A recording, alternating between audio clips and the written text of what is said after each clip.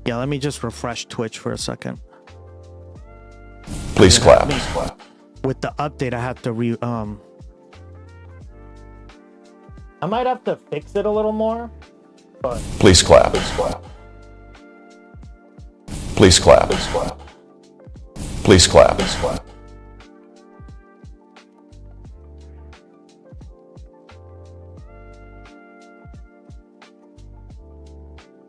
Igloo! Yep.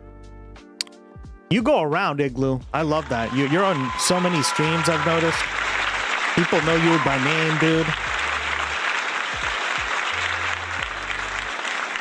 They're like, there's Igloo. What up?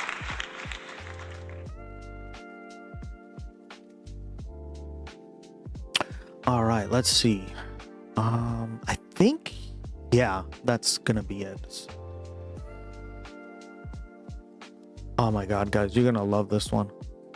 I think I might do a little more work because Ducky was right. This one was probably the most challenging one to do, but it turned out pretty good. It turned out better than the original, right? If you were to get the original copy of this and just like upload it to like a channel point redeem, it would turn out really bad. Like it looked really bad, or it sounds really bad. So I cleaned it up as best as I could. I put in a lot of work for this one, so hopefully you guys like it.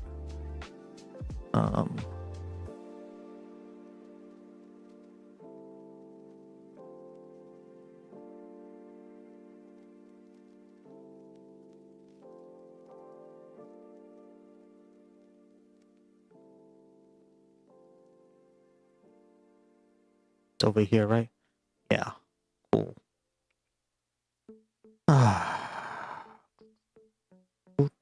Oh, and I got some new music too.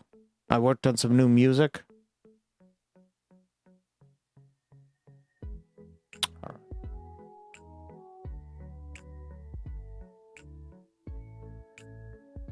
What is it? Oh, right. Now I'm signed back in. Cool.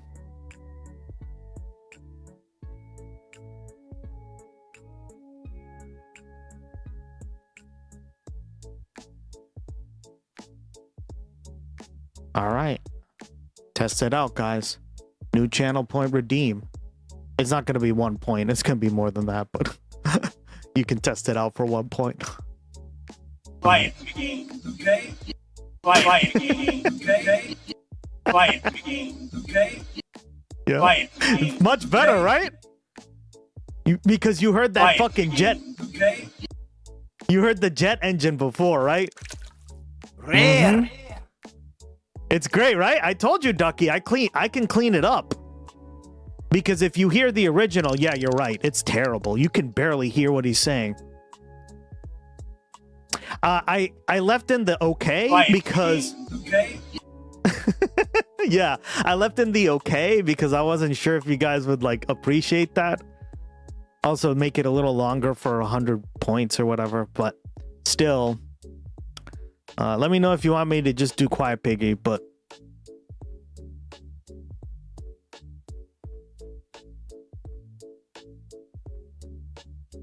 told you, Ducky, see? The power of just going in there and editing it yourself. It's Fight boost. begin, okay? Quiet Piggy. Man, I can't believe he said that. That shit is so stupid. We live in the most clown world fucking country, guys. Add the part where he roasts Rosie O'Donnell. Yeah. All right, I'm gonna change it to.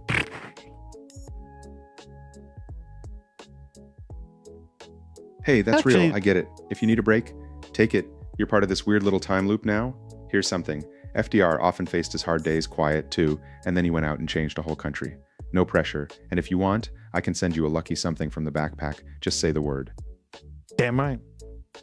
He's still responding. Hold on. Because I wanted to test him. Make sure. Can I request a... Sure, Grove. And by the way, Gloggy wasn't broken. It was just Twitch. Oh, yeah, this one. I remember it, too. Yeah, well, I could definitely do that one, man. No worries.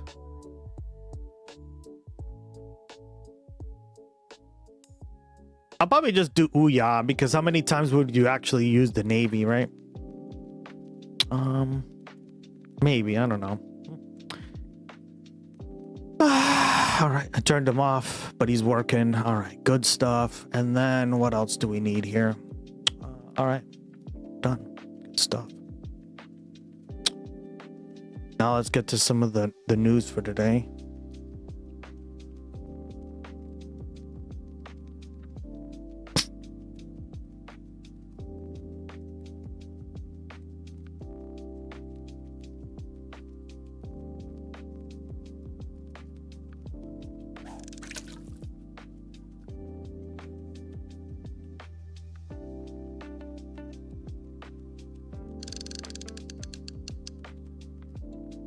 I did Abdul's celebration video. This should be pretty fun. I mean, obviously, right? Abdul Al Sayed, we stayed up till 2 in the morning that night. A lot of you guys were there. Loved it. You guys got to watch it with us. It was an epic win, right? Epic win. It was a lot closer than I thought it was gonna be. This just shows you that maybe like 1 or 2 polls is obviously not enough, as I said, right? But I was asleep. I know, girl. You work. That was I stayed up way past my bedtime there. Jeez. I don't understand how people can get 4 hours of sleep. That could never be me, guys. I need like 8 to 10 hours. If I don't, I feel like dog shit. Like I just don't function. So that's crazy. You guys can do that. I also, for some reason, napping doesn't help. And I know, because in Costa Rica, when they do the siesta, and it never really helped me. Maybe like one time it did, but something I've never been able to do. I went to bed early that day. I was feeling pessimistic too, but it was good to see the news when I woke up. Well, you missed the celebration, girl. Watch the part of the VOD. That was fun. I think everyone in chat was freaking out at that. That was pretty based. We celebrated like it was 1979. Karen voice. Oh, wait. Never mind. I don't like the direction this party is going, Gustx. Can you believe that they elected a Muslim? Yeah, they did. God, can you imagine that? Could never be me. Vloggy was rude and called Kornacki a chode. Yeah. See, this is why. Oh, here. One thing I will say. Okay. Did you notice that all the news stations didn't call the race? The only one who called it was NBC and Kornacki. See why I watch Steve Kornacki though? Because Harry Enten is like Timu Kornacki. He's fake and he's for people who don't understand the numbers, right? Kornacki actually like breaks it down for you, and he even does the math on the fucking screen, right? You saw that the whole night. He was like drawing a bunch of like, he was literally doing math and shit. And this is why I like him, because even though, I mean, like, again, his politics are irrelevant. He may be a liberal, he may be like a more progressive. It doesn't matter, right? Because you're not there to watch his fucking takes on politics. You're there to get an accurate analysis of the numbers. And as long as he's doing that, he does a good job, right? And this is where you're able to decompartmentalize stuff. Like, you're able to be like, yeah, no, that's what you're watching him for, right? And like, first of all, I don't think he was, I think he's pretty professional when it comes to that stuff. So it was so close because Michigan has open primaries. A bunch of Republicans voted for Haley. Oh, okay. That makes sense. Thank you, Blue Room. I keep forgetting that. Yeah, that's going to be a major problem, right? Okay, that's going to throw the polls way out.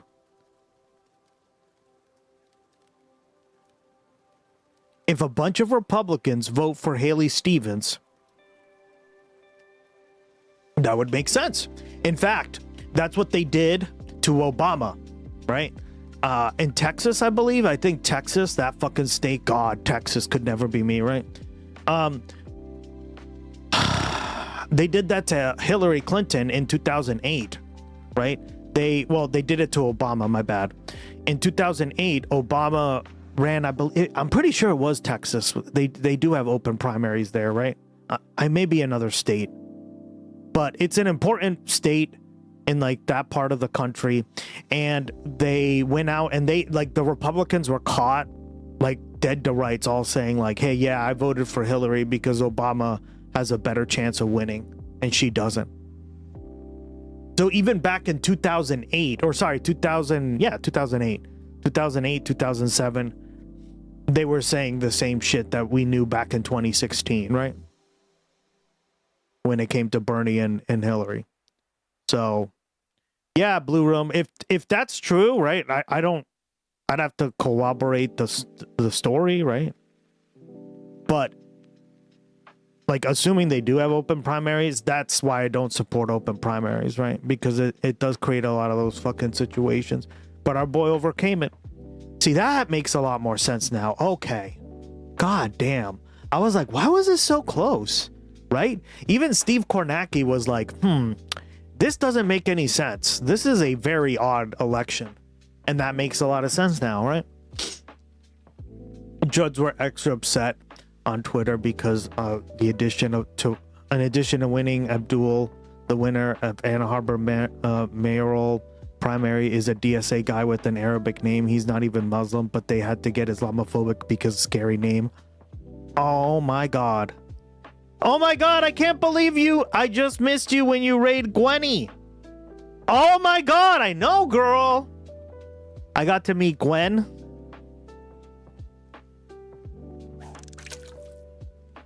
Based. Loved her.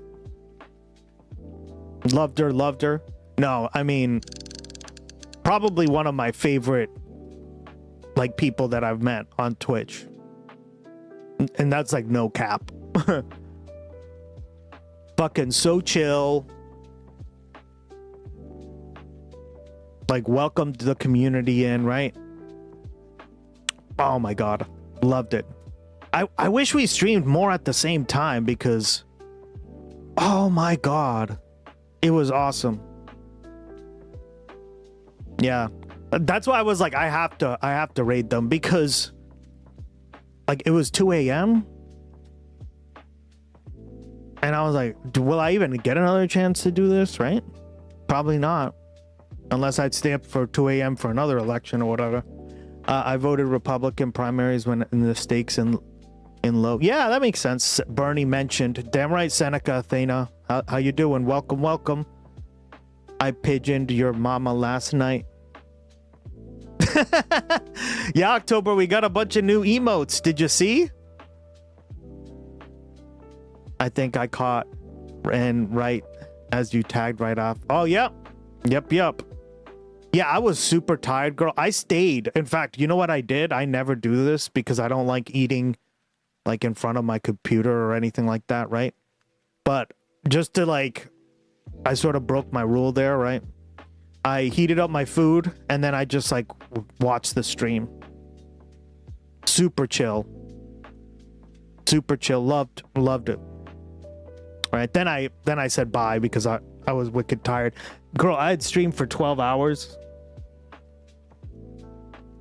And we were all like there like, oh no. He's gonna lose, huh? Yeah, Lucy caught me up to speed. Yeah, she did. Oh, that's adorable. I love you guys. You guys are always on other people's streams now and stuff. I love that. I mean, you've been doing that, right? What am I saying? Like, 'cause it's like something. Oh man. Yeah, no, I just like so chill, so welcoming. The vibe was awesome. So, yeah, can use those. Yeah, we got a bunch of new emotes October. Yeah, the aw.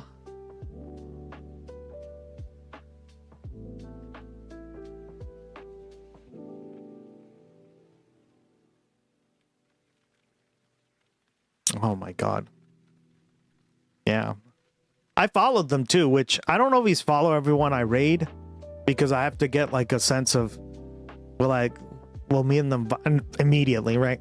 Was like, no, I'm good. I'm doing it. And she followed me back. Cool. Broke the rule. I did. I broke the rule for her.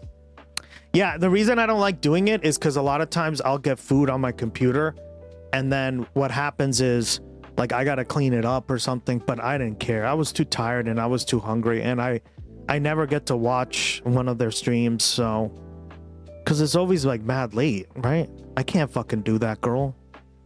My ass is in bed.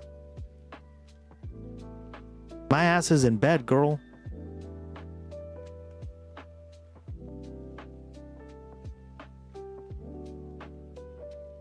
I missed it. Yeah, no, Ducky, you missed it. It was a great night. It was a great night. We partied, we celebrated, and then we raided out to a based fucking streamer who I never got to meet, right? Because again, I think when I did stream at like 2 a.m., they would come in. Yeah, like whenever I would, they would literally start stream as well, so I would never see them, right? And then they would end either before me or right after me. So it was always like, we were always just like on different cycles, right? I could never, yeah, the DGen hours, right? That's what everybody calls it on Twitch. The DGen hours. I forget who called it that, but I think it was Eon Wagoneer and Aeon Lord. That's what they call it.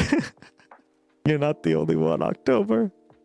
Yeah. Oh, I can't believe you got Lucy caught you up on that. That's so cute. Love it. Love that you guys are connecting on other streams. I mean, seriously, guys, right? That's how we build community in here.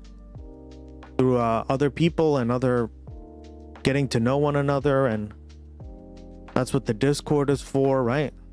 Popping. Oh my God. By the way, October, look. Quiet again, okay? I added it. Now you can, while we're streaming, you can do that as a channel point redeem. Quiet again, okay? And I cleaned it up. Okay? Yeah. I cleaned it up, so it doesn't sound as bad as the original, because if you play the original, it sounds like fucking ass, girl. Oh, I like that. Yeah. You did it. It took me a while. It's a little too echoey, but I gotta figure out how to maybe make it less echoey, right? That's about it. But other than that, I think we're Gucci, guys. We're Gucci. The OG is horrid. Yeah, you can't do anything with it. Like, you have to really strip out a lot of the it's like the engine sound in the background, right? It's terrible, girl. Oh my God.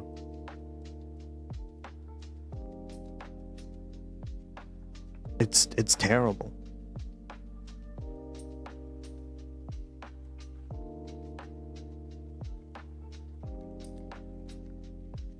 See here.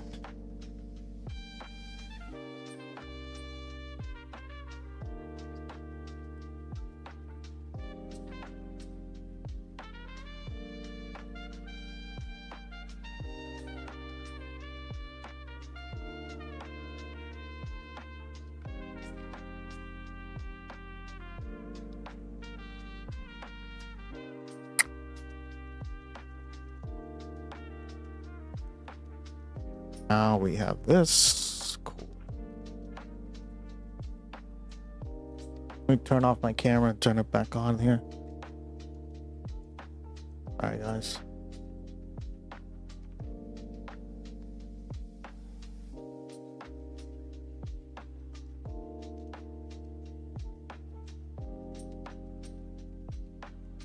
Already hit 25 messages. Oh! Speaking of which, turn it back on, see.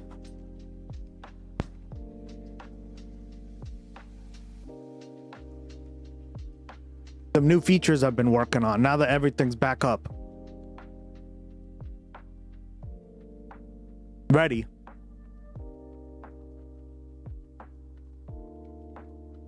Bluey blue blue. I was just gonna make a recording of me saying it, Quiet Piggy. Do it! You know what? We can do double. So if you want to do it, but say it in a funny way or whatever way you want to say it, I can upload it and then it will change it. Like you can roll a different one, right? So kind of like this one.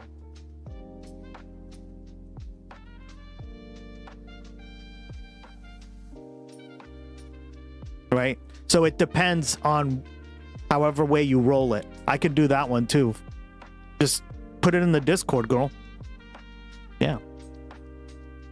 All right.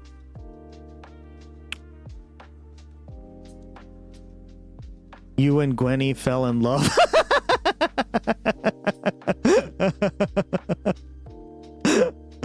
It was love at first sight. Yeah, do it. I will happily, yeah. And you can be a part of the, right? I try to put other streamers and stuff into the stream when I can, especially if we vibe well, right? Like, is that Blue, right? That's another guy who's a streamer, so I won't do it unless you guys want me to, but yeah, for sure. Happily do it.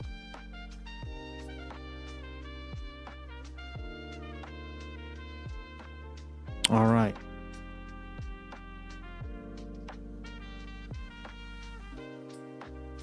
It looks like they're popping champagne bottles. What's up, y'all? Abdul victory stream. I guess it's not a stream because it's a video. You know, stream would mean it's live. True. This is not live. Yeah. Yeah. It's good to get the lingo correct. Yeah. But anyway, we're excited. We got Moet here. The celebration had to be a little delayed because Detroit takes fucking forever to count their votes, apparently. I had my douchey glasses on yesterday. You were ready to go. I was ready to be an asshole, but I had to wait to be an asshole. But we got Moet. We went into a liquor store by us, a wine store by us, and we looked for like the most expensive bottle in honor of Abdul. It wasn't that expensive. It was $95, but it was the most expensive. It was less than that. No, I think it was $95. Oh, okay, that's expensive. Yeah. So Abdul, this is for you, bro. I know he doesn't drink. It's kind of funny to drink on his behalf because he doesn't drink. Like, I mean, no disrespect by drinking on your behalf. Yes. We're also gonna roast a pig on his behalf. I think that, I think he, I'm sure, appreciates the sentiment. It's like really wet. It's kind of hard to. Oh yeah, because it's very humid out here. Don't pop her eye with it. Oh, I got it. Ooh, there we go. She's afraid that it's gonna hit her in the eye. It doesn't know.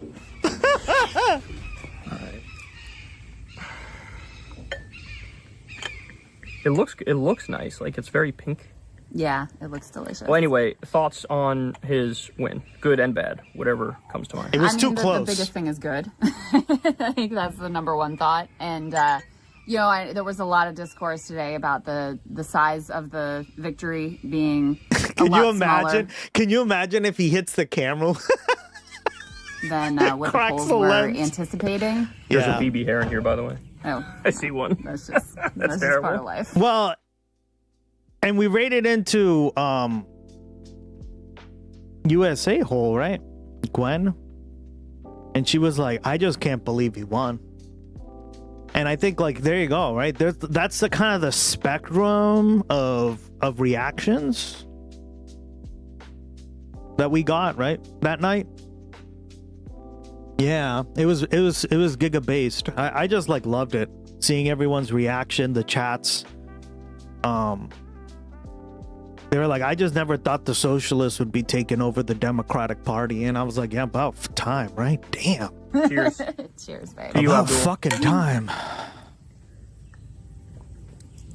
But, ooh, that's nice. Ooh, that is good. Finally, and I don't October. even drink, and this is very nice. That's very tasty.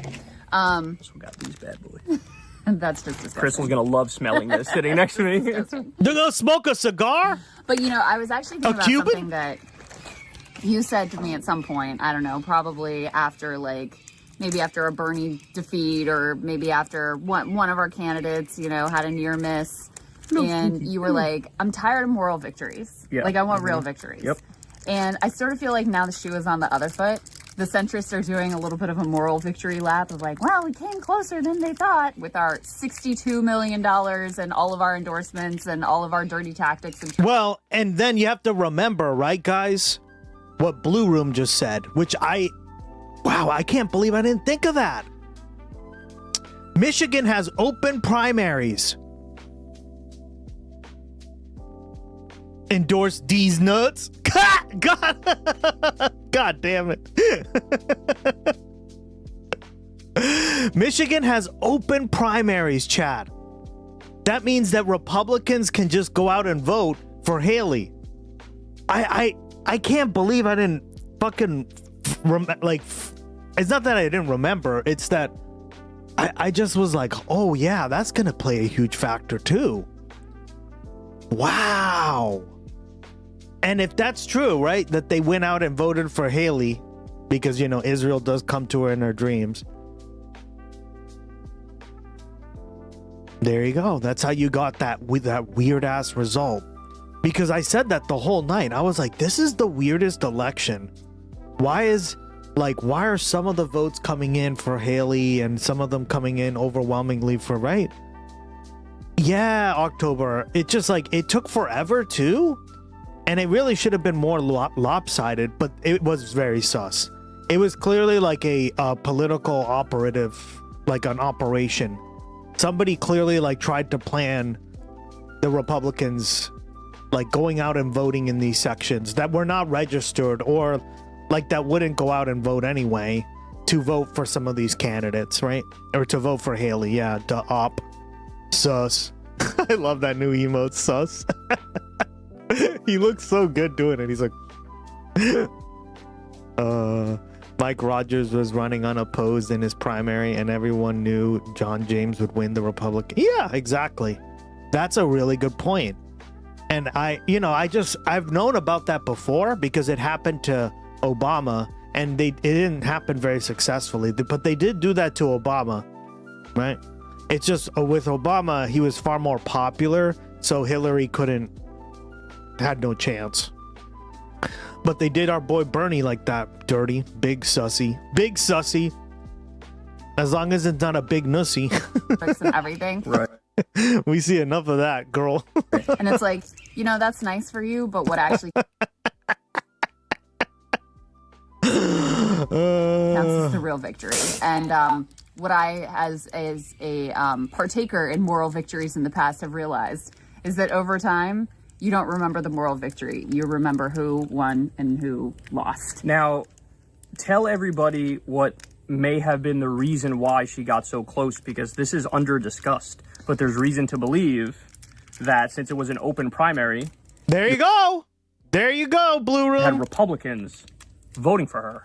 Yeah, so there was a major shift in the composition of the primary electorate. Way more people voted in the Democratic primary, especially in and around. Is it starting to rain? Oh, yeah. No.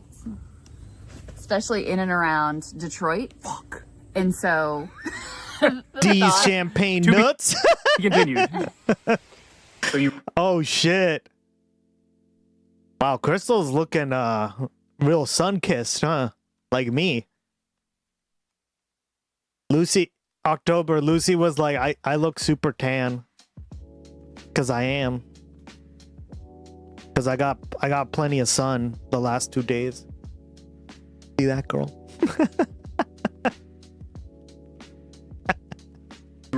So basically, the idea is that a bunch of... I like this look though. Get your tan on. Damn right.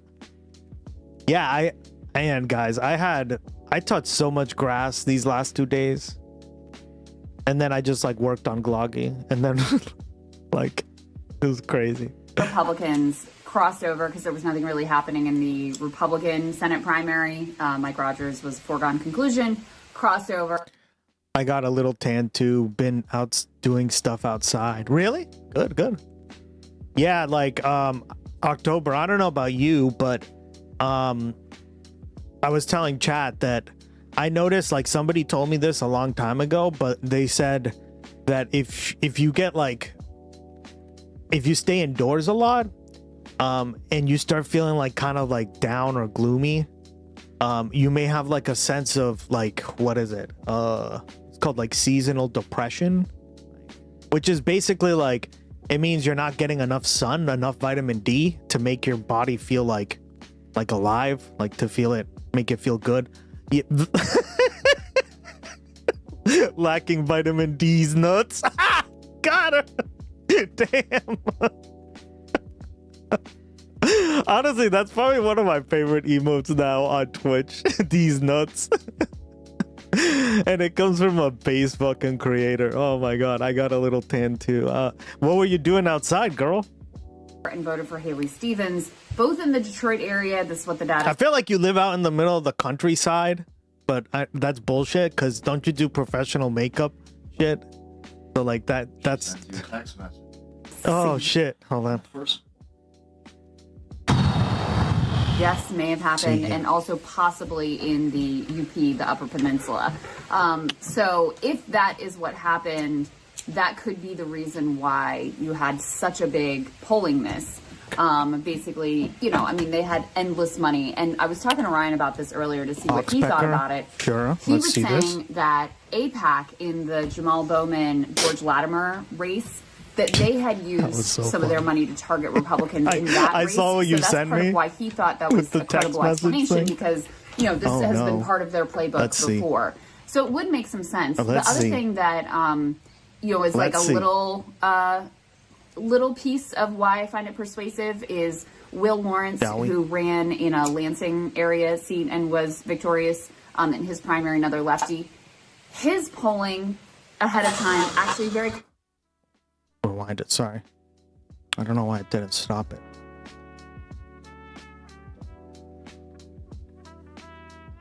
Yeah, I got so pale for years. I worked nights so much that I got my first sunburn for the first time outside. Holy shit, girl, really? I get reverse seasonal affective. That's what it's called, seasonal affective disorder. I get anxious and jittery in the summer. Jesus.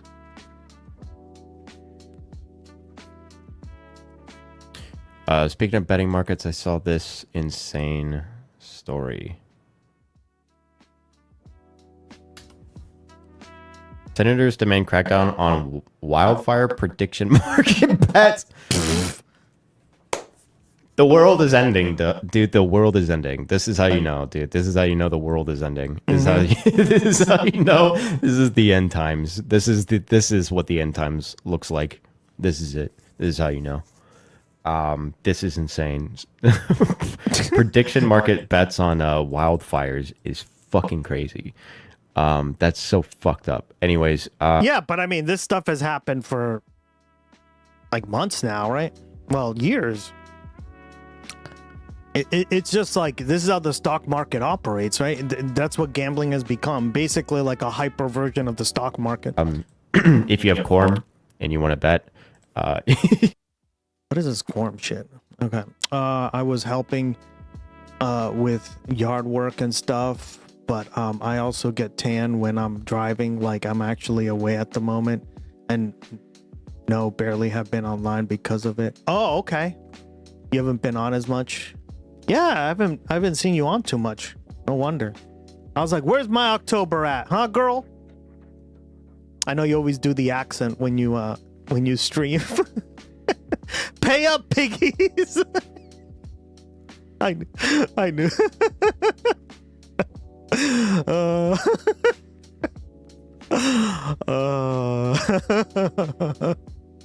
You're just like you remind me a lot of like me when it comes to like how positive you are, right? You're just a very positive person. Like you don't let a lot of things get you down, which is awesome. Detroit area, this is what the data suggests may have happened, and also possibly in the UP, the Upper Peninsula. So if that is what happened, that could be the reason why you had such a big polling miss. Basically, you know, I mean, they had endless money. And I was talking to Ryan about this earlier to see what he thought about it. He was saying that APAC in the Jamal Bowman, George Latimer race, that they had used some of their money to target Republicans in that race. So that's part of why he thought that was a credible explanation, because, you know, this has been part of their playbook before. So it would make some sense. The other thing that, you know, is like a little piece of why I find it persuasive is Will Lawrence, who ran in a Lansing area seat and was victorious in his primary, another lefty. Be the change you want to see in the world. It's my motto. Yeah, same here, right? Why'd you think I started streaming? Because, like, we cover some pretty depressing topics and shit, and I don't know. I just feel like a lot of people, the way they talk about it, the way they comport themselves, right? Kind of, like, really matters. It really matters, guys, right? Like, something I've realized is that, like, I was talking to a friend about this, right? A streamer friend. He called me up and was asking me like, yo, can you help me with doing my version of Gloggy, right? And I was like, yeah, I can give you like the deets. And he was saying like that he believes that like the streamer is like the glue and the chatters are like the pieces, right? It's like why if you go to like another chat or something, like you may see a lot of the same people, but they don't always like act the same way, or they're very different. And that's kind of why, right? So I just find that so interesting because he agreed with that whole assessment.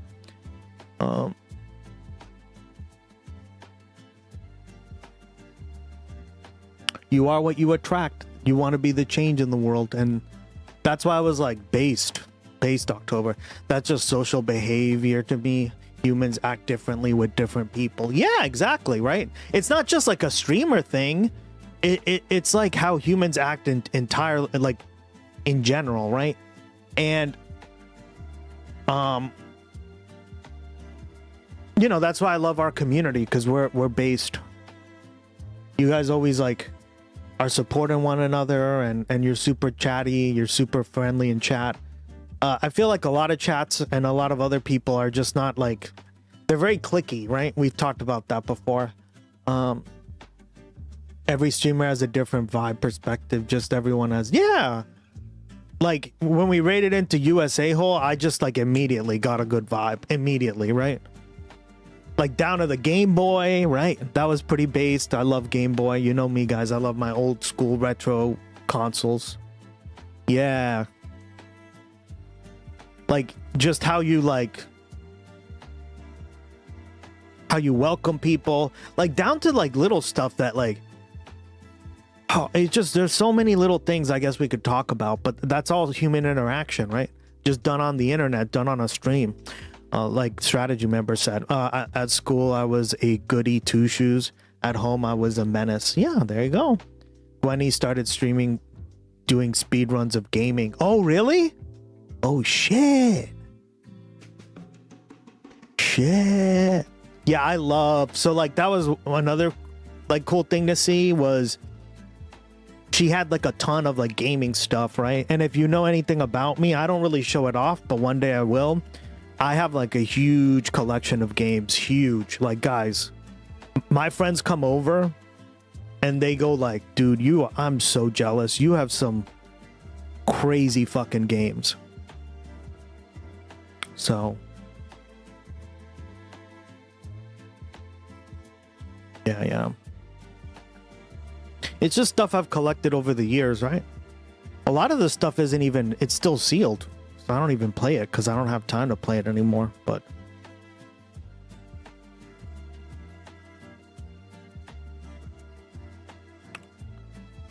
most of it I would say now.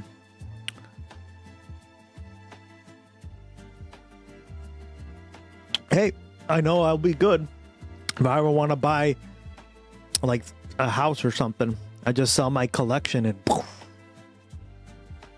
down payment instantly. Not even more than a down payment, because it's way more than a down. It's worth the price of a fucking house at this point.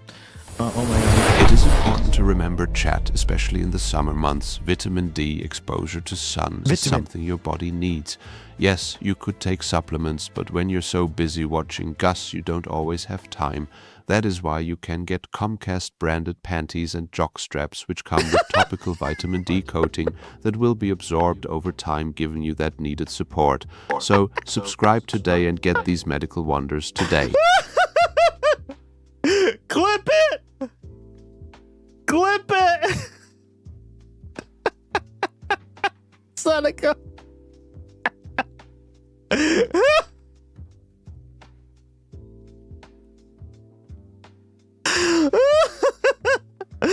I just know there are some little things that isn't till someone point to make a person gonna surprise attack me. Oh yeah, timeout bait. Bet you it didn't come right. You're wrong. Huh? What are you talking about? Give me the vitamin D the way Putin gave Navalny chick. Oh Jesus. Yeah. That ended well for him, huh? Fuck. Oh my god, yeah. And she makes 8-bit music. Oh my god. I didn't know that. From doing cool stuff like Break, I can't remember the words, Gay Boys, and older consoles. Yeah, I love... That's how I immediately noticed that. Guys, I noticed all that stuff, right? The consoles and stuff, and I was like, well, she's like literally, her overlay is a Game Boy. Oh my god. October, you missed the stream, but I showed off like, you can make music using a Game Boy. Like I have a Game Boy that literally allows you to make like music. And I showed it off. And it was based. Oh my god, I was blown away by that. How fucking cool that shit was. Thank you, Living Lily. We clipped it.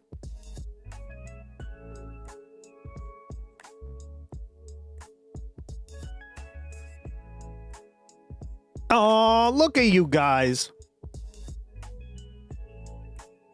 USA Soul stream, the topic you were just on. Oh, okay, got you. Okay. Sorry, we're just bouncing around here.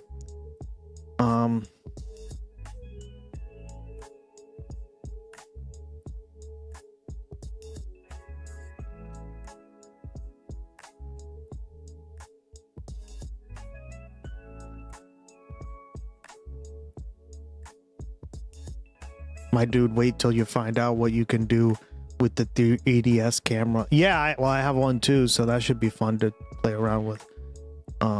Good faith conversations and discussions. Yeah, no, October. It's like these are things where you're like, I didn't even know that they made Game Boy music, but that's awesome because, like, see, that's like something that we have in common, right? I don't necessarily make music, but I enjoy that aspect of it, right? Although recently I've been making music, so yeah, and they used to have a band for it. Damn, she does look like she's in a band. If I were to be like, are you in a band? Yeah, that's what I would say. Throws Adderall like one picture of Eminem to his hand. His polling ahead of time actually very closely matched the ultimate result. Yeah. No, I just like their vibe was sick.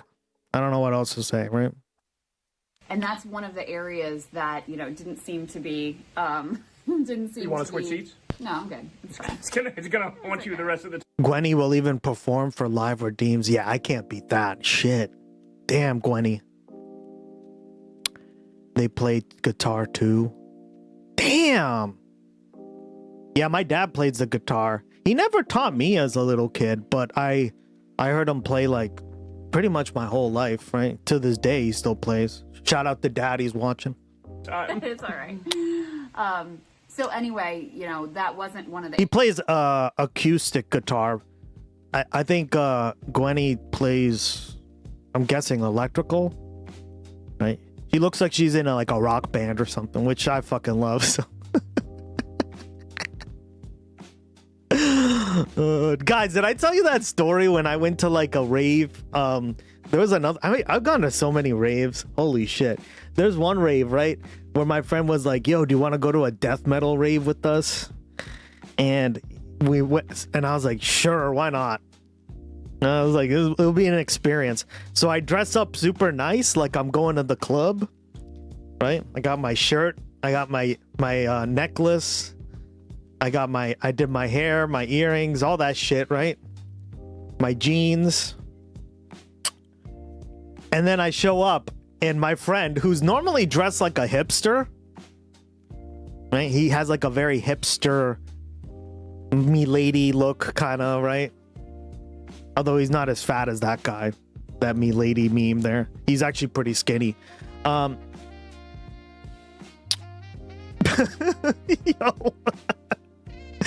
He's showing up in like, he looks like, you remember Daniel Craig in is it Skyfall? No, Spectre. Yeah. Does everyone remember Daniel Craig in Spectre and James Bond?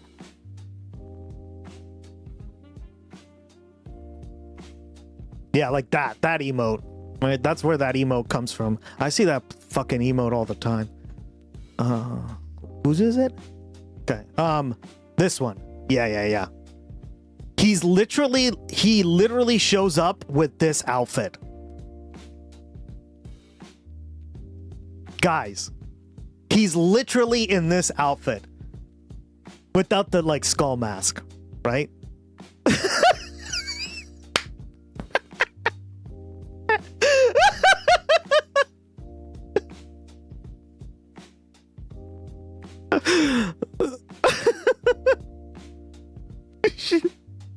It's so funny.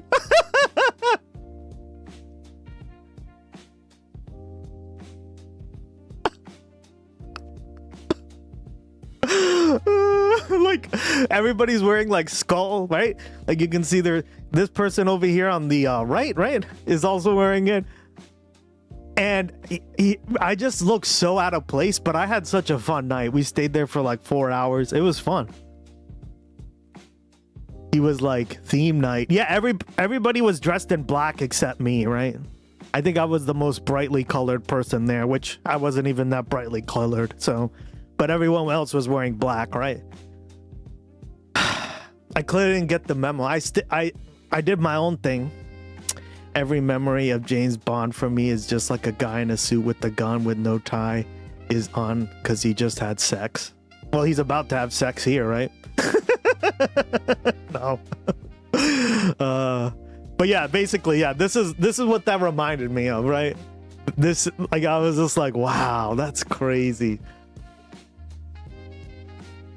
That's crazy. October. Areas where you saw this like big Republican crossover, so I think that might have been part of what was going on here. But what do you think of that theory? It didn't occur to me at the beginning, but then after you described it, I was like, oh, wait a second.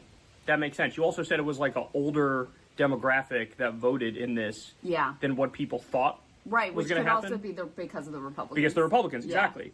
So it actually makes sense. Open primary, they got nothing going on over there, you know, and I think they genuinely prefer her because she's closer to them on some issues. Yeah. You know what I'm saying? I hope that is what was going on, because the other explanation is basically like racism and Islamophobia, that there was sort of like a shy Haley Stevens vote in the same way that is true, right? Trump, there were people who were embarrassed about voting for someone who was just so patently awful. And so there could be and I think that almost certainly is part of the dynamic here. That's why, you know, perhaps she outperformed the polls in some of the more rural, white, conservative parts of the state. So I would put those two explanations together, and I think that's the most likely thing that I'm seeing here. But, you know, putting all of that aside, there's a major effort to downplay the victory Smoke that because ciggy. it ended up being so close. Political. Do you call cigars ciggies? I don't even know, because I never smoked, so. No, right? Ciggies are like the cigarettes. All right. What is this? A clip? happened? What happened? Hey, by the way, you guys have Gustx emotes, eh? Gustx has some good emotes, man. Otilla. That was I need better emotes. I need to up my emote game. Overseas. And you had millions of followers. 2.1 What up, my there, goat? So that was really tough. The And I kinda noisy went through immigrant. Depressed. Doing good work. We've rated him a few times. He's cool peoples. Me and him are chill. He's good people. He does good work over there. What up? Thank you, Lucy. Appreciate it, girl. Look at that, Living Lily. Jesus. Still has some story that We're getting recognized by our emotes. Yep, good peoples. Dude, I love the new emotes. Yeah, no, I mean, the fact that they're getting recognized. I told you guys, it's, as Oxpecker would say, it's pro streamer. Right, Oxpecker? This is relevant. Also, I love how Ice Beans made them, like, separate from one another. Because you can, like, do it like, I'm looking at you, you're looking at me, right? That one's really good, too. The knife. I just want you guys to, like, I told you my philosophy, right?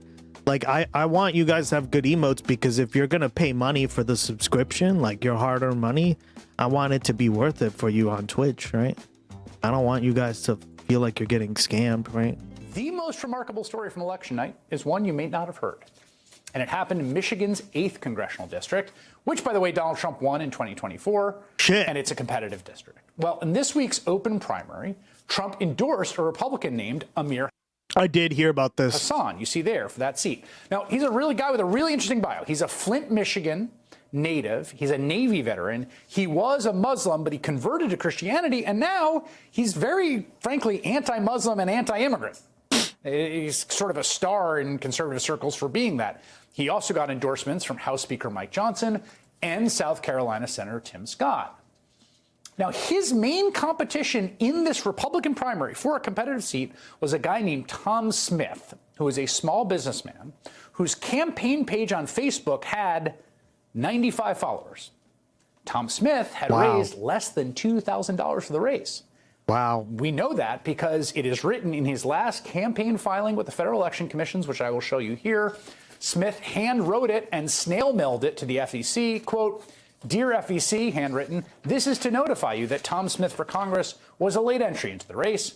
P.S. I could not file this form electronically because I have had no success logging in and not have been able to get response from the help desk." So, in fact, at some point last month, Smith cut a 15-second video saying he was dropping out of the race and endorsing another candidate who had gathered petition signatures to get on the ballot. So that's the guy. The evil one looks like Jafar. Oh my God, you're so right. I never fucking realized that. I know oh my God. Wait a second.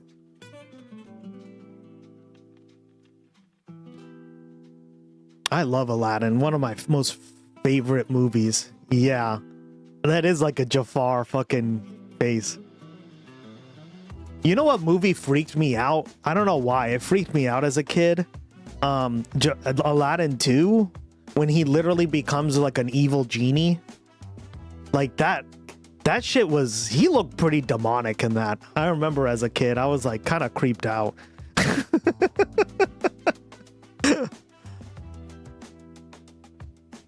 Like, he does have like a lot of... All right, girl.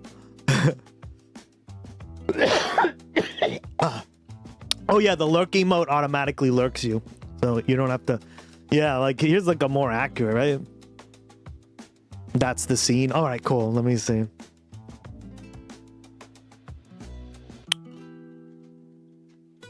You're so right, girl. Oh my God.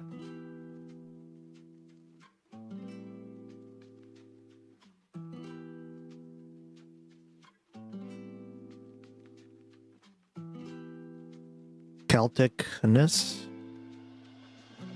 Childish. The rest of us are out here having fun. I don't like coffee desserts. This is probably my worst take. I know people love coffee desserts, but hear me out. You're just embarrassed you're eating childish snacks, right? You're just embarrassed to be childish. The rest of us are out here having fun. We have sprinkles and banana butt splash, and you're out here being like, what the fuck channel is this? Child, I'm having my cigarette flavored ice cream. Mmm, it tastes bitter, like life after 30. Mmm, it's got coffee notes and whiskey. I'm an adult. I pay taxes. My ice cream tastes bad. Mmm. Oh, cool. I've never seen this streamer. Damn, I don't know shit about streamers, guys. I'm sorry. This one, yeah. This is the one.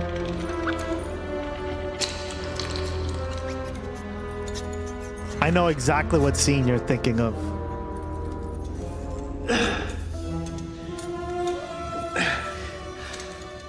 She was the princess.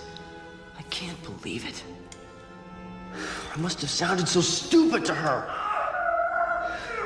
Is it Celts or Celts? Because we say Celtics here, even though it's pronounced different depending on. Abu, down here. Hey, come on, help me out of these.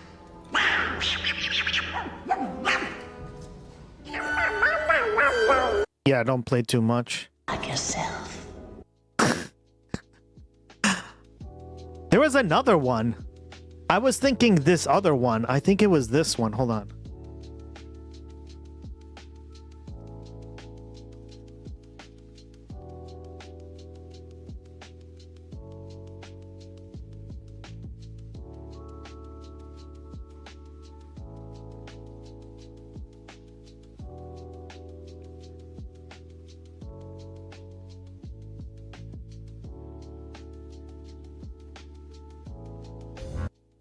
See if I can find it. Yeah, no, there's another one where he does that exact same expression and he calls him street rat, remember? I haven't seen Aladdin in a long time, but I could be like, this could be like fucking me misremembering what I saw. I have never watched this movie. Really? Aladdin? It's a classic. Let's see. The gold makes the rules. Yeah. Exactly. I would say that. Uh-huh. There you go. That's the emote. Except I would put he's like in disguise here. Right? When like there's another scene where he's literally doing this face, but he's like not in disguise, right? I just can't remember the name, or I can't remember the second video saying he was dropping out of the race and endorsing another candidate who had gathered petition signatures to get on the ballot. So that's the guy. Donald Trump and Mike Johnson have endorsed Amir Hassan, okay? He's got a perfect bio. It should have been clear sailing for Amir Hassan, the formerly Muslim, currently Christian, black man from Flint. Except he lost. A lot of Donald Trump's followers assumed Hassan was Muslim. They wondered why Trump would endorse a Muslim. They called Hassan a snake in the grass. The disinformation about this man and the hatred, it got so bad the candidate felt too compelled to address it in a car selfie video. My name is Amir Hassan. I'm born and raised in Flint. My whole family has been here for hundreds of years. Bullshit. I'm not an immigrant. Secondly, I'm 100% Christian. So you can believe what you want to believe. But believe me, I'm not the great deceiver. But I'm calling bullshit because, yeah, well, for various reasons, right? Yes, but isn't that exactly what the hundreds of years great deceiver would say? 100% cultist, yeah, 100. Yes, you have to know how old I am. When I was 26, this came out. I'm familiar with the story. I am from. Oh, it's a great movie. I would recommend you watch it with. It's a classic. It's one of those.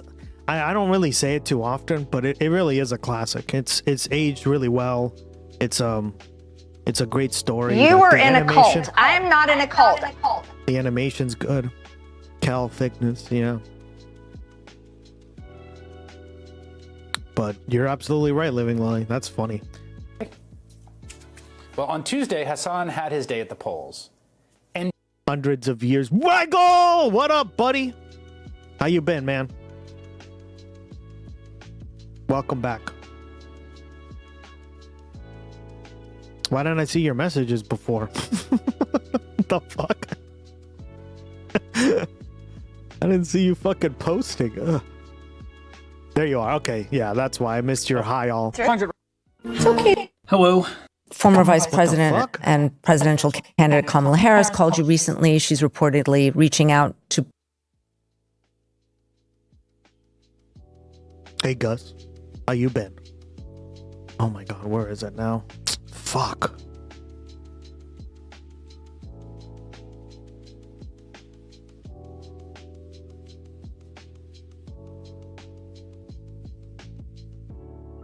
Hold on.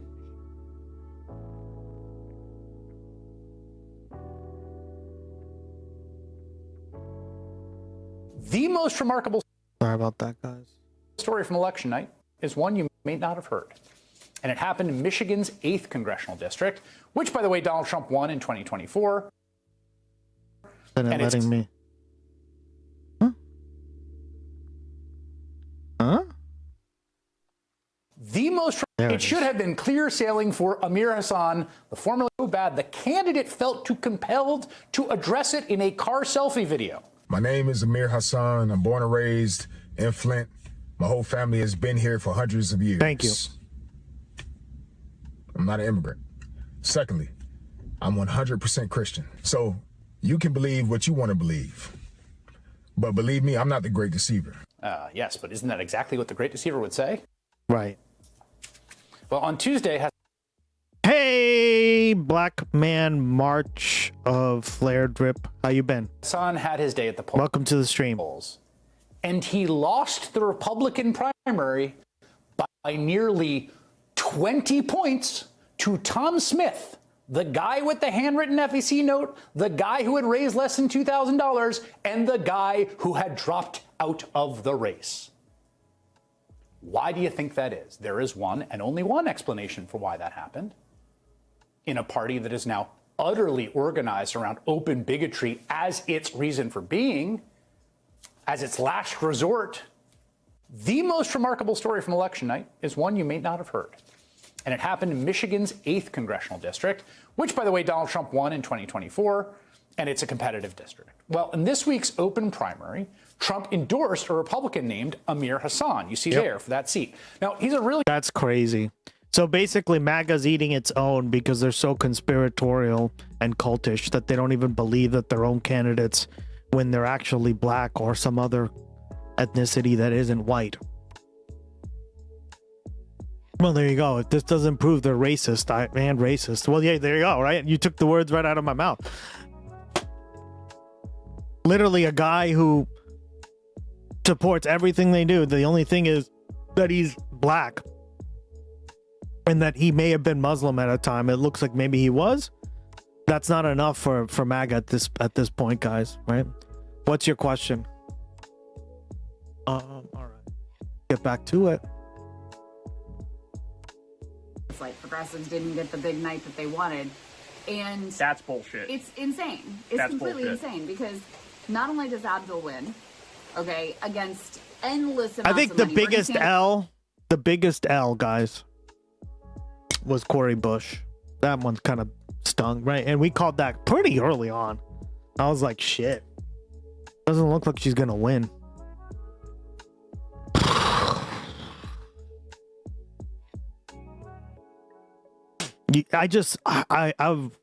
What is wrong with people, right?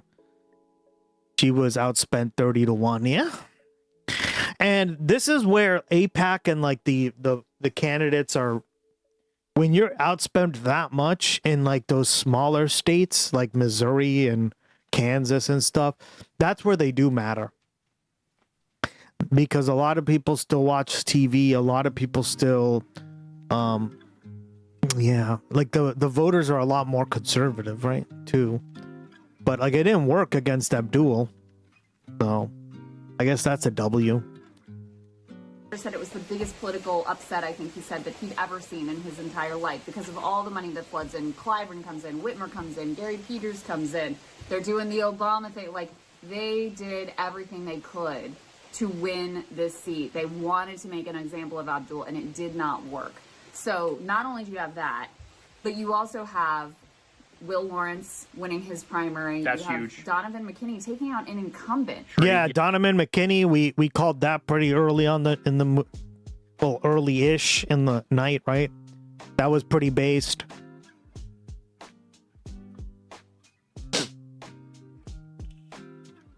It was sad to see Kyle Bloomquist lose such a big, large in upper Michigan, even though the Republicans likely win to the general anyway. Yeah, that did suck.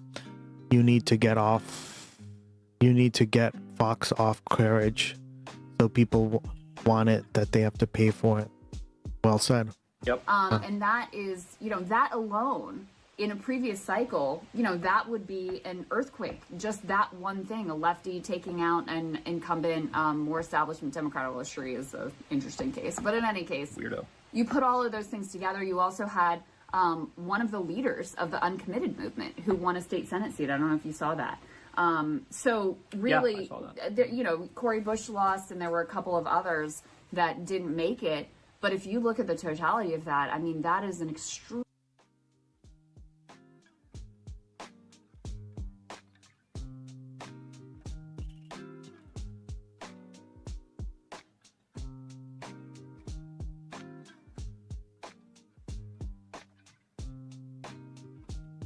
What is your biggest political hot take? I don't know if I have a political hot take. Mine that is a partisanization of social issues does more harm than good. And only economics should be partisan. You should not. Only economics should be partisan. And you shouldn't assume anyone swings a certain way just because they have certain views on social issues, because they are very nuanced. When it comes to opinions, everything is not black and white.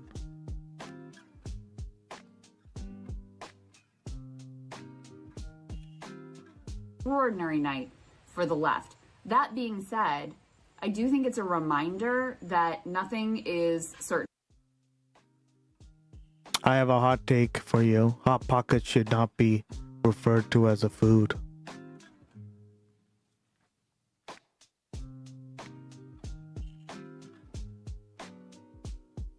Based diarrhea pockets.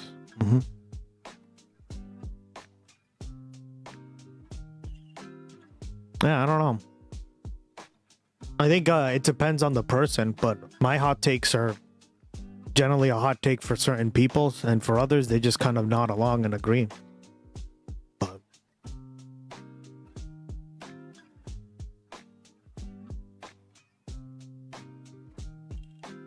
like if I was talking to one streamer, and to him it was a huge hot take, but I told him that I'm not a big fan of flags.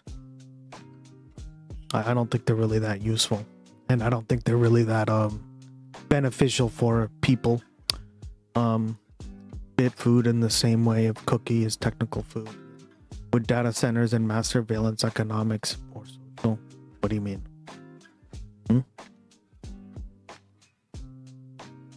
That's a social. Yeah, they'd be both, right? Right, you can't take anything for granted. 100%. They have a lot of weapons in their arsenal, and they're not going to go down without a fight. And there's a lot of unity talk today, and Haley Stevens put out a very conciliatory thing. That was nice to see, a lot of trying to unify the party, et cetera, et cetera. But there are a lot of forces in the Democratic Party who would rather see a Republican win that seat than Abdul. Why? Because they know if the left proves, okay, we can actually win in a swing state like Michigan, guess what that means for 2028? So they're like, yeah, let the Republicans have the Senate. It's better for us, for our faction long term. Chicken nuggets are better for you and are more fun.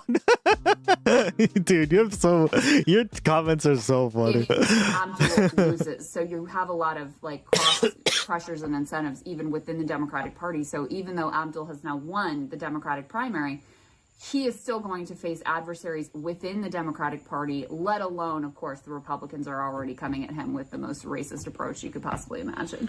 So when he ended up winning by 1%, my initial reaction was like, I was a little shook. I'm shook about the general election, you know? After I heard the explanation that it could have been Republicans crossing over to vote for Haley in the primary, I'm a little less worried about that. But they're going as low as possible. Oh, yeah. I mean, they are fucking disgusting. They're already, immediately they start calling him by his full name. Just saying Abdul. Barack Hussein Obama. It's what, Abdul Muhammad, whatever. Abdul Rahman. Yeah. Like, Quiet, piggy. They went right to the well of hardcore racism and Islamophobia like it's fucking 2003. Yeah. And said that he sympathizes with terrorists and supports Hamas and thought we deserved 9/11 and how do you think that's going to play, I guess is my question. Is it like, are these landing as body blows, or are people going to see through it? Are you concerned about it? You know, because like, yes, we saw Barack Obama get elected and he was a political talent that's unique in a sense. And Abdul's a phenomenal political talent as well. But I do worry to some extent about these attacks, you know, like, and it's like, I'm caught between how he should run. Should he be more of a, like, I'm just going to focus on the issues type thing, or should he go like fire back at them with the same sort of ferocity? Like, should he be the one pointing out that Trump pardoned a guy who laundered money for Al-Qaeda, and Trump put the Syrian president in power who is a top Al-Qaeda guy, and Trump, you want to talk about terrorism, you guys bombed a little girl's school. Yeah. Like, you're the terrorist. No, you know? He needs to go on the offense, and he already is. And that's his style. Like, he's comfortable in that lane. Yeah. He's very feisty, you know, a lot of alpha energy, something Alyssa Slotkin said that the Democratic Party needs. Well, here he is. So I think he will go on the offense. And have you ever shared your opinion to somebody that they instantly assured you're a right winger because you know they're obviously not? I'd have to see what your opinions are. But I generally have a pretty good political radar, so I can clock you pretty quickly. And I'm almost never wrong, so it's true. Some social issues are more polarized than others used to be, yeah. Words used to have indication of political leanings. Both sides, left and right, use certain verbiages. Yeah, I've said that, guys. Once you expose yourself to certain, and you read in between the lines, right? You're not reading the person's emotions. You're sort of reading their words and their emotions and their undertones, right? You start to learn that, like, what these people actually believe, right? What both sides believe. Both sides.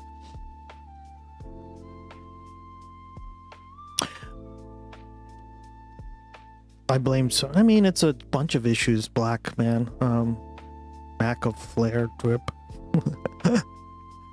It's a bunch of issues. I think part of it is just also ignorance on some of these issues as well, but you have to be concerned. Like, of course I'm concerned. Michigan is a difficult state to win. Mike Rogers only lost very narrowly last time around to Alyssa Slotkin. They're going to throw everything they can. AIPAC apparently has like infinite amounts of money that they can dump into any of these races. That's a great point. So he took $70 million on the chin in this race with Haley Stevens. They're about to put the amount of money that Mike Rogers is going to get. Yeah. Is out of this fucking world. Yeah, he can have any strategy he wants to deploy. If he wants to send mailers and TV ads to every voter for every day for the rest of the campaign. Oh, I read that. That book is really good, Ducky. The Politics of Language. Yeah, like how you phrase stuff is really important, right? How you talk about stuff is really important as well, right? And it reveals a lot about your political meanings, or like what you actually mean politically. And that's why I say, like, it's just, I think it's due to experience. When you do a lot of like debate team and like Model UN, and you're always debating in classes, right? Our classes were like, you think of like a Twitch panel, but on steroids, because people actually know what the fuck they're talking about. And if you didn't know what you were talking about, you would be immediately just destroyed, right? You'd look like an idiot. And your boy looked like pretty dumb at first, right? Because it was my freshman year, but you quickly learn to adapt and you get better. and you get better and better and better, right? Fresh after, like, I would say, like, my first semester or two, I got a lot better. And then I just was to the moon after that, because if I commit to something, I go 100%. I do. And I think that's how you should do for anything, right? You should really commit to it. On social media, like, I get lost in my work, right? I'm somebody who, like, when I commit to something, I kind of like lose track of everything else. It's hard to kind of pull me out of it. Except to go to the sun to get some sun, apparently. Or go on a nice picnic, right? Picnic.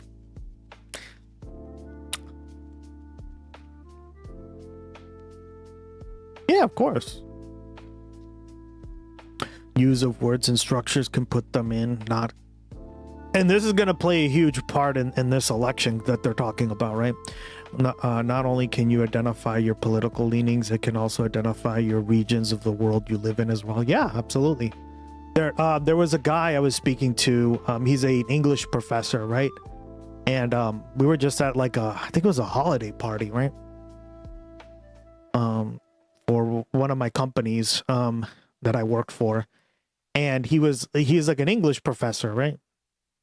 And he told me this exact same thing. He was like, down to like how you use certain words. And I asked him, like, where do you think I'm from then? He's like, well, you have a very New England way of speaking. And I was like, nailed it. Right? So, God, I'm such a masshole, confirmed.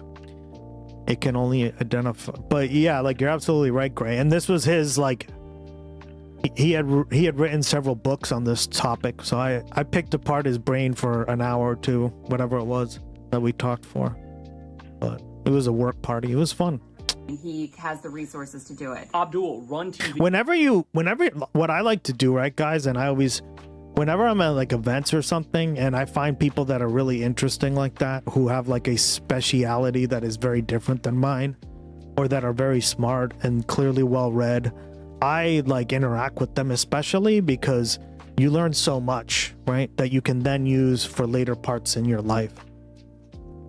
Because like, what else are you going to talk to with Susan and her dog for the 15th time? Right? Like, I love Susan, but god damn, girl, be a little more interesting. I think you guys are making a little bit of a generalization. What are you talking about? The ads, bro. There are people that are that good, man. They are that good. Well, I saw the chart that showed. But you got to hear about Rover licking his paws. Yeah, exactly. Well said. Oh yeah, show me your pictures. Yeah, okay, cool. It's always very like surface level. Or, yeah, I'm here to support you. It's always bullshit like that, right? And it's just like, ugh. And it's always people from around the fucking country who don't like, I hear that immediately and I'm like, really? Bullshit. How much Haley Stevens ran an ad. I hate it. Yeah, office politics is bullshit. I fucking hate it too. If you've ever worked in an office or an office environment, or like with coworkers that were like remote, but they all came together for like an office like get together. I've done it all, guys. It's such bullshit. And I hate when my like personal life starts to become like that. So I'm like, oh, fuck off. I don't want to hear any about this shit. I don't got like, I'm like, okay, yeah, I'm gonna go talk to that guy, the guy who fucking can clock my ass because I'm so Bostonian or whatever, or masshole-ish, right? Way more interesting than your shit. I'm a sucker for weather talk, though. Yeah, that's another one, right? Always about the weather. It's always about the weather, their kids, how supportive they are, and you can tell when someone really means it, or when it's just like, we're here because we're women, or like, women support women, and it's just, I don't know. It's just, It's like, where was this when I needed your help with the project the other day? Oh, right. Crickets. I love social media, but God, is it a divisive place? Versus Abdul. Abdul only ran like 7 million. They ran like 50 something million. And like, I don't know. Like, there are like two things, right? I've noticed that now. There's like, I look at people like that now and like, am I learning? Is this something that I'm going to be able to use later on? Cool. Right? And there are people like that are just like infinite. And I always love talking to those kind of people, right? At another like work party, I met someone from Paraguay. And again, it's not a country that is very common to be from, but like I picked apart her brain on that stuff too, right?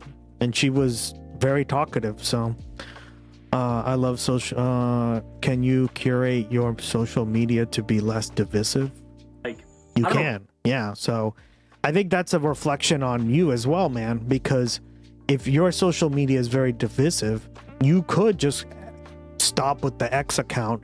You could just stop with the Discord servers that are divisive, right? Like I've been on several Discord servers that are like super argumentative. People always debating one another. It's like, fuck that. Why would I want to do that on? It feels like Facebook, but in 2000, right? Like, remember Facebook back in the day when you used to debate people? Nah, fuck that. progressives seem to do this thing where it's like, oh no, we'll knock on doors, we'll have a good ground game and stuff. But they really poo-poo the TV ads, and that's why Ilhan Omar almost lost. I prefer your pet videos and pictures. Yeah, you guys love posting your pets in Discord. I love that shit. A re-election bid, because They're getting mad likes too. I'm like, shit. she didn't do any fucking TV ads. And like, guys, please do it. Please, progressives, run TV ads. They matter. Yeah, I mean, I think, they certainly did. It's just that Cringe. there was such a Damn 11-1 right. disparity that you're never going to be able to blanket the airwaves the way that your opponents do. But in any case, the flip side of that is we have to remember the vulnerabilities Mike Rogers has, which is just being a Republican. He still won't admit that Trump lost the 2020 election. He's going to be confronted every day with the latest Trump insanity, whatever, and the war and the prices. And it's a terrible, terrible, terrible year for Republicans. So one thing that I got from the off-year elections where Mikey Sherrill and Spanberger and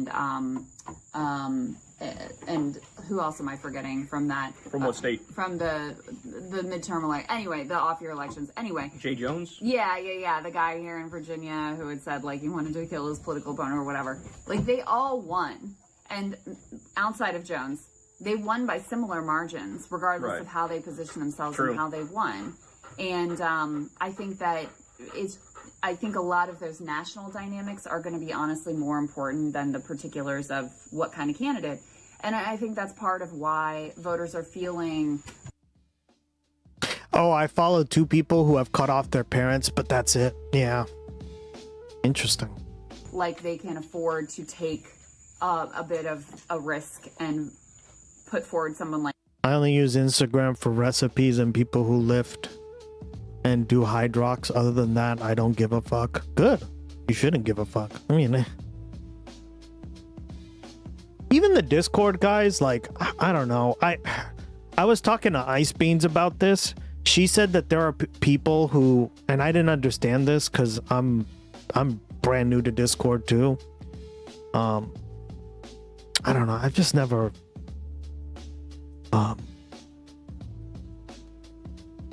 I do it for like to keep up with people that I care about, right? Meaning like you guys. So until I built this community, I didn't really care about the people that I was talking to because I just don't, right? Like I have other ways to contact them through text message, calls, right? WhatsApp, all that shit. But yeah, when I would say like with Discord, right? Yeah, she said that apparently there are people that are in like hundreds of Discords and they can't keep up with it. And it's like, yeah, I don't know. Like I'm in like 3 Discords, and if the minute I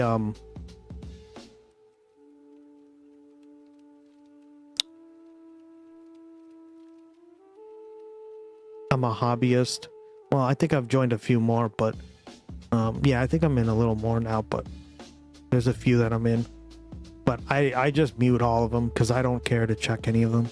I'm a hobbyist. Social media is a good place for me to find free bread working patterns. Well, that's what Living Lily was saying, right?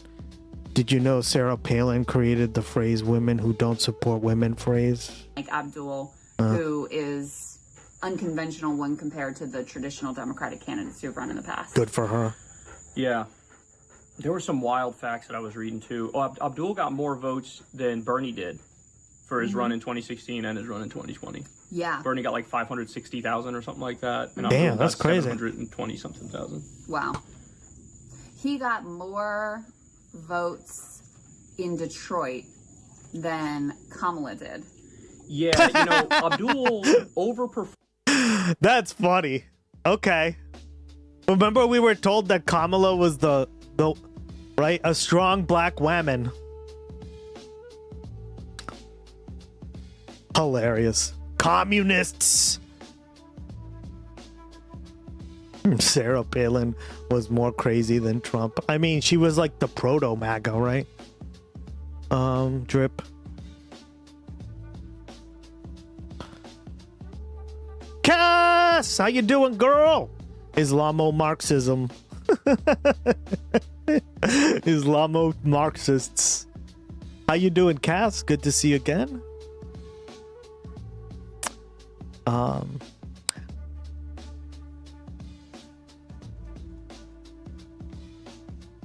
I'm a day drunk texting my dad. The Red Green Alliance. Ducky loves that emote. I mean, I love that emote, so I don't blame you, girl.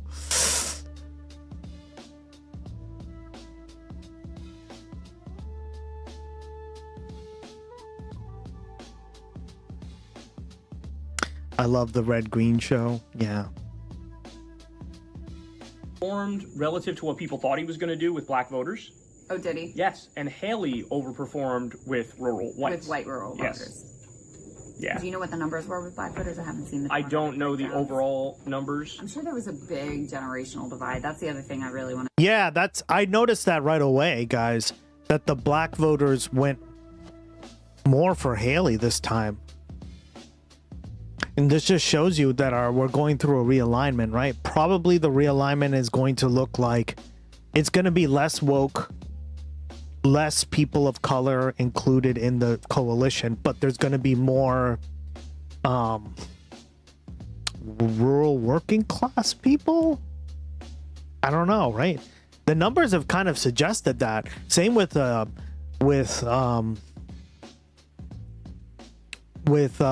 Zoran, right? Zoran didn't win some of like the black parts of New York City. Now, could that be because of age? I think that's a huge part, and that's kind of what Crystal's saying. But it was very interesting because you would think, oh, like black voters would overwhelmingly vote for the more progressive candidate, but that's not the case as much anymore, right? Or people of color. Yeah. I don't know how this is going to look like, this realignment, right? Black voters don't like the DSA for some reasons. I can't put my finger on it. Yeah, I don't really get it either.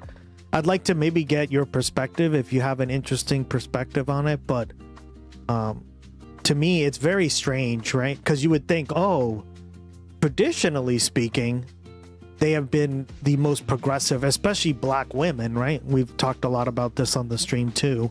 Traditionally speaking, black women have overwhelmingly supported Democrats and I guess like more progressive candidates in general, but it looks like that's changing. So this is what we call a realignment, right? A realignment means certain demographics in the country are changing the way they vote, right?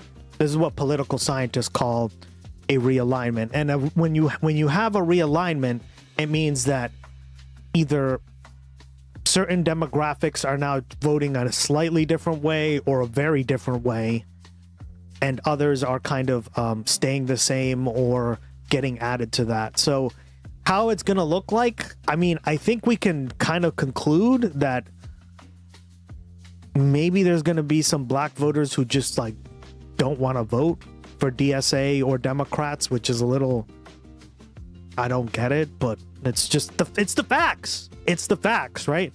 Like the numbers don't lie. I don't know. In real life, my friend is a centrist lib. Yeah, there you go, Cass. So maybe they were always like that, and now they've become like, they've doubled down, right? They're like, no, I don't want any of this DSA shit. And this is why, Cass, I'm going to be honest with you, right? This is why I try not to do so much identity politics on here, because I think we sort of cheapen ourselves when we say, oh, black people will all vote for this kind of candidate or for brown people. I think that's bullshit. It's complete bullshit, and we need to stop with the delusional shit. Because as you can see, your example there is a perfect example, right? And I think like the numbers don't lie when it comes to this. So there's a lot more at play. And I think when we generalize people and we put like labels on them and we say, well, you have to vote this way because you're a person of color or you're brown. And listen, it's not that I don't disagree. There should be solidarity, but that isn't the case. That isn't the reality on the ground. And we need to accept that, like Cass said, right?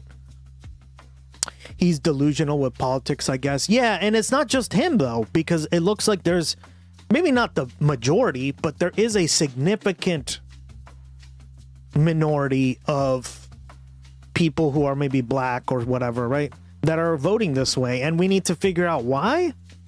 Maybe there needs to be more education. I don't know what the fuck, right? I don't have all the information, but I do know it's a trend and I don't like it. Just throwing out there, though, I think that they have changed too much. Like the Black Caucus, they don't trust the message. Old Dems are not telling them to.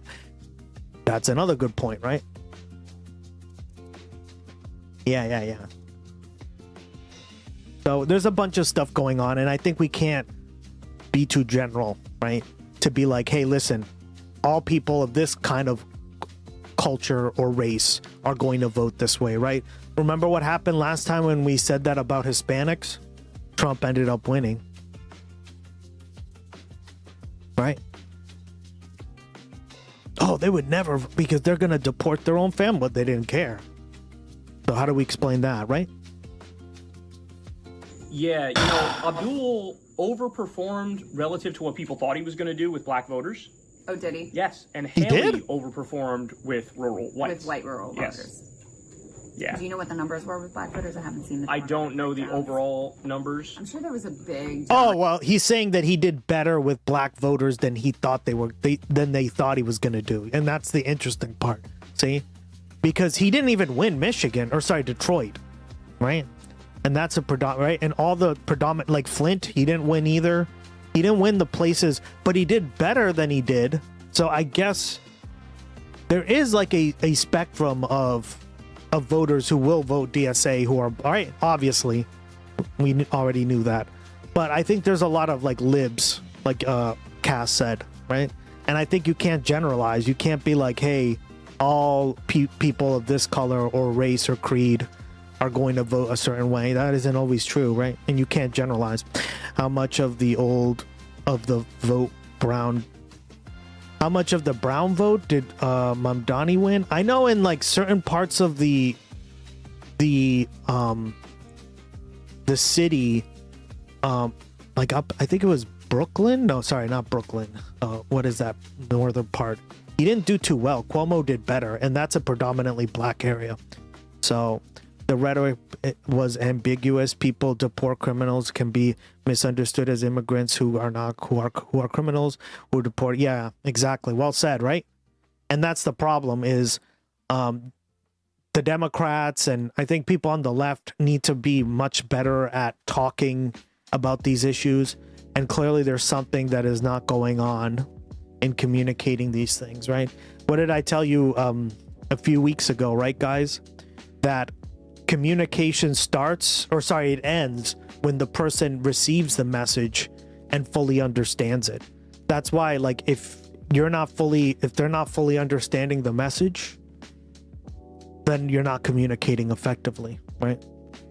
And this is communications 101.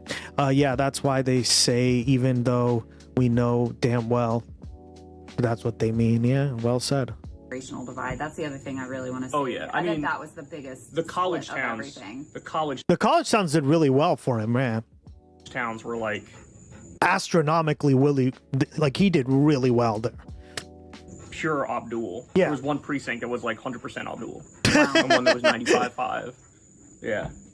That's funny. 100. It's wonderful. She loves it. You know what she says to me? She goes, "You need to start smoking cigars because they smell amazing." Like, you actually enjoy this, or it's just for the effect? I mean, Latinos are paying more. I guess. I mean, I'm not gonna say anything on that because I don't have enough information. But I will say, I think that might be too much of a generalization, man. But what I will say is that Latinos are a very diverse group in the country, and some of them are not even white. Some of them are not even or are white. Some of them are black, right? Some of them are Asian. Some of them are mixed race. And I think when you kind of lump, I think what we're doing is we're taking a 1970s approach, because like the term came during the Richard Nixon administration. He's the one who kind of grouped Hispanics and Latinos all together in terms of a demographic. Maybe back then that was a more useful way to kind of organize or label somebody, or at least him. But today I think Hispanics and Latinos are too diverse, right? Like if you look at the divide between Cubans and, I don't know, Puerto Ricans, right? Like Cubans tend to be far more conservative than, say, Puerto Ricans, right? Even though Cubans are getting way more deported than any Puerto Rican person is, right? Why do you think the Senate or like all these Republicans don't want to admit Puerto Rico into the Union, right? Because they think that it will have 2 Democratic votes, and I think 2 Democratic senators and a bunch of Democrats in the House, right? And I kind of agree. I think the numbers overwhelmingly show Puerto Ricans are far more left-wing than, say, like Cubans. Right? Just look at the numbers. Cubans are much more conservative. They're probably the most conservative, besides maybe like Colombians or something like that, right? I should have said South Latinos. Yeah, maybe like Texas, Florida, whatever. Yeah, because that's like, I feel like even Mexican Americans are more conservative than Puerto Rican Americans, right? Or just Puerto Ricans, because they're always American, no matter what. Yeah. But it depends, right? I've seen a lot of different numbers. I'd have to look at the information again. Zoran had over 50% of all racial, except for whites, where he was at 45. Yeah. Yeah, but that's pretty low, Gray. See, that's what's so interesting. Thank you for showing us that. Because that's pretty low, right? During the Obama coalition, Obama did really well among all the different racial demographics, right? As you put it. That's the way they put it, but I don't like using that term. But that's kind of how, what's so interesting is he sort of dipped on that, but he gained votes and other stuff. And it's looking like Abdul did the same thing. He sort of dipped a little bit below Obama's like coalition, and he made up for it in other ways, right? And that's what's so interesting about all this. Black men, Mamdani had like 62% of the highest population overall. Black women, 54%. Black men, Mamdani had the highest percentage. Yeah, that's still pretty low. See? And black women. And that's very low for black women. Yeah.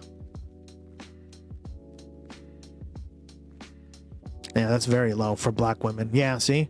Because traditionally, at least on many of the, it's like 96% black women.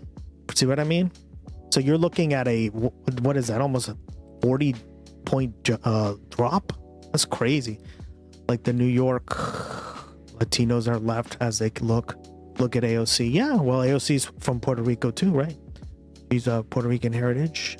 Hispanic Latino people don't really vote as a coalition at all. They're too diverse. Exactly. That's what I'm trying to say. Is I don't think it's a very useful political term anymore. I think maybe back in the 70s when it was created by Richard Nixon, it was an important distinction. But I think there's just too many variables, right? Like, there's a lot of variables. It's a very diverse demographic group. There's a lot of different races, right? Like you have white Hispanics, you have black Hispanics, you have mixed Hispanics, you have Asian Hispanics, you have Native American Hispanics, you have, right? The list just goes on and on and on. And I think whenever you like combine it to make it into a one group, I think it sort of like dilutes a lot of the nuances of everybody in there, right? I think the divide is not as long racial lines. It's among age, and if you have a degree. I think that's what Crystal was arguing, right? Even with the black vote, it looks like maybe Michigan has an older black vote, and they're going to overwhelmingly vote for Haley Stevens or people like Haley Stevens, right? The more lib candidates, like Cass said, than say Abdul or something, right? Or Zoran, right? Hold on, let me show you guys, right? Let me just give this is what we do, right? This is called comparative politics, and this is trying to make out the information, but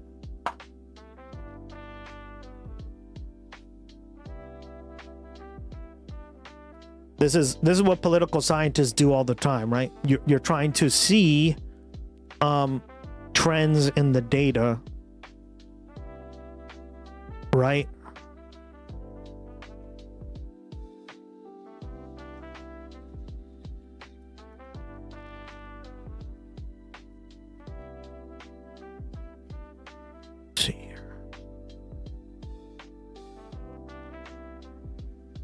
That's not gonna.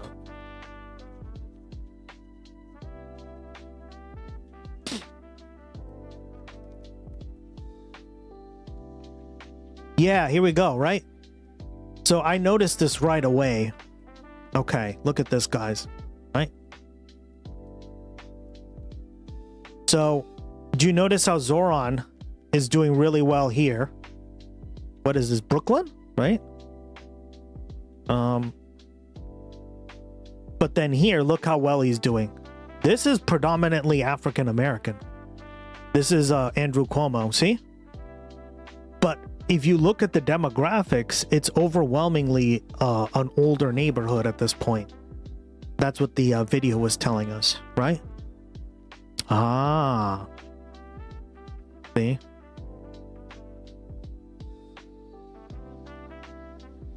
So Cuomo did pretty well here. Right, and he's the more lib candidate, obviously. People group all Latinos into one category, and they're very different. It's the same with the black community. They actually disagree on a lot. Yeah, well said. Of course, there's some nuance, but I don't think it comes to the majority, more north and south. Yeah, but you see here, right? It was very interesting to examine this information, because it was very similar, I guess, in Detroit, right? This is Brooklyn, right? Nope, that's Brooklyn. The Bronx, that's what it is called, the Bronx. So you guys, I don't know New York very well. Could never be me, New York. So this is the Bronx, right? Cuomo did very well in the Bronx, and the Bronx is overwhelmingly black, right? Black and Dominican, if I remember correctly. So there you go, right? So this is another group that is probably pretty conservative based on the numbers that I've seen, right? Or more lib, right? This doesn't surprise me too much. The Upper West Side, that's where I stayed when I went to New York, and it was all just douchey business people who were too like the smell of their own farts. Could never be me. Oh. There is no effect. No, I mean for the visual effect, for the celebratory. Oh, for the celebratory. Yeah, I don't even drink, but I'm drinking. I don't drink. No, but this tastes good. That's it actually disgusting. does, but I wasn't expecting this to taste good. But it tastes good. This is not, I mean, it's gross, but not as gross as I thought it would be. You know? Yeah. But I agree, like, when we're done here, I'm going to take a shower. Because this is like... Yeah, exactly. Well said. I mean, Florida and Texas have some of the highest Republican registries. Yeah. I feel like it might stick in my clothes if I don't. You know what I'm saying? Yeah. But when I think of these, I think of my friend Will, his dad. All my life, he's kind of like my second dad, and he always smells like cigars because he smokes cigars. So when I think of them, I think like, that's a man. That's a grown man right there, you know? People enjoyed your appearance on the live stream last night. Oh, did they? I didn't even say anything. I said like 2 things. No, they enjoyed, they appreciated your whole presentation. Oh, my douchey. It didn't work out, though, because it was closer than it should have been, so. So I'm sitting there with my douchey sunglasses at 2 a.m. looking at the CNN screen like, oh fuck. Yeah, well, there was one Well, that's your problem, Kyle. Don't ever watch CNN. Why didn't you turn on the Kornacki? drop that came, because he was way up. Yeah. And again, I've said this already, but in case you guys missed it, this is why I watch Steve Kornacki, right? Because he is, in my opinion, the best when it comes to these numbers. Like, Harry Enton is the Temu version. I don't know. Like, some people like his stupid, like, I don't know how to describe it. Silly, not even silly. Like, dry sense of humor. I'm just like, okay, whatever. I don't care. Like, I'm here not to watch the person. I'm here to watch the numbers, right? I'm here to watch like the predictions, the math, so I can get a sense of what's happening, right? And what did I say? Like, right before they called it, I was like, why haven't they called this yet? It's a done deal, right? I even said that literally. I was just like, what is going on? And they finally called it. But it wasn't Kornacki's call, right? Like, we all know that he has like a team of people, of number crunchers, math nerds. God, can you imagine loving math? Who like make these calls. And I was like, guys, it has to be like, he has to win. There's no way that he's dropping below this at this point. And it did drop a little bit, but it wasn't enough to pull the lead, right? As you saw. I don't know. I think a lot of the times too, the networks do a lot of copium, right? They did this in the 2000 election, right? They called it for George W. Bush, even though he didn't even win the election, because they wanted him to win the election, not Al Gore, right? Fuck off. Yeah, that's why I don't like, overall mainstream media is shit, and I'm glad we're getting rid of it. But like the fact that Kornacki and NBC were willing to make the call, I think that was very good, because nobody else made the call, right? If you were watching CNN, if you were watching Fox, good luck with that. None of them made the call except NBC, right? And that's not good.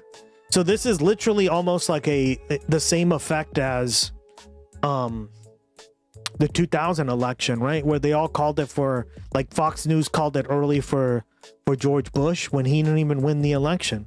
I miss the days when Comedy Central used to cover political debates. Yeah, same here. The Daily Show is the only trust news in my opinion. Yeah, I don't watch Daily Show. Sorry, but There was a big drop that came. I critique everything I watch, like, through a filter, right?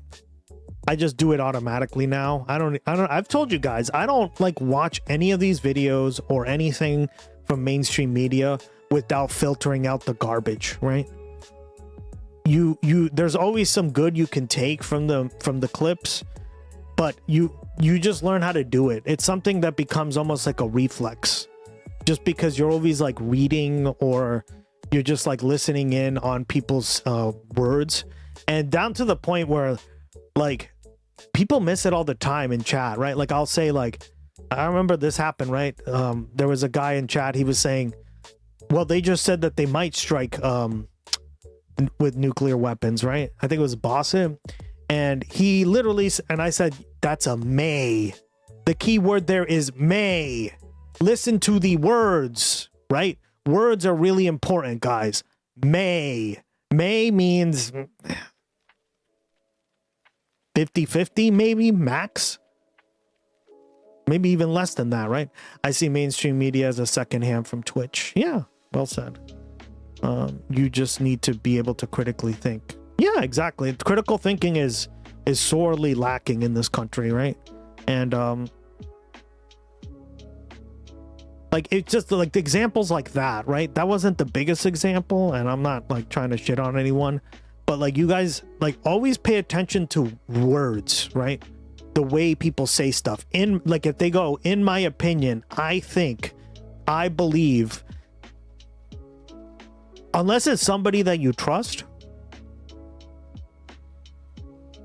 there may be, right? Those words are very like iffy. Immediately go like, okay, well, I can't really, right? 5 minute useful over an hour, 100 channels sprinkled.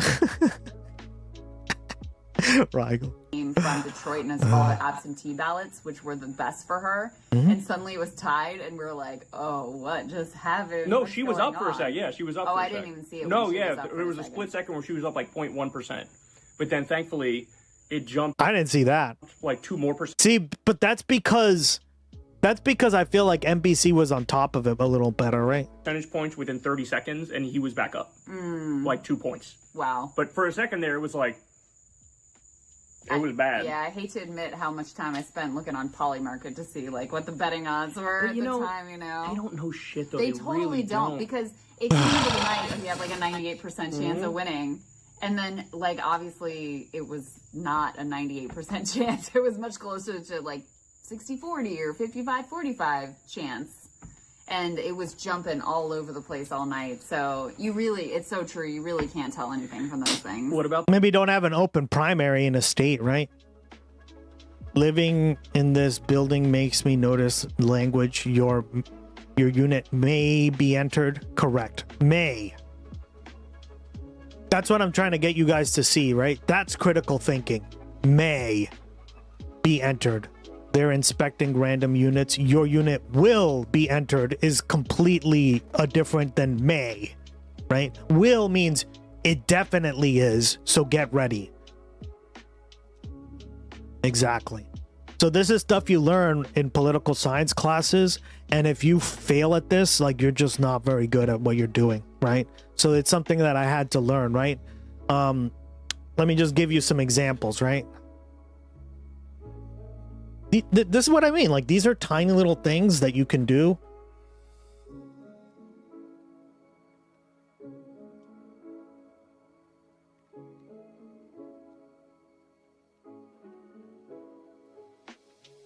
Here we go.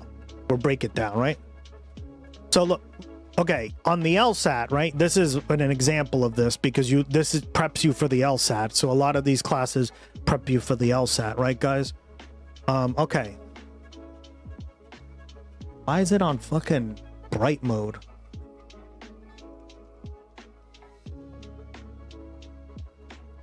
God, it's like bright, blinding white light. All equates to base. So all means literally all, right?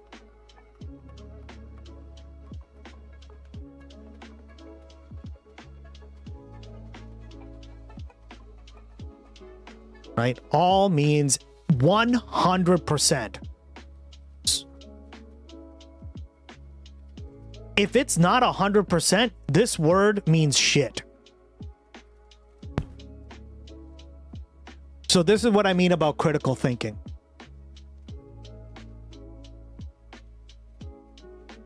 So let me give you an example. All Hispanics are Republican. That is a false statement. All Cubans are Republicans. That is a false statement, right? Because I just mentioned they were the most conservative. All Cubans are from Cuba. Yeah, I guess so, right? They kind of, or have origins from Cuba, right? But the more correct term would be some Cubans are from Cuba, right? And what does some mean?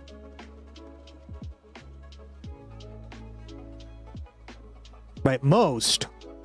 You couldn't even say most because most means 50% or more of the group, right? It could be 51.1%. That would be correct, right?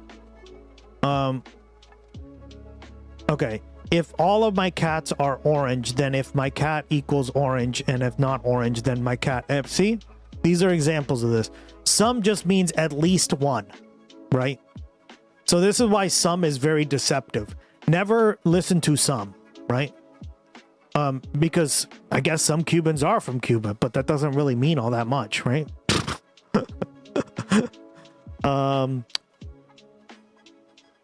No is the opposite. None. So none would be the opposite of all, right? And this is what you learn. Like, you learn to like pick apart these words in the English language, and you learn to look very carefully. And a lot of people have a lot of trouble with this, I've noticed. And you can't fall for these fucking traps, right? This is why people don't trust the mainstream media, because they used a lot of these words, but then they don't know how to pick apart this shit, right? So it's sort of like a catch-22. It's sort of like a what came first, the chicken or the egg? I think it's kind of the mainstream media doing it to the people, but it's also the lack of education. It gets even more interesting in the context that literally came from I have the power to. It literally means you can do it, give a reason to. Yeah, exactly. So there's a lot of these words that you have to be very careful when you read them. They mean a specific thing, right? Most people don't think some means at least one, right? But it's the truth. This is why I'm very careful how I speak, right? I don't always get it right, but when I do, I try to get it right? I always try to get this shit. Look, I believe, right? Based on the evidence. These are like statements that you have to make, because you're just deceiving people, right? And you don't want to be like that, so fuck off. The Republican race. The Republican. Some girls are bigger than others. Exactly. Well said. Oh my god. So, oh man. A guy won who dropped out like months ago, and Trump had endorsed this black guy named Amir Hassan, I think. Yeah. And the Republican voters in Michigan were like, I ain't voting for no Amir Hassan. Get out of here. I'm voting for good old, what was his name? Like, it was like Chris Smith or some shit. Thomas. Thomas Smith? It was some shit like that. John Thomas. It was the most boring, bland white guy name you can imagine. Pure Republican, unadulterated racism. I mean, there's literally no other explanation. No, I mean, the only other explanation would be, you know, those Republican voters are sending Trump a message, we don't agree with this thing or that thing. But it's not that. Yeah, it's not that. That's the thing. No. It's just not that, because in all the other Republican primaries, I his know. handpicked candidates win. Yeah. I know. We kept saying like, Hassan's losing. No. Yeah. Oh wait, wrong Hassan. There's only one other explanation: fucking racism. His name's Amir Hassan. And Yeah, exactly. Like, come on. Can you imagine running as a Republican with the fucking Arab-sounding name or Arab name in general? Motherfucker, what? Imagine being that guy. Could never be me. I released a video. I didn't watch it though. This is your party, bro. Like these are the people your allies. And not only that, he was a Muslim and then he converted and now he hates Muslims. Gas. You cannot make this shit up if you tried. I imagine like that guy's family and friends looking at him like, Yeah. What'd you Like, learn? you see what What'd you're you doing. learn? Yeah, exactly. These your friends here, fella? Come get your friends. That is an amazing, They wouldn't piss on him to put out a fire. amazing situation. Yeah. You know, the other thing that I think is really exciting is we talked Better change your name too, bro. Right? to Jamal Bowman last night. We talked to Chris Rock. Hank. Change it to Hank. We talked to Malat Kiros, and Malat and Chris were there at the Abdul What Turned Into Victory party together. Yeah, Ducky. I had a teacher like that too, girl. Looks like a lot of people had. Oh my god. I had a teacher like that. It was so annoying. No, you may go to the bathroom. I don't know, can you? No, you may go to the bathroom. And it was really annoying because you know, as a kid, like you just didn't give a shit. Oh my god. And they were talking about. And I think I still say can just to fuck with her, right? So it's like, I think it's also like how you tell people to do certain stuff, right? I think like I do it in spite of what she says, not because of what she told me. Because it was so condescending and douchey, right? We learned that lesson though. We did. I mean, I still did it anyway, no offense, because of course I did. is pedantic and not current usage. Exactly. Well said. Right? It's sort of like denying the facts on the ground on like how people actually use language and how it actually changes over time, right? It's like when somebody's being hyperbolic, I'm not going to sit there and be like, well, all people are not like this. How dare you say that? Why don't I do that? Because that would be being a dick to somebody when you know they're being hyperbolic, right? There's differences in like how you talk about stuff, right?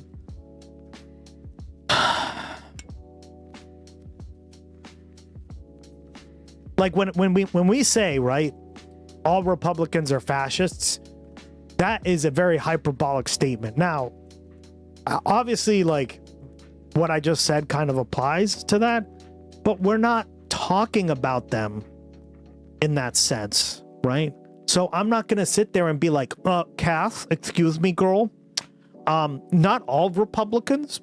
There are some who actually stand up to this stuff and come on, shut up, nerd, right?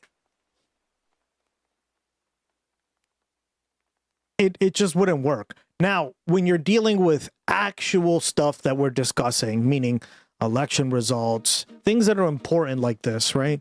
You do want to get more into this, right? So it's a balance. It's a like you have to you can't be pedantic. You can't be you can't come across as so rigid, right? And this is something I do on here, right? I can give you like the scholarly, like intellectual, like political science take, but at the same time, I'm not gonna sit here and pretend like we're in a fucking classroom the whole day, right? We're gonna have fun and we're gonna talk about this stuff off the cuff. So it's a balancing act between the two, and I try to like do both because I don't want to come across as like that. That's terrible. Don't do that, right? And a lot of people do this. How we That's another word. A lot. have seen what My mom still to this day will ask me to do something when she wants me to, and then I can't skip. I'm always like, no, I don't want to go. But yeah, I'll go and do it now. Yeah. needs to be So done funny. in terms of we got to band together, we got to be allied, we got to use our power and leverage that we have these numbers that we're growing, we need to use that. So that was cool to see. And when I talked to Jamal Bowman, he was saying the same thing. He's like, it took me a while to realize that if you're just one person, you can only do so much. You really have to band together, and that was his suggestion to them of how they should conduct themselves. And that's been one thing that I think has been really different and cool to see is after one new like DSA or left aligned candidate wins, like they all rally Kyle together looks to go goofy. and campaign for the next one and try to push them over the finish line as well. So you already see that like camaraderie and solidarity between each other, which they're gonna need, not just to battle Republicans, but also to battle within the Democratic Party. I want to come up with some ads and then have our editor put it together for us and just send it to Abdul and be like, dude, here's some ideas, because there's just like I told you earlier, like there's so many little things like not a lot of people bring up. I think Evan on Twitter brought it up originally, so shout out to him if he did bring it up originally. But the fact about Trump pardoning the guy who laundered money for Al-Qaeda, like that's something that in any other political era, it would have been like huge story, Scandal. Endless talk about it. Nobody even knows about it. Nobody even knows about it now, Like we discussed the other day, Trump had 300 bank accounts tied to his business that were shut down for money laundering. Is that what it was? Like a crypto? Yes, yeah, because that guy bought his crypto coin. Yeah. I actually forgot to cover this just because it was, we all know he was scamming, so. But he had many accounts, right? Is it in it hundreds of accounts? All like locked down by Capital One for suspected money laundering. I wonder who he's money laundering for. Right there were like we covered that. This is why I didn't really, because I was like, there has to be some of that going on. The Russian mob, right? There were rumors of that, especially after he came back from his trip in the 1980s. Right, we covered all this. We went into a lot of detail. That's why I was just like, yeah, does this even surprise anyone? Surprise. Trump's orange. Did you know that, guys? Kyle looks so goofy smoking that cigar. And it was like $100 million or something like that of World Liberty token, right? But like, we know that. Cigars are stupid and stinky. I've never had a cigar. And we just assume other people know similar shit. They don't. No, people don't know that. Nobody knows that. Yeah. So you put it in an ad, and you hit them over the head with it. And be like, why haven't you condemned this? You're calling me a terrorist? Why haven't you condemned this? Why haven't you? Especially next to such a pretty lady. Oh. He's looking she's glowed up today, huh? Condemned Trump putting this Al-Qaeda guy as the head of Syria. Why haven't you condemned the Manab school bombing where we killed 160 little girls? Yeah. You know? Yeah, and I mean, it's just going to be endless Trump insanity between now and Election Day that he's going to have to get asked about. And his strategy is he's tried to make Mike Rogers, he's tried to make himself very scarce. He doesn't want to do a lot of national media. He doesn't want to answer questions about national news events. And it's obvious why. But look, you're going to be in the Senate. This is 2026. All politics is no longer local. It's all national now. You know, at the end of the day, Abdul Sayed's endorsements from Bernie and other national figures mattered more than the Whitmer and Gary Peters endorsements in Michigan. And so he's not going to be able to like run and hide from that sort of stuff the whole time. So, you know, he's gonna have a lot to answer for in a very, very dismal year for what looks like it'll be a very dismal year for Republicans. So Abdul certainly has a lot to work with, but she looks like a young version of my aunt. Really? Wow. I mean, Josephus has a huge crush on her. Definitely can't underestimate. Right? Before I might go, just calling it out there. The opposition, especially like I said before, it's not just going to be Republicans that he's fighting, but there's going to be a sort of like rump faction of Democrats who are also going to be interested in making his life difficult. There's a hint on you. Did you see Fetterman on CNN? I saw a little bit of it. Oh my God, it was. She chose the pork chops when she could have had the steak. It's not fair. What a Rizzler.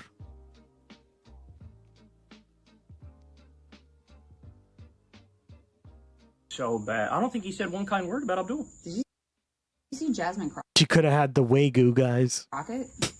I saw her say that she doesn't think Tallarico could win. Or she's not sure if he can win. Yeah, Talafrico! Where are my Talafricos in chat? What up? Wesley Bell victory party too. Oh, that was so cringe. Oh my God. Lose the zero, get with the hero. You know what I mean? Yeah, damn right, dog. She asked about Abdul?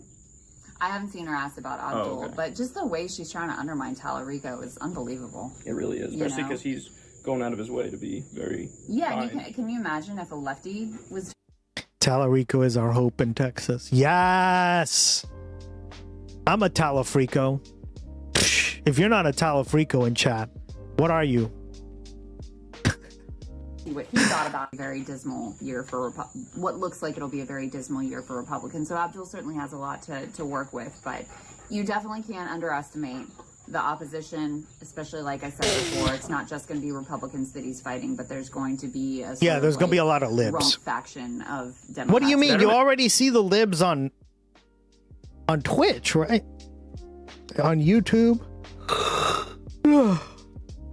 I bet those big lib streamers are already fucking flipping out over this shit. So going to be interested in making his life difficult. Oppressed Texan in the house. Damn right, girl. We gotta flip Texas. Get Texas out of that shit. Did you see Fetterman on CNN? I saw a little bit of it. God. Yeah, that was terrible. We'll probably talk about that too, but I mean, I fucking hate John Fetterman. Up in here, you gotta be a Talafrico.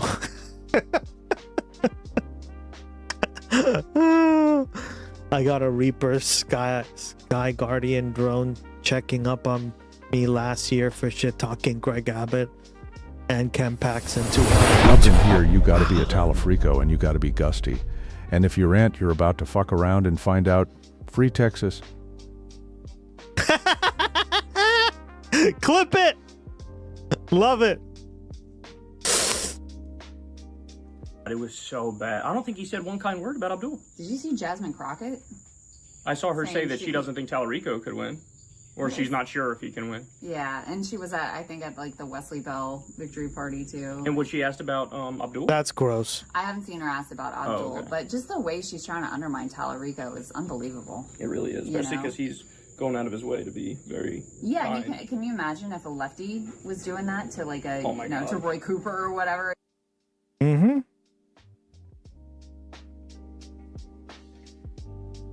That's crazy, Cass. I mean, like, the surveillance state in Texas is scary. Wow. What did you say about Ken Paxton and Greg Abbott on YouTube? Free Texas from the fascist fucks, for real. Jesus. She's narcissistic. It's not a rare thing for politicians. And guys, I had a lot of people in chat being like, but Jasmine's black. You got to support black women and all this stuff. You got to support women in general. And I was just like, guys, I cannot support somebody who just like, I can tell something is off, right? Something is off. And boy, there you go. You heard it here, folks. Every day we're learning more and more about Jasmine Crockett. Right? And like, yeah, maybe she's not supported by AIPAC, but that still doesn't matter. A little too friendly towards them, right? And I said all this stuff that like the week of that election. That's why I supported him, right? Over her, right? Because then obviously, like in an ideal world, I would love to have more women, even black women, right? So running for Senate. But like they also have to have the right policies. I'm not just gonna vote for them based on their identity, right? No, fuck that. We're mad at Crockett now. Wait, what? Yeah, well, she was supporting Wesley Bell. She was talking shit about Tallarico. She's trying to undermine certain things, and I even said, I'm like, she's just too much of that. Like, she's too into the weeds of how like the corporate Democrats work. Yeah, the fuck. Yeah, Doubting Josephus. This shouldn't be breaking news to you because if you've been watching the Gustx broadcast, I've been saying this for months, right? And with not much fun, like love either, because some people were like, but you should be supporting her. She's like a black woman. And no, I'm joking, dude. Don't worry. But I'm just saying, this was something that I was really skeptical of her. Like, it's not that I already said, all that stuff is great, but you also have to have the right policies. And if you don't have the right like policies, especially some of the stuff that we covered with her, I did not like that about her at all. And that's why I was just like, I'd prefer Tallarico, and he ended up winning pretty handedly. So I guess it doesn't really matter because people of Texas chose the better candidate anyway. But the drone also made a couple passes over the highway to look at people's vehicles and license plate while it was here, since it needed a warrant to look at the flock cameras. Oh my God. Cass, before the contract was canceled soon after. Oh my God. That's crazy, girl.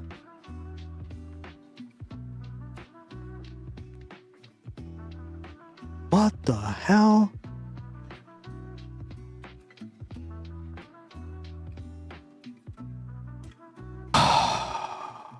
We are living in a surveillance state, especially in Texas.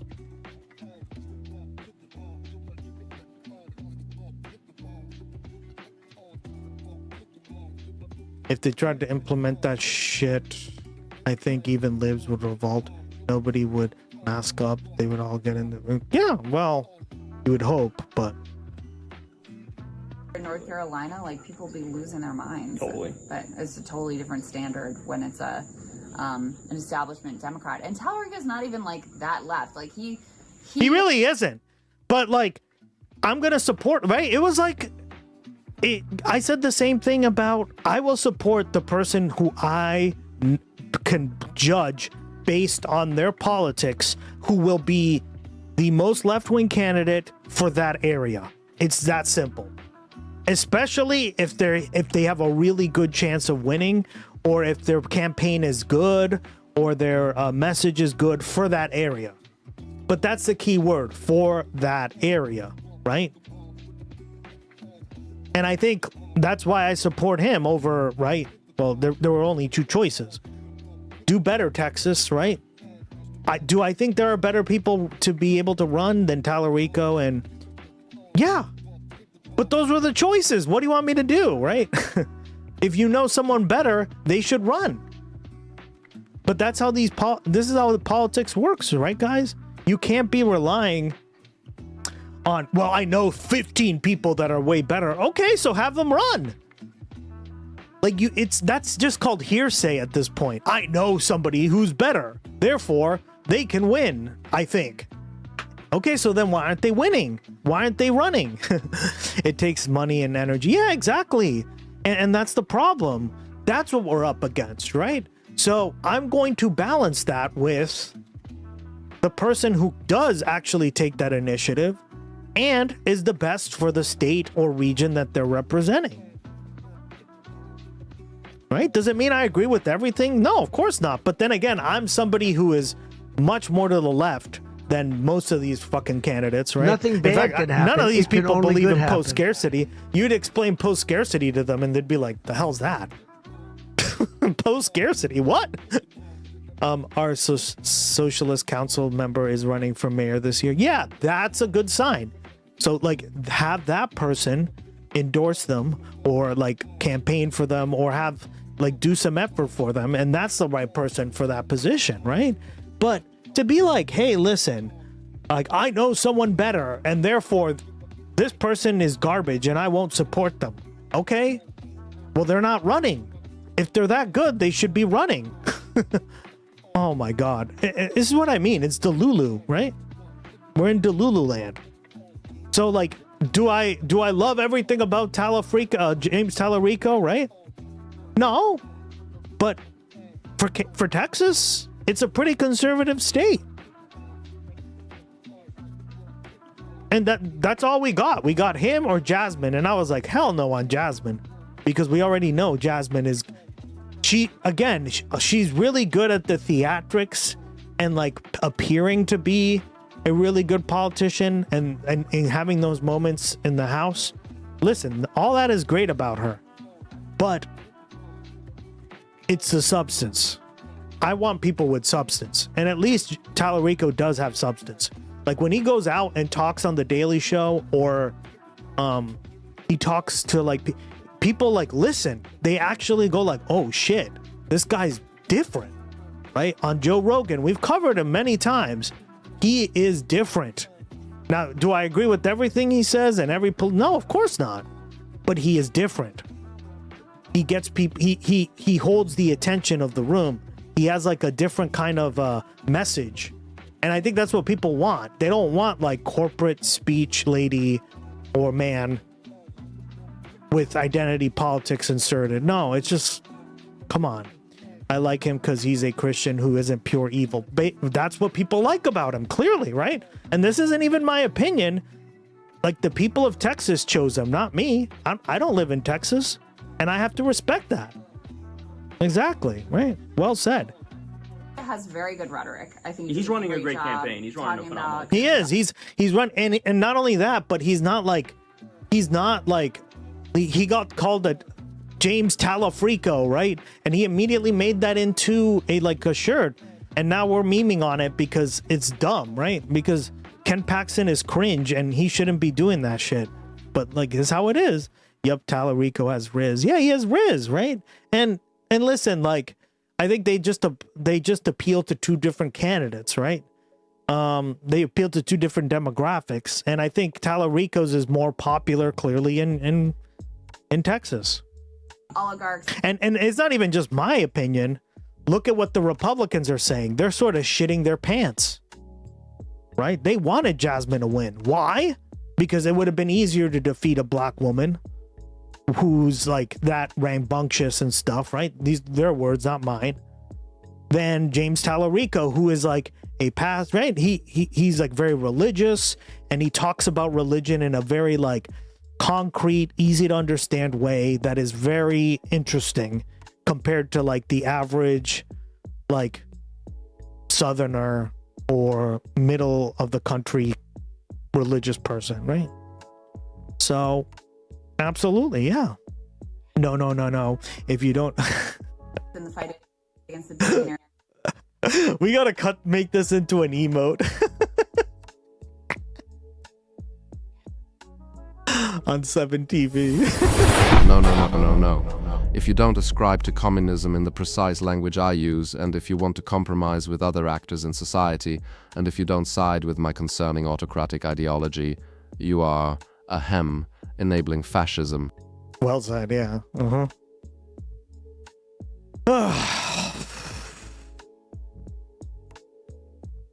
All right, we're doing it, guys. We're turning Kyle into an emo. What should the emote be named? We're doing it.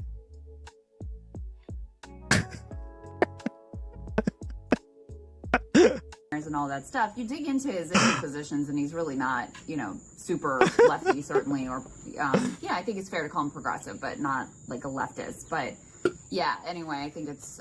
Yeah, he's certainly not a leftist, or he's not really even DSA, but he does care a lot about those kitchen table issues. So he's kind of like aligned with it, right? But he's like the Texas version of it, and I'm okay with that. Because that's all we got. Secondly, I wish there was someone better. And thirdly, suck it up, Buttercup. kind of shocking the way she is conducting herself. She's undermining him. For Fetterman to not say a single positive word about Abdul in the interview. Yeah, for real. Right after Abdul wins. Like, again, all this talk about party unity. It's like, come on, these people man. are clowns. But then again, like, I don't know, do we even want to support at this point? He's got a 19% approval rating with Democrats. Like, everybody fucking hates him. Yeah. Nobody likes him. Yeah. You know? Yeah. Yeah, no, I'm fine without John Fetterman support, so that's fine with that one. But the media will make a lot of the Hillary Schultons of the world and anyone. You saw like her that. statement? You see her statement? Said absolutely said nothing. also But you know about what? That's better than it could have been. Because it could have been like, I'm sitting out. Like, it could have been, I'm putting my foot down. I'm not doing this shit. But I guess she fears like I'm going to lose relevance in my own party if I do that, right? Yeah, she's under, I'm sure, a lot of pressure. And your average Democrat, I mean, they're going to be disgusted with that. Like, Totally. What are you doing? Facts. There's so many. The fascists? What are you thinking? Almost every voter that I saw that they interviewed, like as an exit poll, said like, "Oh yeah, I'll vote for whoever the candidate is." Like almost everyone said that, and that absolutely, like, it's easy to say this now, but I swear I would have said this before too. If she ended up pulling it out, I would have definitely vote for her over fucking Mike Rogers. Yeah, I mean, she sucks, but she sucks less than he does. 100%, and that matters. Like, those things matter in this moment. It matters whether Democrats or Republicans have control of the Senate. They're not the same. No. They are not the same. It really does matter. So, yeah, and you have to look at that, that bigger picture of what it's going to mean to have control and have the majority leader and be able to do investigations and all those sorts of things. So, yeah. Any last thoughts? I had a bunch of stuff in my DMs, but I'm too lazy to go grab them. On to Minnesota. That's going to be an interesting one. On to Wisconsin. That's going to be an interesting one. I know Hong is in Wisconsin. Yeah. Are you worried about her? Because that clip, I saw you guys play that clip. Hey, on Kenny, Breaking welcome Point. back. Good to see you again. And I don't think she handled that well at all. Hassan also said he didn't think she handled that well. Great. There's got to be space, especially when you're a millennial and you're running for office. There's got to be space to be like, I was fucking shitposting. Get over it. I didn't mean it. What do you think? I'm going to get in there and fucking ban Thanksgiving? That's ridiculous. Of course I'm not going to do that. Yeah, it'd be great if she just did I want to that. ban And, Thanksgiving. Sagar had the suggestion Ugh. like turn it around and be like, the real war on Thanksgiving is because of Trump and his agenda, which has made prices so expensive, blah blah blah. Like Sure, that would be a great way to that's flip a it. fair ass point, bro. Yeah, That's absolutely. a fair ass point. And that would be the like Zoran esque answer, you Right. know, to flip it that way. So I am a little worried. Also because while I think the national trends are very pro-democratic, sometimes states can be more idiosyncratic. People are a little bit voting a little bit less of a partisan way. Correct. So, and she's got a lot of posts. She's got a lot of posts. But listen, this is personal to me. As a fellow man with wild posts, the fact of the matter is you got to find a way to sort of own it but dismiss it, right? Like I said, just be like, I was fucking shitposting. Who's gonna? I'm running to be the governor of Wisconsin. Do you think I'm gonna get in there and sign an executive order on day one that's like, no more celebrating Thanksgiving? Yeah. Facts. No, but like what these people have to do is they have to go on. Like you need to find a way to explain that, dismiss it, and then go on the offense immediately. Yeah. You know, that's the key. And that's what Abdul's so good at. Zoran is fucking phenomenal at it. Oh, yeah. But like the fact that we're talking about any Democrats being extremist, when we're dealing with the Republican Party, they cut pediatric cancer research and Meals on Wheels and kicked 18 million people off Medicaid and kicked 4.5 million people off the SNAP program. I don't want to hear about fucking extremism from people who are fascists, who are building concentration camps and starting multiple wars. I don't want to hear it. Yeah, exactly. And you got to get that across. Absolutely. Now, I will say, I think in other ways she's running a very smart campaign, and a campaign even that has had some cross-ideological appeal, because she's Data really centers, fixated on data centers, and Wisconsin, you remember, was the site of that whole Foxconn scam, utter Scam. disaster. She ran a And great so ad about that. She's been talking about that, tying that into her opposition to some of the giveaways to corporations and her opposition to data centers. So there'll be a very clear contrast there that I think that will help her, and then you have the overall national mood. So, but And Black Man said,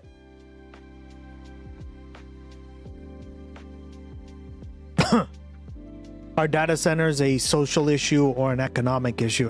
They're both, right? I think it's difficult. I think some issues are more social, obviously, and some are more economic. But a lot of them have a lot of bleed through, right? Not everything is so black and white. but yeah, that we'll see how that one. Heb had turkeys very cheap last year. Really? Heb? Heb? Where's Heb? I've never heard of that place. If we get too far into corporatocracy, Texans will overthrow the government and install Heb. Goes, and then Who's Minnesota? Minnesota. Oh no. You've got Angie Craig, who's the establishment candidate. She was like a healthcare executive. Oh, and or something. Flanagan, right? Member of Congress. And Penny Flanagan, who's the Lieutenant Governor, yeah, for Tim Walz. Governor, and is much more of a lefty, and so that'll be another interesting one. And got Oliver Larkin down in Florida. I think that's a very tough fight that he has against Jared Moskowitz. Yeah, I saw the polls are down. Tough. The district is very hard because it's a lot of wealthy Zionists basically live in that district. Yes, and that's a tough demo. That's like the one demographic that truly is like, no, I'm ride or die for the genocide. Young American Jews are all like, fuck Israel, like stop sending the money and the weapons there. But like wealthy older God, Zionists I hate Jared Moskowitz in his district. It's going to be tough, but he's running a great campaign. And I know he's been able to phenomenally talented. And he's been able to get so many eyeballs on him lately because he called Trump a pedophile on Fox News. Fucking genocide enabling people motherfucker. started throwing money at him, Yeah, he needs that, because I think one of his biggest problems is just sort of breaking through people knowing that there's a fight. Did we lose the? I don't think so. Who's on what side He might be in it still. Lines. So I think the more money he gets, the more visibility he gets, the bigger chance that he's got in that race. But that's a very tough one. I mean, the other thing that I just have been reflecting on is, well, he hasn't said anything, so yeah, maybe we did lose him. Been on their side. True, it's very true. And they're all cucks. They're all like little cucks that believe in nothing. Well, yeah, and I think that's a big part of it. Is it's easier. Oh, so they're like a Texas state agency. Okay, that's why I don't know them by their initials. Okay. It's a Texas grocery store which has kind of a cult following. Sure. This is news to me. I love this kind of stuff. That's why I love you guys sharing like local stuff, because I don't know everything, right? I don't have a lot of this like more local like knowledge on this stuff, right? Especially what do you do for a job? Do you have a job? I work at HEB. You work at what? What the fuck is HEB? Yeah. San Antonio. God. Everybody is excited about that, and I don't know what the fuck it is. Yeah, I don't know what the fuck it is either. HEV? Sounds like a disease. What? You got hebbed. HEB, thank you, Paul. I'm sensing something between us tonight. What is HEB? It's a grocery store. Why is it so popular? What's that? It's the best grocery store. I gotta tell you, San Antonio, I've been all around the world. I have never seen this level of enthusiasm for a grocery store. Yeah. What the fuck? Honestly, I try to avoid grocery stores if I can. I just have I have the little Amazon thing shopping, which I know is terrible, but like I either have that or pick it up because my local grocery store sucks. It sucks, guys. It takes forever to get through the line. If I go in there and like buy some stuff, I'll be there for 2 hours. 2 hours of my life gone. No, thanks. Especially with streaming and like all the work I've been doing recently. No. Oh! Before we continue, I really want to do this. Praxis, you fucking lib. God! Thanks, Josephus. I knew you were on my side, my goat. How dare you? Where is it?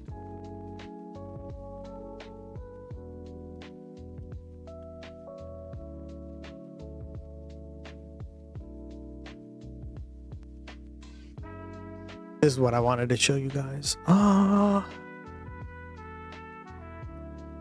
it do it? Now that the Twitch shit is actually working.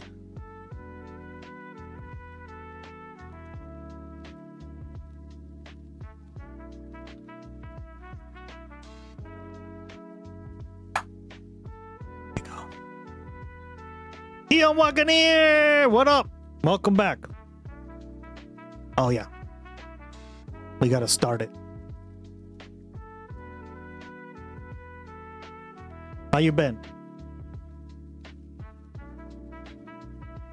We're gonna get community acid.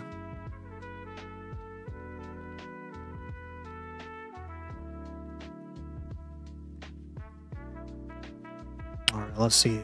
This should work, right?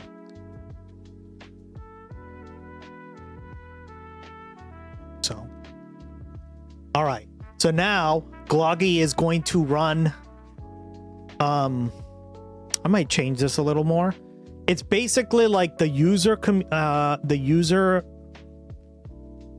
analysis, but on the entire community, on the entire stream. What the fuck? What do they sell at HEB? It's time to argue. Heroin? What? Everything. Yeah, I might change it because that 20 is too low. I think you need way more than 20 messages. So this should be fun. This should be a lot of fun. Everything. Oh, is it one of those grocery stores that has like lawnmowers and shit? What? Oh my God! Fuck yes! Who is this little puppet? Did you say they he's pretty stand funny. up during the snowstorm when the government was doing nothing? HEB came to the rescue and said, we have an abundance of water. We have heating. Come in. And from this day forward, whenever you're at a comedy show and someone mentions our name, scream like we're a fucking sporting team. HEB. Oh my God, you people are fucking incredible. I love this. I love this. You love a chant in this country, don't you? Don't you? I'm just gonna do this whole next bit to Josh. So. I've never heard of HEB. Thank you so much, Cass. I really appreciate you showing me this.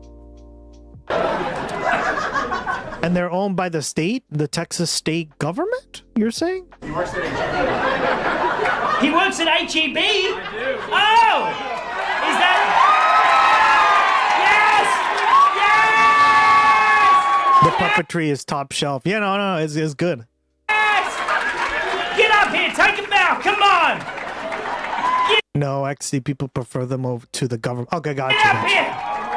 Get up up here. Give Yeah, I was about to say, like, the Texas government doing anything good could never be them. me a hug. HEB!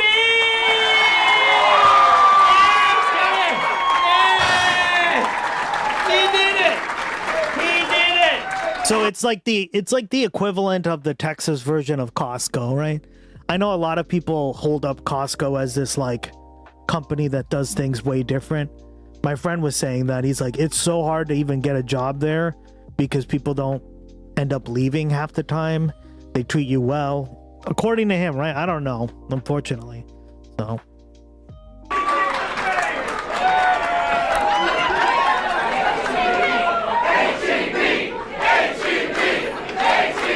I'm just going to check. Is anyone here specifically just because they saw the HEB social media clip? That's incredible. See, this is the thing about social media. You have no idea what's going to land and why. If you don't know what I'm They talking treat people well, yeah. And I think in today's climate and today's culture, just like treating someone well is so important, right? Why do you think I always try to welcome like new chatters and chat, right? I always try to like make people feel included in streams and stuff, right? Even if you're more of a lurker, like I try to include everyone. I've done it from the get-go, right? Like how many times have I got people who normally lurk to be like, hey, I've been a long time lurker, but thank you so much, you're the best, or thank you so much for like what you do and stuff, and they'll come out of the lurk, right? I love that. I'm happy to do that. This is a very interesting story, and I fucking hate Toronto. I don't want them to win unless they're the Blue Jays. God, Canada, can you imagine that place?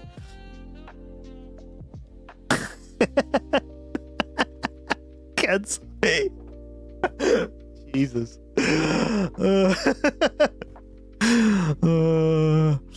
Rotisserie chickens are $5. Z! The quick brown fox jumps over the lazy dog. Woo. Woo. Woo. Woo. Kensai 777 just got a 105-day stream streak. www.watchwatted T-Kappa Gust X8LUL Gust X8 Lul. Lul.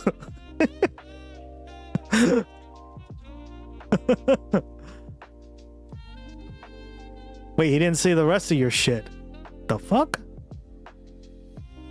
Hold on, man. That's not cool.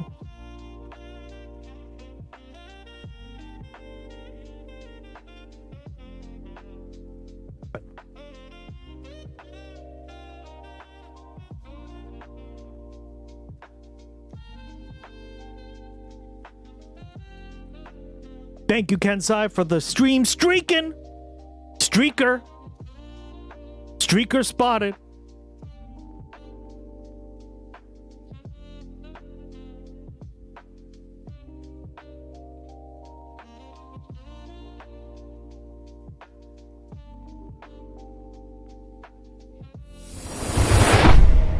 Time to argue with chat. This chat is too liberal for my tastes. Gustx 8 neoliberalism, Gustx 8 neoliberalism, Jave T Kappa, Gustx 8 LUL, Gustx 8 LUL. Oh god, if we're too liberal, we're cooked, chat. We're cooked. Stop the stream. Yeah. This has nothing to do with okay, I'll let that one play.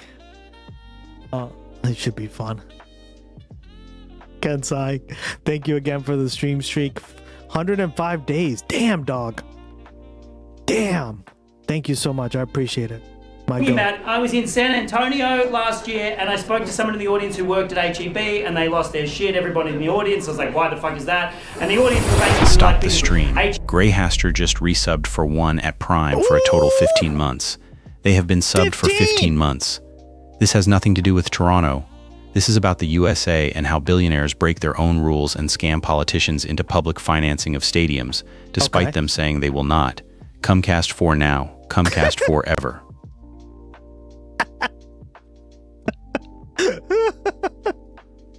Thank you, buddy. Thank you so much for the resub. Appreciate it, my man. HEB let people in during the snowstorm, and they're basically like a humanitarian supermarket.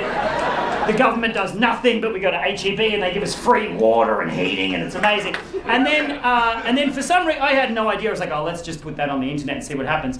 But Texas really got behind that shit. Really got behind that shit. And yes. But you just don't know. You don't know what I've worked for years honing a specific joke, and I'm like, oh, I can't wait for people to see this joke on the internet. And you put it on there, and people go, eh. And then you have one tiny crowd interaction where you're like, oh, you work at a supermarket. Everybody's 7.5 million views. Come on! Come on! Get this man on Netflix because he talked about HEB. Come on! That's awesome. I didn't know about this company. Good to know. Yeah, there's a lot of regional places, right? Like Publix. I didn't know what the fuck that was. I dated this girl from Florida, and she was like, you don't go to Publix? I'm like, what the fuck is Publix? He's like, it's like a convenience store. I forget what she said, a store, right? I don't know. We don't have that here. Fuck. We have Dunkin' Donuts, okay, girl? God! Shh. Could never be me going to a place called Publix. They really nail how it make a comedian Muppet. Yeah, there's so many like regional like places around. Well, I guess even here too. But that's how it works, guys. To shine when you know what you believe. 100%. And you're not just trying to remember what were the talking points and what's the rhetorical trick I'm supposed to use to get out of having to actually answer this question. It makes it much easier to be impressive. And Dunkin' sucks. Oh my god. All these coffee shops suck. With the exception of Cafe Nero, it's okay. It's not like the best coffee I've ever had. But Cafe Nero is pretty good. Just get more local coffee places, especially if you live in a bigger city that cares about coffee stuff. Like, I don't know. I've just become a coffee snob now. I have I know some of you guys wanted to see it, but I have like a espresso machine that automatically makes espressos. So I just pop like 3 espressos in that shit and I drink it. Oh. Fucking amazing, guys. Incredible. It's so good. And then I don't even have to sit there do any work. I just press a button and it does it for me. Best investment I've ever made. It even tells you how much money you saved depending on how much you use it. I've already saved like $2,000 because I drink that much coffee. Oh my god, we got a hype train, dog.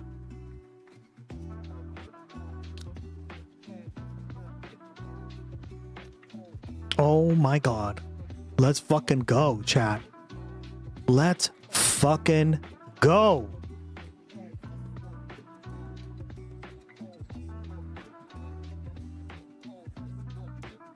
Not even once, even. Yeah, I don't know. Dunkin' sucks, guys. Dunkin's is trash. Ugh. Stop the stream. Rogue Weeds just resubbed for 6 at tier 1 for a total 13 months. They have been subbed for 13 months. Gloggy gang, gloggy gang, gloggy gang. Spend 3 racks on a new chain. My BH love do cocaine. Oh! Clip it! Clip it and ship it!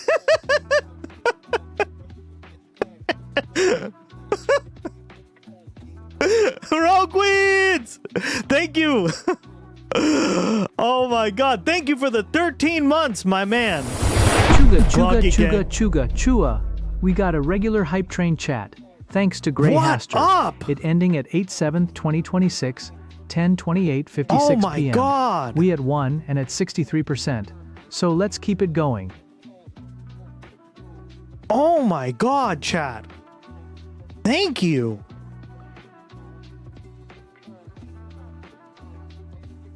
Oh.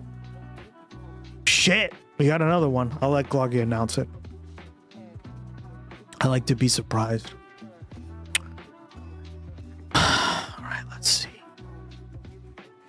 now, let's see.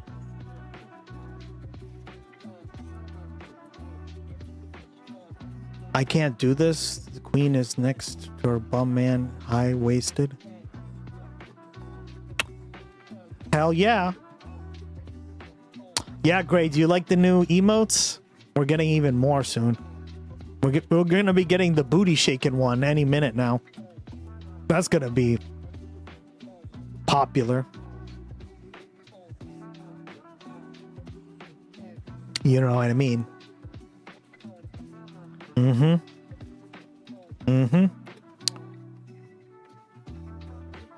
Booty shaking goblin, yeah. Oh yeah, Cass. I haven't even seen it because I want to be totally surprised. But we saw like the mock-up of it, and it is good. It is good. That's all I gotta say. I'm just getting familiar. People will be going down. Oh man, you're so funny. Something's going on.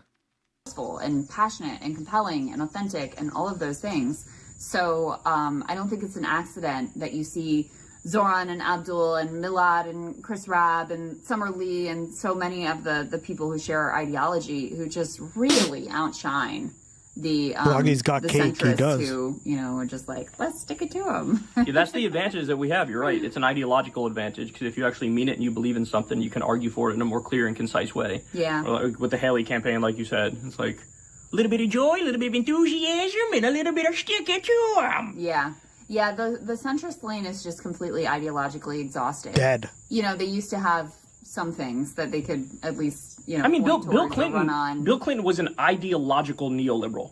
Yeah. Like he would make the argument as to why neoliberalism is preferable to like New Deal social democracy. And now we've sort of like maxed out neoliberal, like what you're going to do, another tax credit, and that's going to change Exactly, things. Like, what is the plan here? And they don't have one. And that's So why the there's nothing to run on. centrists almost like want to sort of try to find a way to pretend like they're with us on social democracy and democratic socialism, but they can't say it, so it just becomes very vague.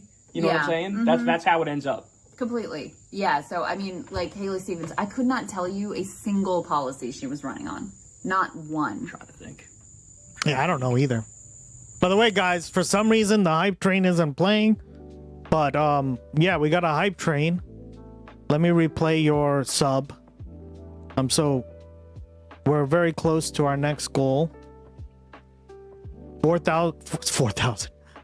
We're 4 subs away, guys. 4 subs away is having a stroke. Yeah, for real. I don't know what's going on with Twitch today.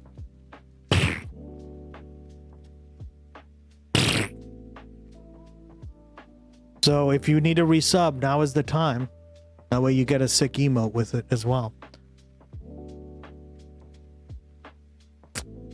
Or if you want to gift out a sub, it's a good time to get a sick ass emote. Let's see. Why isn't it working? Let me just replay it for you. Sorry about that. Which, am I right?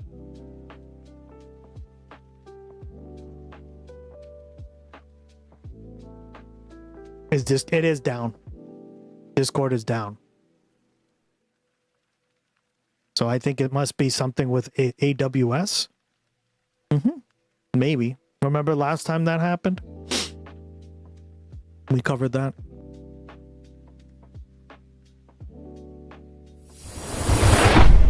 Lucy Rosie 20 resubscribed for 6 months at Tier 3. They've been subscribed for 2 months, 3 minutes ago. Tier 3? The fuck? I didn't see that. Oh my god, thank you. Wow, that's so generous of you. Holy shit. You're like my 3rd Tier 3 subscriber. That's crazy, girl. Thank you. Hey, you guys, you don't have to do that. Honestly, that's just like giving money to Twitch. I would prefer the Patreon over that, but thank you so much. That means a lot to me that you guys want to support me at that level. Thank you, thank you. Love it, girl. Watch it. I don't know. I'm actually trying to think. I can't think of Yeah, one. no, it's all like always like some vague, like we'll reduce prescription drug prices. Not going to tell you how, or we're going to fight Donald Trump. Not going to tell you how we're going to do that either. And I'm in the House and I'm not doing it right now as we speak, but I promise you I'm going to do it. I was rated the most effective legislator. What does that even mean? Yeah, what does that even mean? Effective at doing what? She Is voted this to going well. I don't know. At being a lib, right? Most effective legislator at being a lib. Invade Lebanon if he wants to. Yeah, by the way. Exactly. Wow. Yeah. Isn't she one You're- of those? oh, thank you, that girl. voted to make Hoo that one I Doro played. Suro Zero Doro Doro Zero Doro. The regular hype train has reached the station. We finished at level 3. Thank you to everyone who Nice. subscribed, gifted subscriptions, or cheered. What up? Yes, 4 times. Yeah. According to Abdul. Yeah. So anyway, that's another challenge that they have. I see Jonathan Chait wrote a piece about how the centrists need to get their act together that I'm curious to read because I want to know his analysis of where they've gone astray. And I guess the abundance movement was their effort to actually have some sort of an agenda. Hey nerds, But, how you doing, Divine Misty? What up? Good to see you again. The agenda is just basically like deregulation, Well- and then it runs smack into the populist wave against data centers and other things too. So, But also Zoran hijacked the good parts of that and kept his democratic socialism. So he did that big thing about oh, here I'm getting rid of all the stupid regulations. You need Showing off your new emotes, huh, girl? Yeah. 3 different licenses Based. to run a restaurant, but also sell ice cream at the restaurant. Mhm. He's like, oh yeah, I'll simplify all the rules and regulations and make it make sense. But also that's 0.03% of my ideology. Because I also want to give people healthcare and give people education and you know what I'm saying? Mm-hmm. And so we stole their thunder in that respect. And Yeah, for we real. offer more also. So I'm so glad I stayed Yeah, up for I it. Guys, I stayed. Yep. There we go, Gray. You got a hype train emote. That's a good one. That's a really good one. I remember I got that one a few months ago. And I love that one. That's one of one of the best ones. That and the money one. That inspired me to do the gloggy booty shaking one, which is coming up real soon, guys. All the new emotes. I'm so glad you love them, guys. We're working hard for them. We're working real hard. Oh my god, you finally got the behold. I know. Remember, I wanted that one for the longest time. Oh my god. Yeah, that one's really good too. There's very few. Yeah. Oh yeah, Divine Misty, we got achievements. So the more you do anything in the stream, the more you just get points and you get achievements unlocked. It's basically pretty badass and shit. Oh my god, guys, shall we do the community assessment? Are we gonna do it? Shall we do it? I think we need to get our community acid. Okay, let's do it. Let's fucking go.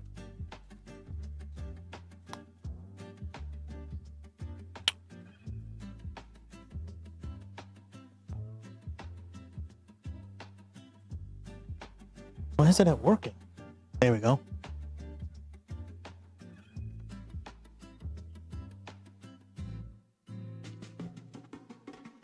Okay. And it worked. So there's a bug or something? Because it should have done it by now.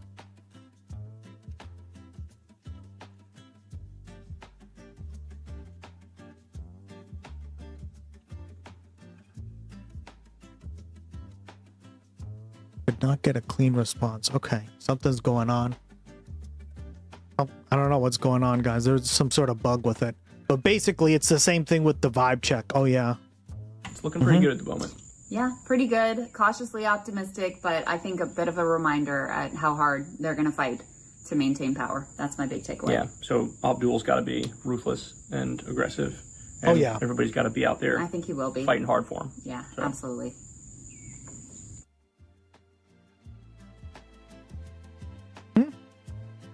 All right. And then Humanist Report did a good summary of all the wins, but we didn't get to watch it because we stayed up till 2 a.m. That was, I'm so glad we did that.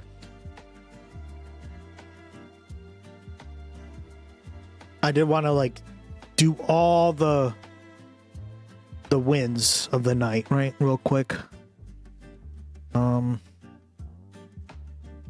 Real quick.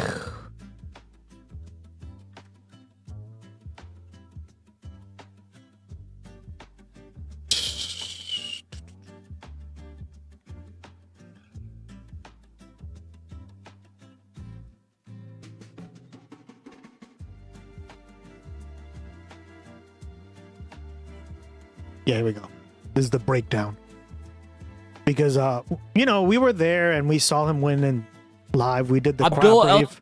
We did the crab brave. We did the no peace forever. We did all we raided into a base streamer, USA hole. What up? They were celebrating too. It was amazing. What an amazing night. I'm so glad we stayed up. What a night. It was such a great night. I hope Hong and Larson continue the momentum. Yeah, I fucking love Gwen. Yeah, I got to meet Gwen, or Gwenny, as people in our community call her. Yeah, they based. I love their vibe. Sayed has defeated Haley Stevens and APAC. The reason why I'm putting this at I normally never get to do it anymore. Like, I don't get to raid late time streamers, Divine Misty, because I'm always like streaming in the day, and I end around like latest 10 o'clock, right? But that day we did an extra 4 hours, right? It was a 12-hour stream. the front of the video is because I recorded an entire video about the results that had not yet been decided because I wanted to go to bed. And after I finished, I thought, let me just check to see one last time. I didn't do that. I was like, guys, I know we're going to get a call tonight. So that's why I did it for you, right? I was like, we have to stay up. And Kornacki the Khaki called it. What up, my goat? Came in, and sure enough, NBC News has called it for Abdul. Yeah, I saw you were on late. Yeah, it's for that. I just like really wanted him to win because I knew if I went to bed, Divine Misty, I would wake up and check the phone every like 3 hours or whatever the fuck, and I just wanted to sleep well. Kornacki was rooting for Stevens though. Yeah, but here's the thing, Divine Misty. If that's the case, which I kind of agree with you there entirely,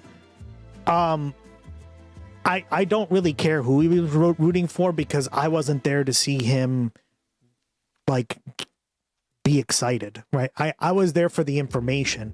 And to me, I was looking for like the data to give you guys to see like, hey, is he going to win or not? And that's why I stood up because like Kornacki broke it down and I was like, yeah, I just don't know why they haven't called it yet. And then literally 10 minutes later, they called it. There was a lot of copium on this fucking race. And it was clear, like, the team and all that stuff, they did the right thing in the end, but there was just a lot of cope. There was a lot of cope. And to be fair, all the other fucking news stations didn't even call it the whole night. And that's why I was like, why haven't they called it yet? Remember, I kept saying that. Like, it was like 10 minutes or 5 minutes right before they called it. I was like, why haven't they called it? You cannot get better results than this in terms of, like, you can't overcome numbers like that in a race, right? And guys, I've broken down a lot of races in the past, right? Like, we're talking over 10 years at this point. I'll say it, which I did not expect because as you're going to see... that's why I watch Kornacki, not because of his, like, lib takes or anything like that. If he has them or who he's rooting for, I don't give a shit about any of that. I care about how he presents the data, and I'm like thinking about it and being like, okay, yeah, this is how it's gonna go down, right? So we had a fun night.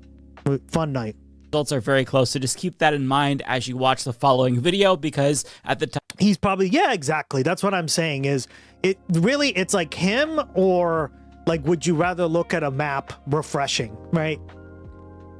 I just think also, like, he does break down the numbers really well, and I was doing numbers as well while I was on here. Like, I was typing in stuff into like my calculator, and I was like, yeah, no, I agree there. Like, remember, guys, I went to school for political science. This is an aspect of it, right?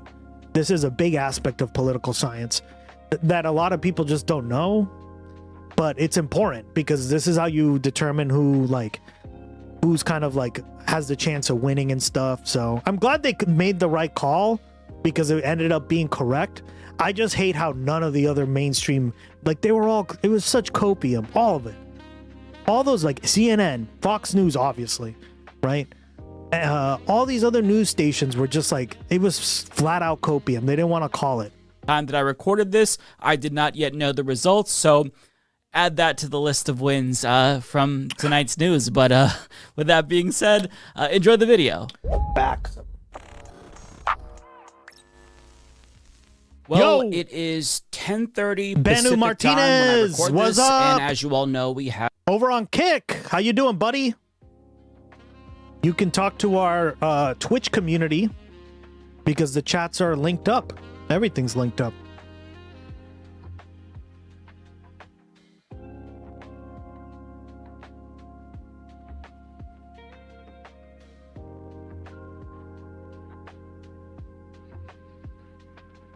Yeah, so just respond to the person's name and it'll send it through the relay.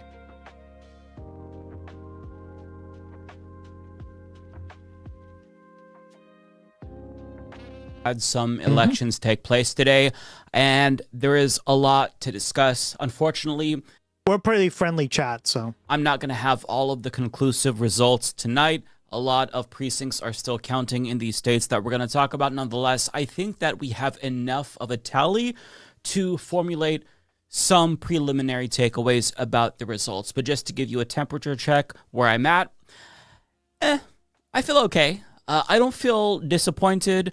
I don't feel I will ecstatic. say that we called the Cory Bush thing pretty early, too.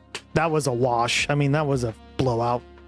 That was really disappointing, seeing that in 4K. That was like the first one where I was like, ooh. Right. That I one just hurt, feel because I like okay. Cory Bush. I think that we can definitively say that the leftist momentum is going to continue. Nonetheless, the establishment candidates put up a very solid showing, so it wasn't the bloodbath that I was hoping for. Nonetheless, we still have presumably some solid victories. And, you know, the reason why I just kind of feel okay, even though several victories is good, is because, one, I think I kind of inadvertently got used to winning and enjoyed the feeling as much as I tried to resist. I wanted to win. Getting used to that. But also, you know, despite some likely victories, there's one race that really felt like a gut punch to see those results. You already know he's going to say talking Cory. about Cory Bush's Yep. race, which we'll get to, but let me just stop pontificating and rambling, really, and get to the results, because that's what you're all here for. So when it comes to the most important race of the night, the Senate race in Michigan between Abdul El Sayed and Haley Stevens, well, currently, we don't know who's going to win. At the time that I record this video, with 79% of precincts reporting, Do you like Abdul to play is games? Yeah, I love to play games. 2 points ahead of Haley. I haven't had a lot of time to play games. I might do it in the Discord if anyone wants to join. I might play Voyager or something of Civ. But Haley Stevens. So it is very, very close. I've been watching these Yeah. I do everything, dog. Banu. numbers all night. It's been incredibly close. The numbers have oscillated between 5 and 3 points, with him consistently being in the lead. And if he's able to maintain this lead as the votes come in, then he's going to pull off a victory. I'll talk a little bit more about that in a moment, but let's get to some more results. So in the 13th district of Michigan, Donovan McKinney has pulled ahead with 69% of precincts reporting. He currently has a 3-point lead above Sri Tanadar, the guy with the worst toupee I've ever seen. Well, he won. Although he won. Donovan McKinney won. Like it was called too. And NBC called this one too. And I was like, yes. And no one else called this one either. That's how you know there was a lot of cope on this fucking cycle of elections. I fucking hate this, guys. Not super confident about this particular race because it's gone back and forth. McKinney fell behind. He then pulled ahead. Scribble is fun as fuck. Is it? Josephus, you played that Voyager game too. It's fun. By the way, you don't consider using artwork on your stream, make it look more attractive. Oh, don't worry, man. I have all that covered. I've been hitting F5 all night, and, you know, I hope that this lead stays. It's close, but... I have my artist, and I'm ride or die for her, so she's awesome. I'm feeling good. When it comes to the 1st congressional district of Michigan, Kyle Blomquist, unfortunately, did not pull it out. He lost by about 23 points, which is very, very sad to see. However, in the 7th congressional district, William Lawrence ended up pulling out a major victory by a landslide, arguably, and he won by 14.5 points, which is really impressive. This is a strong progressive. He's an organizer. I believe this is one of the founders of the Sunrise Movement. The Sunrise endorsed. Movement. So really huge victory here. Now, in the 11th congressional district of Missy, long time no see. How you been? Welcome back. Michigan. This is Haley Stevens' old seat, I believe. We have some bad news because Aisha Faruqi, she lost by about 18 points. This was the lefty that we were rooting for. Now, here's where it really hurts. In the 1st congressional district of Missouri, Cori Bush lost by 22 points. Yeah, this was as you all know, she got ousted by an AIPAC-backed candidate named Wesley Bell in 2024, and my hopes was that this was going to be her comeback moment, but unfortunately, that's not quite where voters in this district are at. We'll talk a little bit more about this coming up, but moving on to a different district, in the 4th congressional district of Missouri, Hartzell Gray was so damn close. He lost by less than 3 points, and this one just hurts because he was right I heard about there, this. encouraging this. He was so close. See him do so well. I hope he comes back because in 2 years, I think that. And how much of this was like them splitting the vote, right? I would love to know that, because this is why, like, you saw this with Javier Becerra and Katie Porter. Listen, I like Katie Porter, but I think she sort of fizzled out, and she should have probably bowed out and given it to that billionaire guy. What's his name again? Fuck, I'm blanking on his name.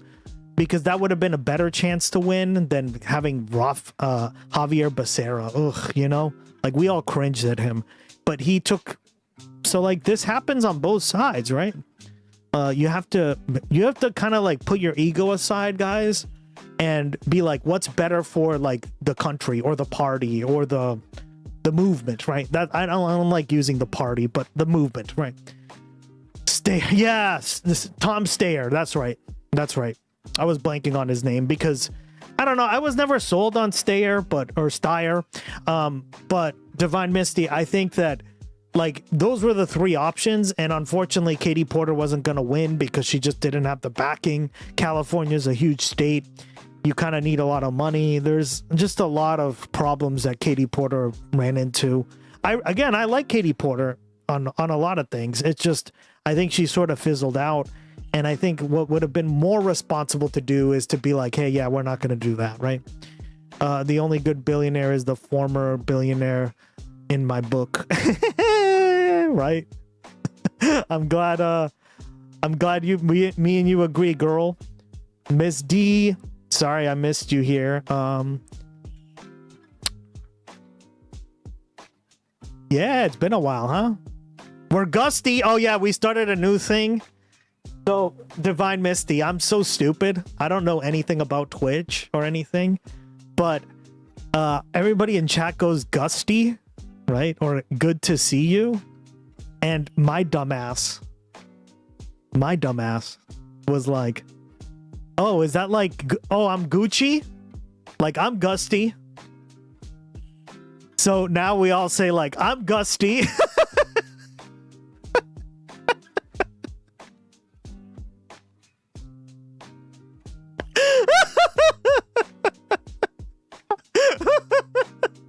Like a meme has come out of that shit.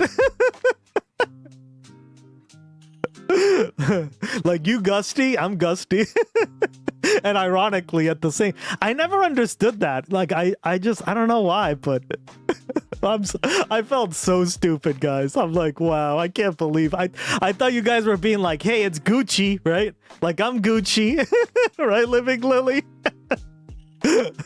I'm Gusty. I was like, why does everyone use that on Twitch? Or so many people, right? Not everyone, but that seat is his if he wants it. Now, getting into Washington State, we had an interesting race. So they funny. have a jungle primary where the top 2 vote getters are the ones who proceed to the general. Yep. Now, this race looks like a bit of a missed opportunity because Shama Sawant, who is the independent socialist running, She came in third place. But if you look at Melissa Chaudhry, who was running as a Democrat, and Jacob Parasso, who was part of the Socialist Workers, they arguably were spoilers for Kshama Sawant. They all had very similar campaigns. Chaudhry, who was the Democrat, was running on all. And this is why I wanted to break this down, because, guys, this is really important that we coalesce with the first past the post system that we have in this country. It's really important. Whoa, whoa, whoa, whoa, whoa, whoa, whoa, whoa, whoa, whoa. Dickie just got a 110-day stream streak. www what? Let's get fucking gusty. Chat. Let's get fucking gusty! Hell yeah! Dickie, he just called you Dickie. Oh my god! Put it away, Glog. The same policies that Kshama Sawant was running on, as was the case with Jacob Parasso. If they would have all came together and coalesced. Everyone's gusty, I guess. Yeah. Oh my god, there's been so many great memes. The hamburger channel. We all know who started that one. I'm looking at you, girl. Josephus lost his fucking mind at that one. And Kshama Sawant, who I think had the most name recognition and the record to actually make. I remember Gusty's. That's what was so funny. That was so funny. I was like, why does everyone use Gusty on Twitch to? I like it didn't click for me. So I just thought it meant like Gucci. Like, oh, I'm Gucci. Good. Hey, I'm good. But it's like, good to see you. Oh, it's like, okay, wow. I feel so dumb, guys. Then she could have actually faced off against Adam Smith in the general and conceivably. I'm very glad I was there for that moment. The moment we all realized Gustx had no fucking clue what Gusty meant. It's legendary to me. I know. I feel so stupid. I love it, guys. Could have won. So I really hope that Kshama Sawant comes back. It's like when people pronounce lol. Yeah, exactly. I always just Gusty. I'm like, why do people keep saying Gusty? Like, oh, I'm Gucci. I was like, it means like Gucci. Okay, cool. I'm Gucci. Right? I'm like, people still use that? I thought it was like kind of old school, but okay. You know, I was like, hey, that's Twitch, right? Everybody, you guys kept saying, hey, I'm Gusty, I'm Gusty, I'm Gusty. Gusty's Angels. Gusty's Angels. And runs again, because this is a really impressive showing for an independent socialist. I mean, it is crazy to see, in this race, a Democrat play spoiler to an independent candidate. And I think that Kshama Sawant is one of the only candidates who could accomplish something like this. So really, really exciting to see her do so well, but at the same time disappointing because it's a missed opportunity. It's sad that these candidates didn't coordinate with one another and say, hey, let's back the person who clearly has the momentum. In my opinion, I think that was Kshama Sawant, but we saw some vote splitting, and unfortunately, you have the corporate Democrat facing off against the Republican. Now, let's go to Washington 3. Not really. Yeah, because I'm like an OG burger all through Ottawa trucker occupation. This the Mayor McCheese started with the Oh, he did. That's cool. I didn't know that. So he's been streaming for like 4 years, 5 years. Yeah, we tried to rate him, but he doesn't accept rates. Remember? That kind of sucks, but anybody particularly progressive or mind-blowing in this race. I think I've rated all the big political streamers. I can't think of anyone else I haven't rated yet, but there was, at least at our time slot, right? A Democrat, but even some of the people that are not, right? Like we rated like USA Hole, right? He is very private. Yeah. Well, good for him. Gaining some momentum. USA Hole's probably one of my faves on Twitch now. Just like the most immaculate vibe, I will say that.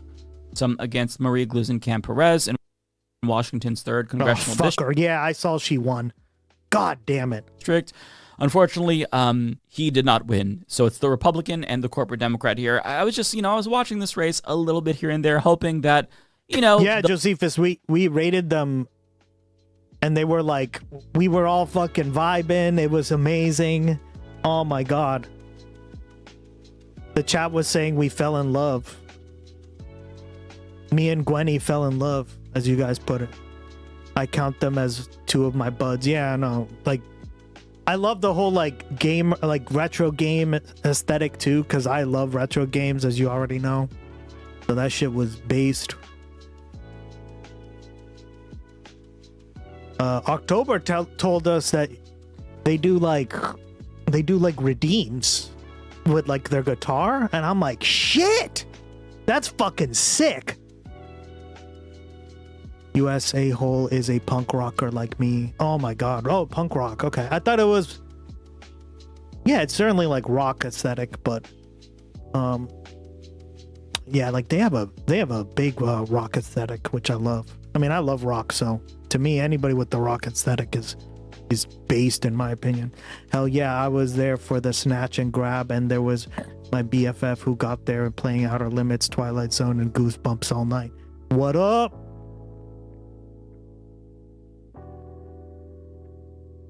Speaking of adventures and raiding, I turned in IRL on election night to watch him lose his mind on. Oh my God. I mean, I don't blame you.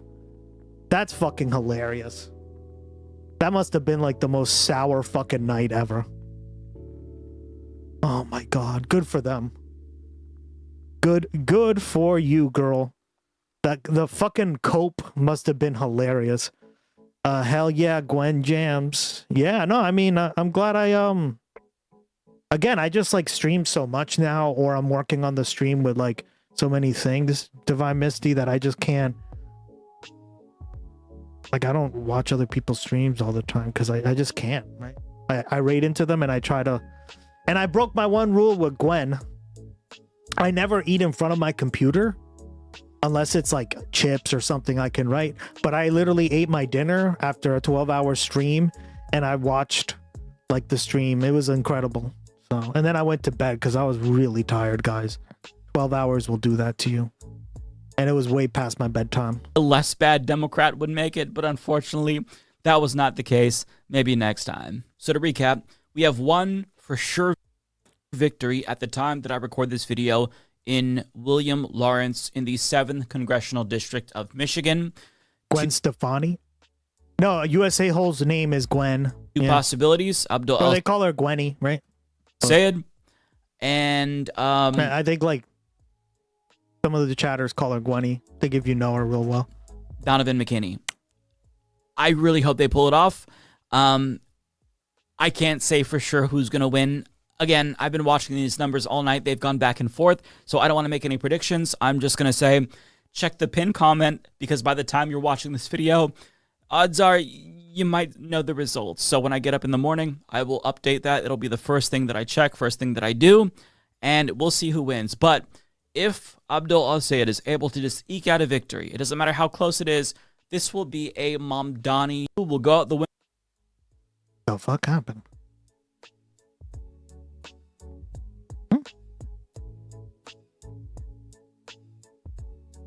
Window like that.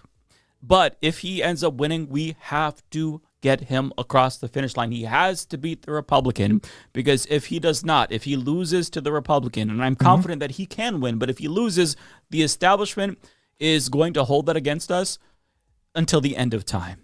Now, the fact that it's this close with Abdul El-Sayed, is it disappointing? Absolutely. But you have to understand what he's up against. So New York Times journalist Teddy Schleifer reports 6 outside groups spent $62 million for Stevens, giving her a 9-to-1 spending advantage over Abdul. Half of that Stevens spend, $32 million, came from AIPAC Super PAC. Damn. AIPAC Super PAC spent like us. Oh yeah. You in October, you're saying? More than any single group has in a federal Democratic primary this cycle. So he was blown the fuck out by AIPAC, by all of this corporate money that the Stevens campaign was awash with. Democratic socialists have a chance to prove themselves. There are 2 goalposts, and we must do much better than the bad guys. Mamdani is killing it. And it's still really close. So it's encouraging to see that they have to. Well, the lib fucking cope is hilarious, right? Especially on the like grocery stores.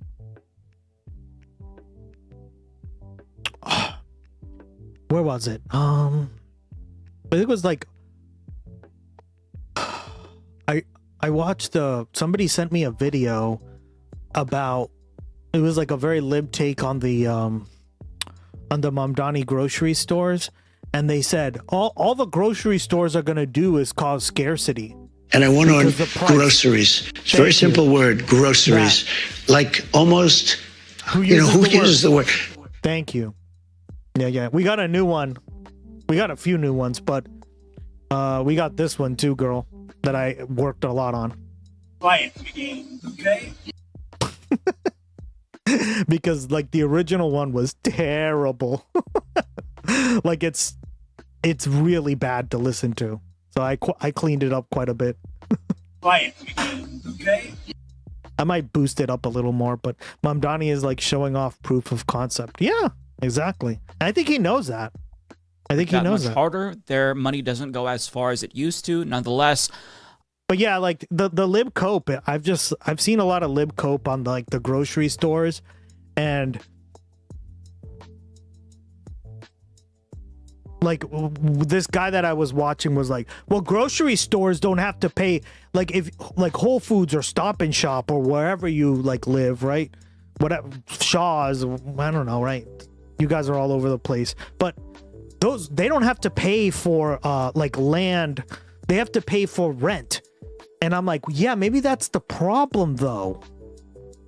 Maybe the problem is that everything is fucking owned by the business class, and that maybe grocery stores should not be fucking paying rent to landlords, right? Because who does that really benefit? It only benefits the landlord class, right? The managerial class. So come the fuck on. Don't give me that crap, right? If the city owns the land, well, yeah, they're the city. So this is why we need more of this, though, because clearly the price of their argument was the price of the groceries are being passed on to you by the rent costs. It's like, well, yeah, duh. But that's the fault of the government and of the businesses not just buying the land outright or using it for grocery store purposes only, right? So I just don't really buy this as like a good model, right? Like who in their right mind is like, yeah, we need more millionaires and billionaires to make even more money. Oh, fuck off. Yeah, Rigel, Gloggy unlocked another riddle.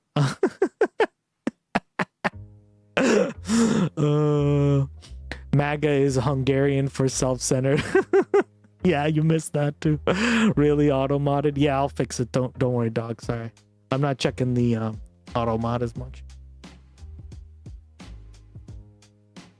All right. Damn, congrats. You hit 250 messages. Let's fucking go. Oh my God. By the way, I keep forgetting to tell you, there's a new feature that I worked on, and this was, hold on. Top chatters. Look at this, guys.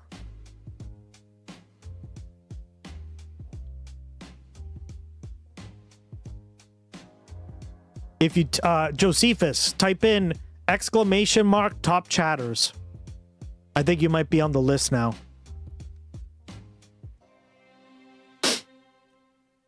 It's like you, Rigel, and Lucy are definitely going to be on there. I feel like you guys have all, yeah, here we go. There we go. It's October. Oh my God, October got you beat, guys. Although she's like lurking right now, so. It's still shout out to October. She's based. Discouraging that just having a progressive campaign isn't enough. You really have to have money to get the word out. A lot of people had the impression that Haley Stevens was progressive Canadian because spammer she achieved. Had so much money to send out flyers with her, and Obama, and a quote of Obama saying that she's wonderful. So people had this impression that Obama, this beloved figure within the Democratic Party, for better or worse in my opinion, but they thought, oh, well, Obama likes her, so this person must be progressive, because all Democratic voters, they really like Obama. They perceive him as progressive. So, she had the establishment credibility, and that helped her a lot. She got the word out, but still, with limited resources, comparatively speaking, Abdul was able to compete. And it was just a matter of if they heard who he was, if they heard his message and platform. I love that. I think you're the first one to use that combination. And it works because Gloggy is like, he has a red cloak and he's doing this, right? Then it would resonate. A lot of people heard the smears against Abdul El-Sayed. There were interviews with voters where they were saying, oh, I heard that he said some sexist thing about Gretchen Whitmer and he attacked Michelle Obama, all complete horseshit. But, this is the kind of thing that happens when you have these foreign lobbying groups and corporate PACs just bombarding the airwaves with all of this money. Now, speaking of, PACs bombarding the airwaves, I want to go to a tweet that was put out by Ad Impact. So they talk about Cory Bush's race, and they showed that AIPAC spent $4.3 It's funny, right? Yeah, it is. Million. I love when people combine like emotes cleverly like that. So yeah. Dollars. This is on a House race, mind you, on ads for Wesley Bell, both through his campaign and through their proxy, United Democracy Project. And it just blew Cory Bush out of the water. She couldn't compete with her $185,000. That's why I love you guys in chat, right? You guys, we're all really close. You guys like talk all about, right? We've watched already a few clips of you guys being like, the minute you see another chatter, like the streamers know you're a Gus chatter. Like we're just such a close community here. I love you guys. You're the best, right? And every single progressive, leftist, socialist, you name it, they're going to go up against corporate behemoths. But the amount of money concentrated in this race against Cory Bush is mind-blowing to me. It is mind-blowing. A foreign government bought this seat. It is. And they paid money to defend the seat that they bought. So the people in the 1st Congressional District of Missouri, I mean, they don't have a representative. Israel has a representative. Think of how insane that is. A foreign government has bought a seat in our Congress. They're trying to buy a Senate seat. Well, and remember, guys, they're Divine Misty. You missed this too, but missed it. Get it, Misty? We got bombarded 3 days in a row by Israeli bots on this stream. Why are they coming in and doing this, right? Literally, while they were bombarding us, the messages came up saying like, hey, you've run out of Grok credits. Please recharge your account. And we were like, the fuck? Right? Because we didn't flat out ban them because there were like 15 bots in our chat. It was crazy, girl. Why are they coming after my ass, right? But it's because they're afraid. Right, and we had like one Zionist that whole night who stayed. What was his name, Ducky? Or do you remember? Like he came in and he was literally like so pro-Zionist, right? So pro-Israel, and he said like he just hated everything that Abdul stood for. Yeah, fan something. Yeah, I forget his name, but I think he was real. But like maybe he was like the bot leader. I caught it. Oh, you did? Okay, cool. Yeah, I wasn't sure if you did or not. But we got bombarded by Israeli bots 3 days in a row. And then like there was another day where they came in once and then they didn't come in after because I wasn't streaming. But they've been coming after the channel for like a long time now, right? The stream. They attacked on YouTube as well, although YouTube has like a lot of spam prevention. They were speaking a foreign language too. Yeah, remember? And then Gloggy translated it. It was crazy. Oh, so you were there. Cool. It was fucking awesome. I love it. Yeah. And we're just okay with this. We're okay with this individual who was elected to serve a foreign government. That is outrageous to me. Like, why is it when you factor in Republicans too? But I said to that guy who was, that wasn't a bot. That was clearly a person. I was like, why are these people taking like money from foreign governments, right? From foreign lobbies. And he tried to equate, like his dumbass was like, well, the Irish people have a foreign lobby. And I'm like, yeah, you can't compare like the Irish cultural like lobby to fucking Israel or APAC. That was fucking so stupid, right? Like, what? All right, Kenny, have a good one. Take care, buddy. Israel has more representation in our government than Americans. That is fucking outrageous. We shouldn't tolerate this. This should be illegal. But yet we allow them to just like buy elections. And now Israel is getting representation in Missouri's 1st congressional district. The people in that district, they don't have a representative. Cori Bush got tangible things for the people in her district. She was one of the folks who extended the rent freeze during the pandemic when when Biden... We are legion. Our numbers increase daily. Yeah, for real. Was trying to... I'm just like, why are they attacking my stream, right? And that just shows you that they, like, somebody in the Israeli government, in APAC, in Mossad, whoever, are looking at all these Twitch streamers and they're like, we need to bombard them and get them to rage bait. Luckily, you know, we're not a rage, like, we don't, like, have you noticed? We didn't even really respond and they ran out of grok credits. Remember, it was like their API credits expired. Ducky even posted their message to Gloggy and it was the funniest thing in the world. Yeah, because you gotta pay for those like AI messages, right? Stupid Hassan Brown nitwits. Yeah, Hassan Brown. Get rid of it because he wanted to save money. She was like, no, people still really need funny. this. We need the moratorium. She, slept out on the steps of the Capitol. She got that extended. She put pressure there. She was a vote every single time against genocide for anything progressive that she could vote for. And Israel just came in and said, nope, that's our seat now. I'm gonna let it play. Oh man. Insufficient Comcast credits. Please recharge your account to continue using the service. Damn right. It didn't say Comcast though. It's our seat. And it wasn't even like there was just spending for Israel in particular. Like they were doing it for Israel, but they weren't saying, hey, Wesley Bell is for Israel. They were just saying, hey, he's the progressive. Cori Bush sucks. Like they weren't really even mentioning her. To my knowledge, it was just, hey, Wesley Bell is awesome. He has an amazing record. And it doesn't matter what the truth is. Propaganda from State's Image World explanation in Hebrew, but it's weaponized, bro. Squads pop up online, punishing narratives. Yep, that's exactly what happened to us.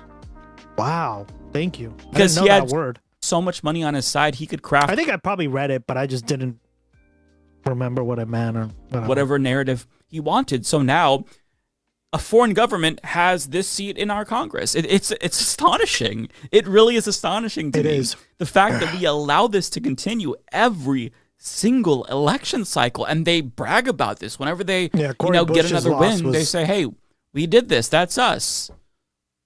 Israel did this.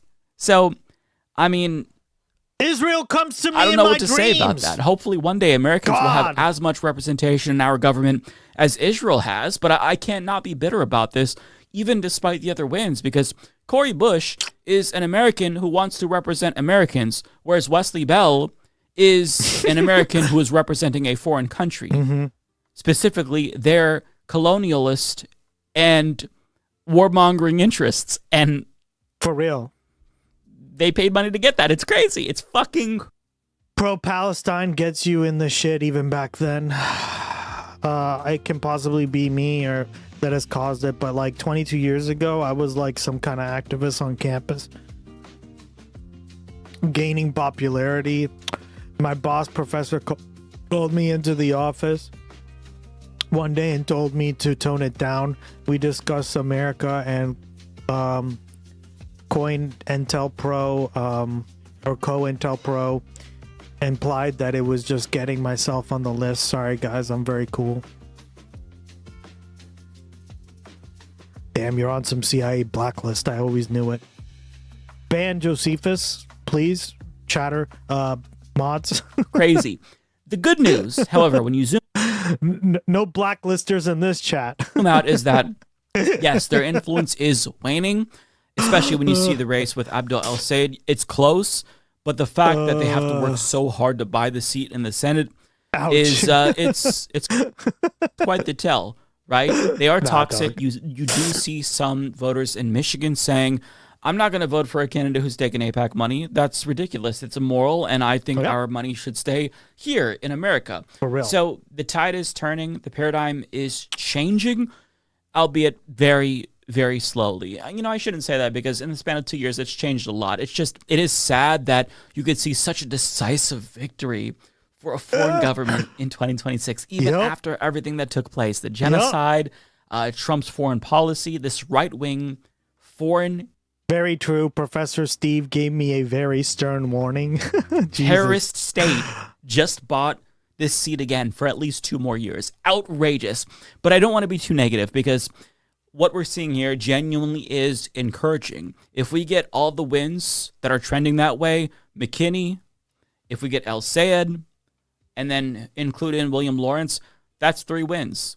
That is really impressive. That's 3 more left-leaning, socialist-adjacent, at least, candidates. And I haven't even touched on all of the DSA victories at the local level. In state houses, they're racking up win after win. I believe in Ann Arbor, Michigan, a DSA-backed candidate defeated a 12-year incumbent. Maybe it's 12 term. I can't remember specifically, but DSA is cleaning up across the country. So I'm really only giving you a narrow picture of what's taking place. So overall, very, very good for the movement. I just think that we need to be a little bit more savvy, as I've said. Yeah, Divine Misty, you said you were a part of DSA, right?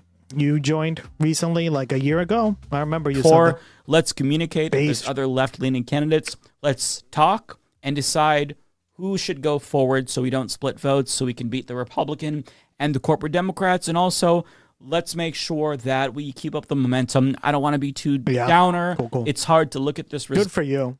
You went on when right before the wave started. Good for you. True Democrats, not the party, are reasserting themselves. And now in mass, I think there's less success, unfortunately, girl. But I think I already told you guys, you're not going to see like everything happen at once, right? It's going to happen in fits and starts.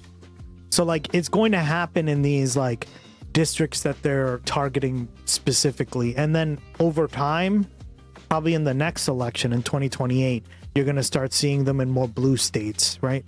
And then more blue states and then more blue states and hopefully the whole country, right? But yeah. So you know, especially in Michigan. Such a hipster. God, could never be me. I was doing it before it was cool. Michigan and not fume. Nonetheless, you know, genuinely encouraging overall, but I'm crossing my fingers it's not over yet. I hope Abdul and McKinney pull this out because if they do, we're looking at a solid night. If, worst case scenario, William Lawrence is the only win from the night, I will be sincerely disappointed. It wouldn't matter if it was super close. Yeah. You know, I'm not taking a spiritual victory as a win anymore. Like I want actual victories. I want asses in seats in Congress. Well, and remember, guys, it was very close, but the polls actually may have been correct. Because remember, what was the big thing about this? It's an open primary. I keep forgetting that. They did the same thing to Obama in 2008. I think it was in, I'm blanking on what state, but they did this in several states, if I remember correctly. But I remember in Texas, they went around and they interviewed like people who they were voting for. And they said, well, I'm a Republican, but I'm voting for Hillary Clinton because Obama has a better chance of beating McCain. Oh, Simply Kiki! What up? How you doing? Too drunk. Watch it, girl.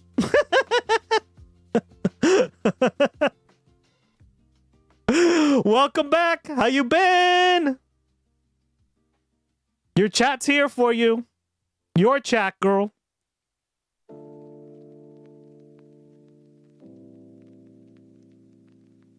Oh my God. So, love it. we'll see what happens. I'm going to update that pinned comment, so check below. If it's not there, then I'm still sleeping. But if it's there, I will update first thing in the morning.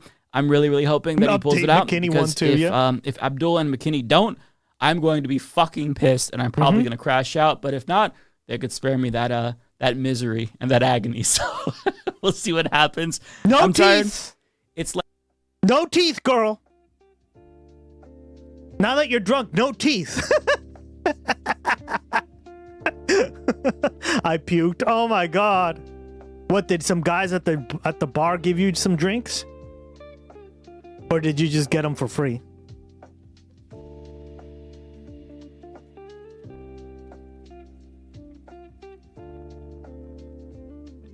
That's how it works, right? No, I don't know how it works in Singapore, but I'm kind of curious now. late. Good night, everybody. Or good morning. Of course, no teeth. I love our chatters.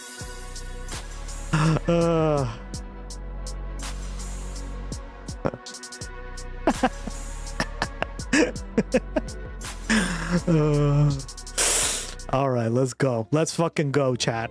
Let's get the cope. Let's get the cope. Cope directly into my veins. Now, it's our company anniversary. Oh. So of course they made you drink, huh? Bottoms up. Welcome back. Michigan Democrats are coming together tonight for a unity rally meant to heal some of the wounds caused by a bruise. I figured. That's very common in Asia, I've noticed. You're supposed to drink with your coworkers and boss, right? Yeah. In primary. Tonight's event will be headlined by former Transportation Secretary Pete Buttigieg, who lives in Michigan and whose name has been floated as a 2028 presidential contender. The rally comes just days after Abdul Al-Sayed narrowly defeated Congresswoman Haley Stevens by just over 15,000 votes in a seat that is critical for Democrats if they want to retake the Senate. After his win, Al-Sayed extended an olive branch to Congresswoman Stevens. Listen. There is so much more we agree on. So I'm looking forward to unifying together. The Congresswoman and I, the Senator and I, we've had some great conversations about where we go from here, and we cannot wait to come together and win in November. And joining me now is Michigan Congresswoman Haley Stevens. Thank you so much for joining me, Congresswoman. Really appreciate it. Hey, thank you. Let me just start with this unity rally tonight, just to set the stage here. Are you planning to attend, and what do you hope to hear from Look at how fake she is. This is we've got a good ticket going, all right? And so Pete Buttigieg, Abdul, Jocelyn Benson, our amazing candidate for governor. Embarrassing. You know, the whole crew's up there. A lot of Dems are there. And, you know. How fucking embarrassing is this lady is. Look at all that love in chat. We want everyone to shine. I love that you could do that. That's so good. I'm here in Detroit. Stick it to them. It's the Michigan way. Damn right. Of course. Yes, of course. What's up? Welcome back. Good to see you again. It's been a while. Down my campaign office. I love this. And look, the primary's over. I know people always want to talk about these America's things. not going to elect a gay dude. Don't be stupid. Yeah. And Abdul got more votes. It was Abdul. Oh my God. Abdul got more votes. Yeah, well, that's how you win, right? God, Haley. What the fuck is wrong there? Thank you.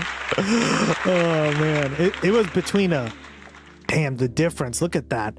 But there was a man, McMorrow. This is one other thing. McMorrow really fucked her. If you look at the polling, right? Like, if you look at these numbers, she would have won.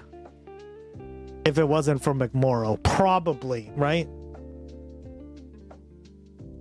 Because let's be honest, if you're voting for McMorrow, you're probably voting for Stevens. Probably. Yeah, thank goodness. Thank fucking God. Generally speaking, that's how, and that's what was really like the wild card in this election for me, because I was like, why are so many people voting for her? And it was because of the mail-in votes, right? I knew Al Sayed would win. Skiki, you were there. It was incredible, girl. I think you fell asleep or something, but I appreciate you being there, Kiki. My goat. I knew it. That's why we watched it. It was, what a time. You know, all the prognosticators talking Yeah, about I fell asleep. I figured you worked like an 8 to 10 hour shift at the bar, and then you literally came here. inviting news I love that. Thank you so much. flash. Democrats like Democrats. A lot of Democrats came out to the polls on election day, a lot more than Republicans, and now they're all gathered around, you know, with our awesome ticket. I was grabbing coffee in Royal Oak this morning, talking to voters. People are voting. People in Detroit are voting. That's what we want to have happen, because we will beat Republicans. We are going to stop Thank God. the madness. At least you're getting this, right? Listen, I'm not a Haley Stevens fan, but God damn it. At least you're getting this. With this corrupt, broken. And you know what? Like, somebody posted this in the Discord, and we already know who it is. Although it's not working today. Oh, there it is. Discord was down. Okay, let's see. Where is it?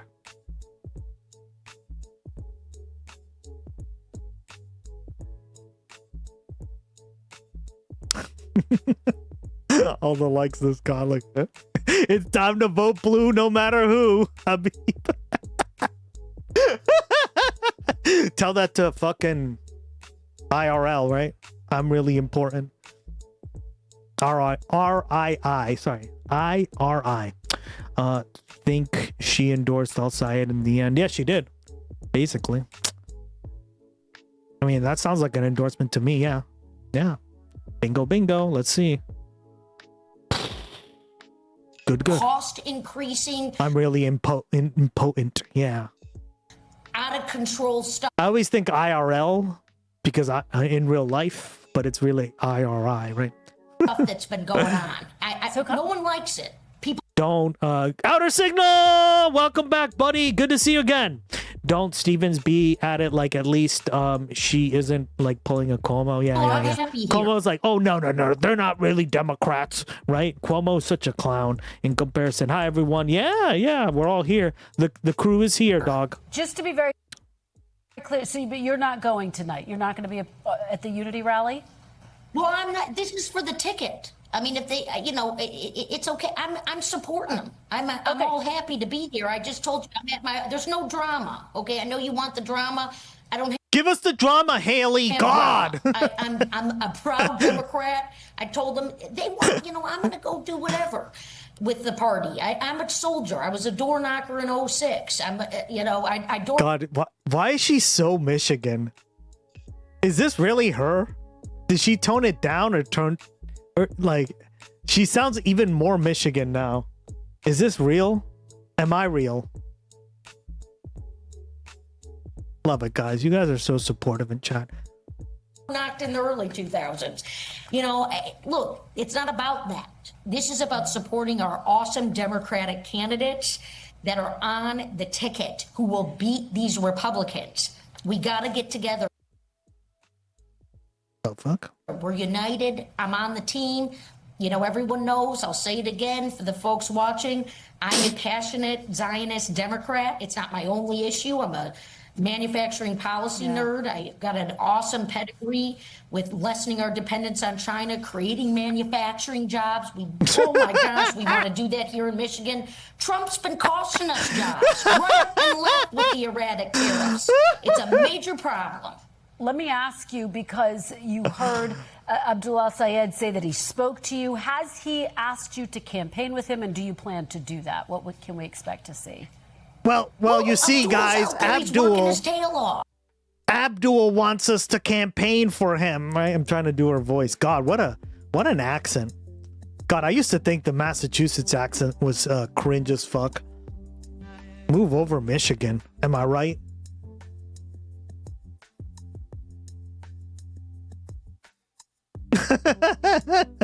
Said it with her full chest. I know, dog. Oh, China again. Yeah. Simply Kiki.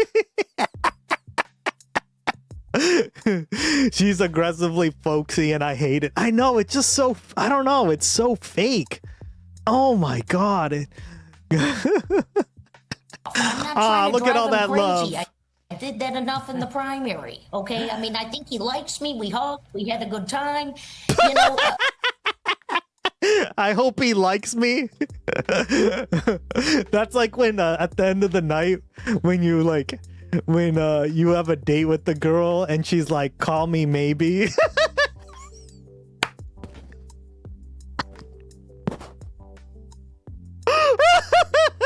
Like that fucking song. And here's my number. Call me maybe. I think he likes me. God damn. You know, enough of all this. I mean, this is about helping people. Like, I am in Detroit right now, where there's amazing things happening in How this embarrassing. city. It's an incredible city, and there's embarrassed, people who guys. need government services, who this administration is trying to, rip from them. Medicaid, healthcare, it's so real. I mean, there is a hospital right down the street. It's called Henry Ford Hospital. Some people are mad at them because they're off with the unions. My friends at the Teamsters, they're great people. You know, they're going to be getting out the vote.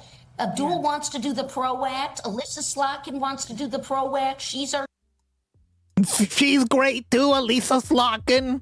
Popping my arm out of the shower to say, we don't sound like that. Damn right. That's how fucking mad Ducky was.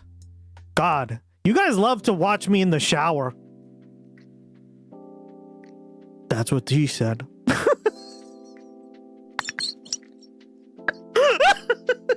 It's like the 50 fucking... God damn it! I'm in the shower right now too. Oh my God! You too, Divine. God damn it!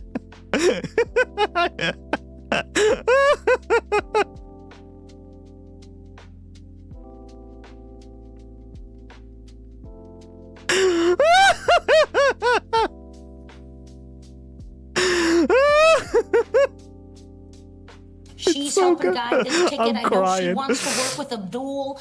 She's all on board. But this is Gus, Ratatosk. happening. You know, we're going to Shower win. time with Gus. Yeah, for real. Let me Jesus, remember me and you too? I've taken you everywhere today in the shower. And I'm like, whoa. ask you, speaking of the general, Love Abdul it. al-Sayed will be facing off against Mike Rogers, as you well know, the Republican candidate. He's trying to appeal to some of your voters, Congresswoman. Listen to what his message is. I'll get your reaction on the other side. Simply Kiki. To the vast majority of people across Michigan who do not want to throw their support behind a campaign filled with anger, divisiveness, calls for violence, and the views that are Yeah, that's totally Abdul Sayed, right? out of touch with your values. It's either this or karaoke in here. Either way, I'm with friends. Oh, love it. Well, you have a home with us.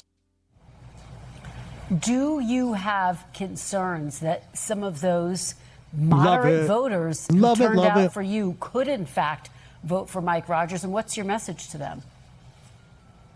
Well, look, the beauty of the primary is all the views have been aired out. Everything that needed to be said was said. We had a long, amazing American I love how I had this democratic process. I love how I had this red marker on the screen and nobody gave a shit because like nobody actually is watching the screen because they're all in their shower or whatever.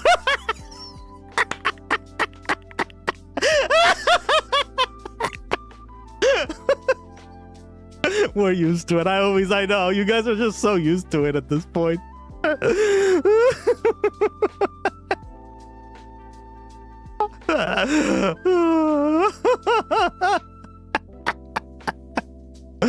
Oh my We God, you guys are the nominated our best. candidate. We got through it. The votes were cast. You know, Congrats, you got an achievement, purple supporter. that's the people lose sight of that. That votes get cast. They got counted. I loved watching it. It was amazing. And it's going to be amazing in November when we beat Mike Rogers. I mean, we're going he's to gonna beat say Mike Rogers. Every which way thing out of both sides of his mouth. This is a multi-millionaire.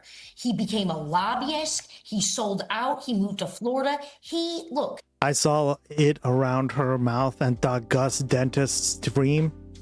Oh, okay. Gotcha. I don't know what his objective is. He was an anti-Trump. Now he's a Trump. Now, Fair what enough. is he doing for Michigan?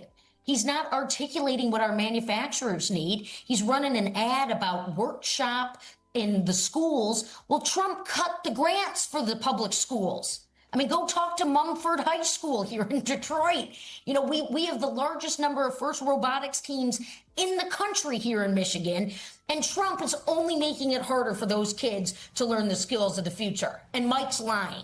You know, we need good Democrats who care about good government services so that we can deliver for constituents and people, period. Let me ask you about one of the big issues. As you know, the dividing lines between you and al-Sayed on the campaign trail, support for Israel. Michael Horowitz, a Jewish community leader in Detroit, said this after Mr. al-Sayed. I was going to say something. Yeah, but you did it to fuck with me, huh, girl? Okay, I know you. Fuck. Sayed's win. He said, quote, I can't vote for al-Sayed. He went on to say he's leaning strongly to Rogers. I have heard from many in the Jewish community who say they will be supporting Rogers. What is your reaction to that? And could it cost the seat? It's possible, but look, it's a private decision. You know, I'm not going to drum up drama so you keep asking me to get on your show. I mean, people are going to respectfully cast votes. I know Michael Horowitz. I have not talked to him. I think he's a great guy. I've actually been over to his house for dinner. He's my constituent.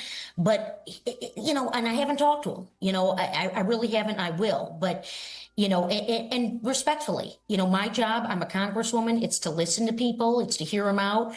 Michael votes. I don't think he misses elections. People are going to go take a private vote. There was some pain after the last election in during the 24 cycle. We all knew that played out, you know, very heavily in the media. That's democracy. That's people voting. I know you guys have, you know, an objective and a media and the money and all the stuff that goes into what's happening, but you should pay more attention to what actually happens on election night. Come and interview the clerks. You know, I just talked to these two great guys. We covered all of it. No, we covered all of it, Connie. I'm glad you did. I'm not attacking the integrity of your... Yeah, no, you do a great she's job. such like You're a great debate moderator. I'm not a big student of the media. I'm just encouraging you. And you can ask me any question and I'm answering. You know, I got to brush the hair a little bit, but... Well, no, I appreciate that, and I appreciate your answering the questions. Tell her there she's you go. laughing. She's a good anchor. Look, we appreciate your answer. This is her. I'm one with the kids routine. Oh God. Questions, but look, one of the things we noticed on election it's a routine, day, guys. Oh my God, fuck. I'm gonna be so glad to never talk about Haley Stevens again, or maybe we will in like 2 more years when she runs for whatever, right? You know that's coming down the pipeline. al-Sayed need to do in order to reach out to court some of those black voters who threw their support behind you? How do you make sure they don't stay home on election day? Look, I win the House races, okay? So I'm guiding these House candidates, okay? We got Christina Hines. I want everyone watching to pay attention to Macomb County, all right? It's home of the Reagan Democrats, and it's an amazing place. It's got all Didn't you lose Macomb? Unions. Yeah, we saw you lose Macomb in 4K, girl. Lots of manufacturing, arsenal defense. Christina Hines is running for Congress. That phony, fake ass. Well, yeah, it's just folksy She's gonna voice. flip that seat. I know how to win these House races. Ducky keeps insisting that Michiganders don't sound like this, but I think this is Ducky Cope. Sorry, Ducky. That's what I've done. I'm parked in the House right now, so I. It's like Kentucky. You can't. Remember you did that like on Discord, Divine Misty, and I literally was like, "Damn." I'd like to, of course, You if fucking Abdul rude. wants to go do something, he's got Garland Gilchrist, he's got me, he's got people. I'm over That shit was so funny here. that I day. told Pelosi. As a foreigner, even though I don't know her, I hate her. Yeah. For real, girl. And Hakeem and the It's just team it's just like the genocide enabling, right? Like, Simply Kiki, you really care about these topics, which is why you're based. You're an awesome chatter. But like, she just enables this crap, right? Yeah. He's gonna, all around the world. he's retiring. Hakeem is gonna be the speaker, okay?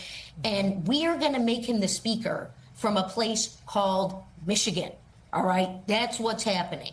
And so Christina's going to flip a seat. Callie Barway in the north, she's got a good chance. We're looking at Sean McCain in the 4th Congressional. Hillary Scholten's a good friend. I mean, these are hot seats in Michigan. You're all coming in. Let's talk to them.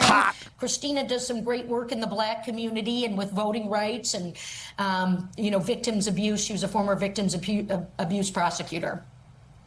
Well, look, there's so much to cover. We will be covering all of it, and we'll be talking to voters, too. We got because, some as you breaking point news, out, too. That's one of the most important We're covering things. it. Congresswoman Haley Stevens, Well, and thank you so clearly much I for am joining happy us. to keep talking to you. Well, thank you. Come Good to on see back you. Oh, my soon, God. Congresswoman. Great to see you. Appreciate that very much. We thank you for... Oh, no. Confirmed that the shocking footage out of the White House is legitimate. Homelander, the world's most prominent superhero, was killed today after proclaiming himself a so-called god. Oh, suck it. Oh, you shit on live TV. And Homelander was deeply unwell. I would like to thank the brave men and women of the CIA who, on my direct orders, dealt with this terrifying threat to democracy. And to those of you speculating, I want to say no. I am not going to resign. I did absolutely nothing wrong. That was former President Ashley Barrett, who, by an unprecedented unanimous vote in Congress, was impeached this afternoon and immediately removed from office. Good series. I haven't watched it. I heard it was very political. So, do you think I should watch it, Simply Kiki? Is it that good, guys? I've heard a lot about it. It's so good. Okay, good. I'll definitely consider it then. Tenure Yeah. America's first I haven't- female president. That is so funny. It's good. Okay, thanks. I didn't know that. Like, I figured it was because so many people talk about it, but there are spoilers. Yeah, maybe don't spoil it. Subscribed and speaking. What up? Congrats. You got an achievement, girl. Surface level critique, but a fun watch. Yeah, it's fine. It's fine. I watched season 5 with Kai Rose on Discord, and I'm already spoiled. Oh, really? Nice. All right. Let's see. And then we got this. But first, I'm going to take a quick bathroom break. I'll be back in a minute. I got to go to the little boy's room. Talk to Gloggy while I'm gone.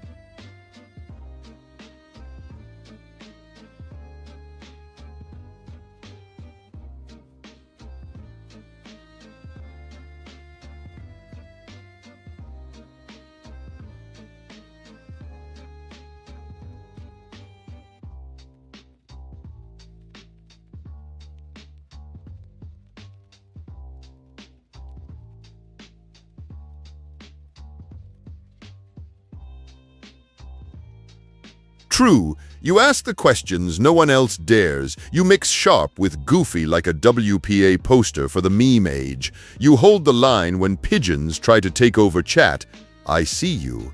You keep me on my toes and remind me why words matter, even when I accidentally eat a pamphlet. So, chat, this is why the rest of you trying to keep up? Good luck.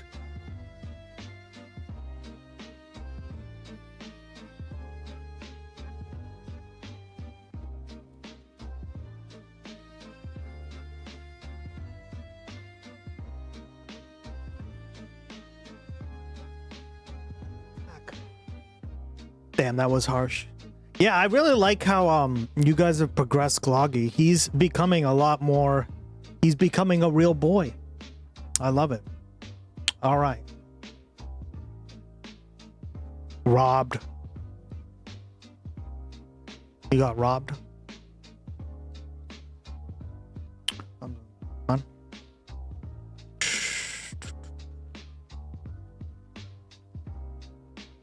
He takes 3 to 4 business days to get back to you. Yeah. He's selective.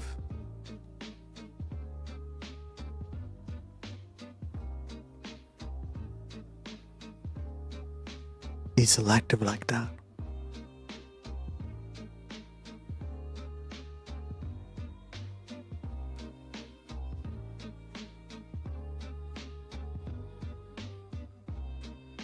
I'll let it play, but that one's going to take longer. Any of those 34 times in a row, those take longer because it has to generate all the speeches really quick, right? So that's why.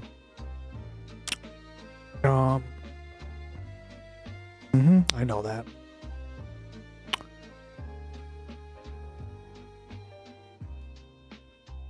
Yeah. That and 1 second. What's up, y'all? Happy Friday. Hope everybody out there is having a great day. And boy, oh boy, do I have a whole bunch of news for you. And a lot of it sucks shit. Yeah. It is bad. So right off the rip here, let me just show you that we got new jobs numbers, and they're atrocious. I mean, they're really, really bad. And I think this is a sign of things to come. So they revised down the May jobs numbers by 66,000. Okay, they revised, and this is with the Trump's head fucking cooking the books, right? Down the. It's actually worse. June jobs numbers by 37. Let that sink in. It's worse. How could it be worse? 10,000. So as you know, we predicted and many others pointed out, whenever there's like a half decent jobs report that comes out, it's bullshit. Trump is cooking the books, lying about the numbers, trying to make it look like the economy is doing better than it is, right? And then later on, when nobody's paying attention, they revise them bitches back down. Okay? That's... Yeah, because here's another thing, and we've said this before, like the business community relies on these reports to actually make investments.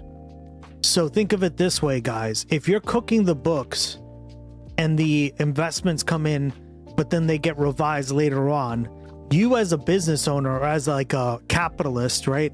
What is the term?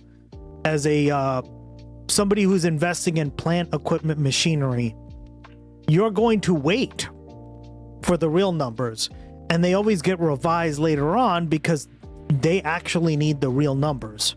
They don't want the fucking propaganda bullshit. So what's so funny about all this is that has an effect of just drawing this out even more. All for Trump's ego, and to basically make this all just look like sleight of hand, right? To make this look like, oh, yeah, look how great the economy's doing, even though everyone knows it's doing shit. Why do you turn this into a chat room of lies, Gloggy? Because he loves you, dog. Gloggy, do you collect shiny click clack gems? All right, I gotta go. My sushi's arrived, and I'm trying to get back on afterwards. All right, cool. Yeah. Point number 1, but point number 2 Bye, is... Divine Misty. Take care. The U.S. economy just lost 23,000 jobs there you go, in July, which they say missed forecasts by a wide margin. They were expecting us to grow significantly. We lost 23,000 jobs. Okay. Now, that's just the beginning, though, because this gets darker. Yep. So, get this. Bloomberg is reporting the top U.S. mortgage lender is basically collapsing. They're even at the point now where they're pausing their dividend payments, okay? So they say shares in United Wholesale Mortgage fell by a record 49% on Thursday. They lost half of their value in one day after the country's biggest mortgage lender announced a net loss of $452 million. This is what meritocracy looks like. Damn right. Insane. So the point that a bunch of people are making right now is, holy shit, are we going to have like a 2008 style subprime mortgage crisis and Great Recession again?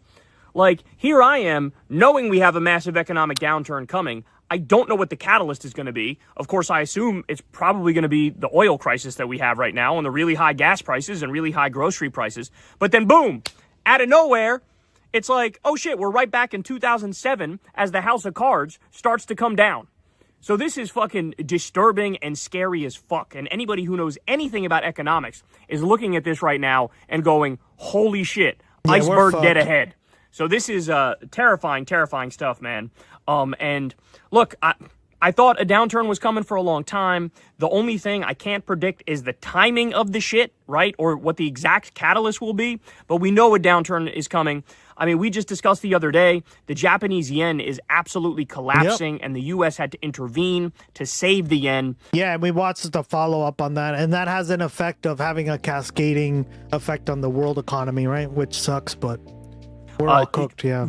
Very, very disturbing stuff. And remember, this all stems from the Strait of Hormuz being closed, Bab el-Mandeb being closed, and the end result of that is massively high gas prices, also high grocery prices. And I feel like we're at the beginning of very, very dark times here. So just prepare yourself for that, because this economic news, we think it's bad now, but it's going to get way, way worse as time goes by. Okay, so we also have Trump sat down for an interview with Punchbowl, and he had some disturbing comments. So he said, if I don't run, which, by the way, right off the rip here, excuse you, if I don't run, bro, you've had 2 terms. There is no fucking running again, you fat pedophile bitch.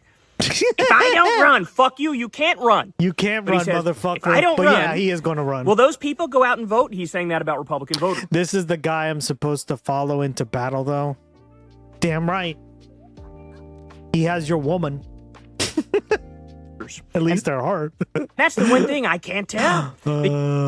He's going to stop him in Congress. For real. Because a lot of them are very angry at Republicans, to be honest with you. They're angry at Republicans. They're not angry at me. They're angry at Republicans. This is what he said. I'm not kidding. Yeah. So this is his cope.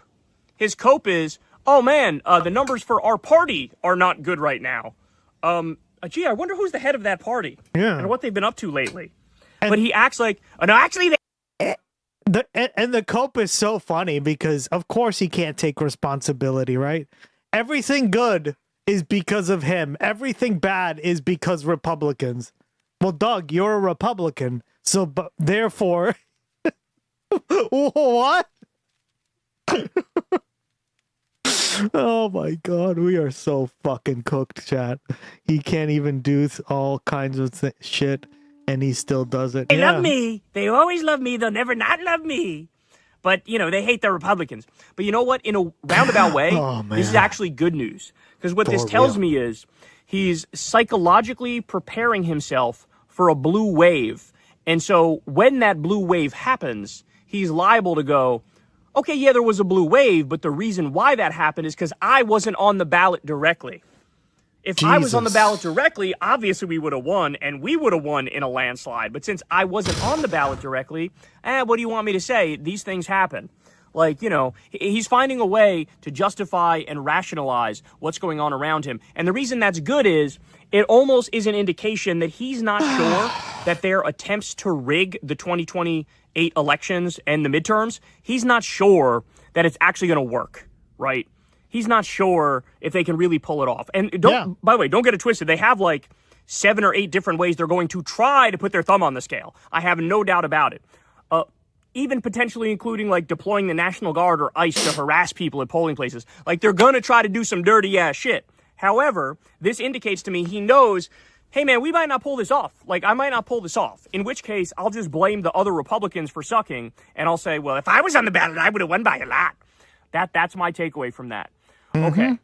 Now, we also have this. Did you guys see that Andy Ogles got his ass ousted in a Republican primary? You simply love to see it. So Andy Ogles is a Trump-endorsed congressman, MAGA congressman, and he declared, quote, homosexuality has no place in America. Remember that? He posted that, and there was massive backlash. Then he came out and, like, blamed it on a staffer of his or something. But no, he posted that shit. Homosexuality has no place in America. He also posted, quote, Muslims don't belong in American society. So this guy is like a old school, hardcore, Bull Connor style bigot, okay? This is a hardcore racist. Why would you vote Trump in 2028?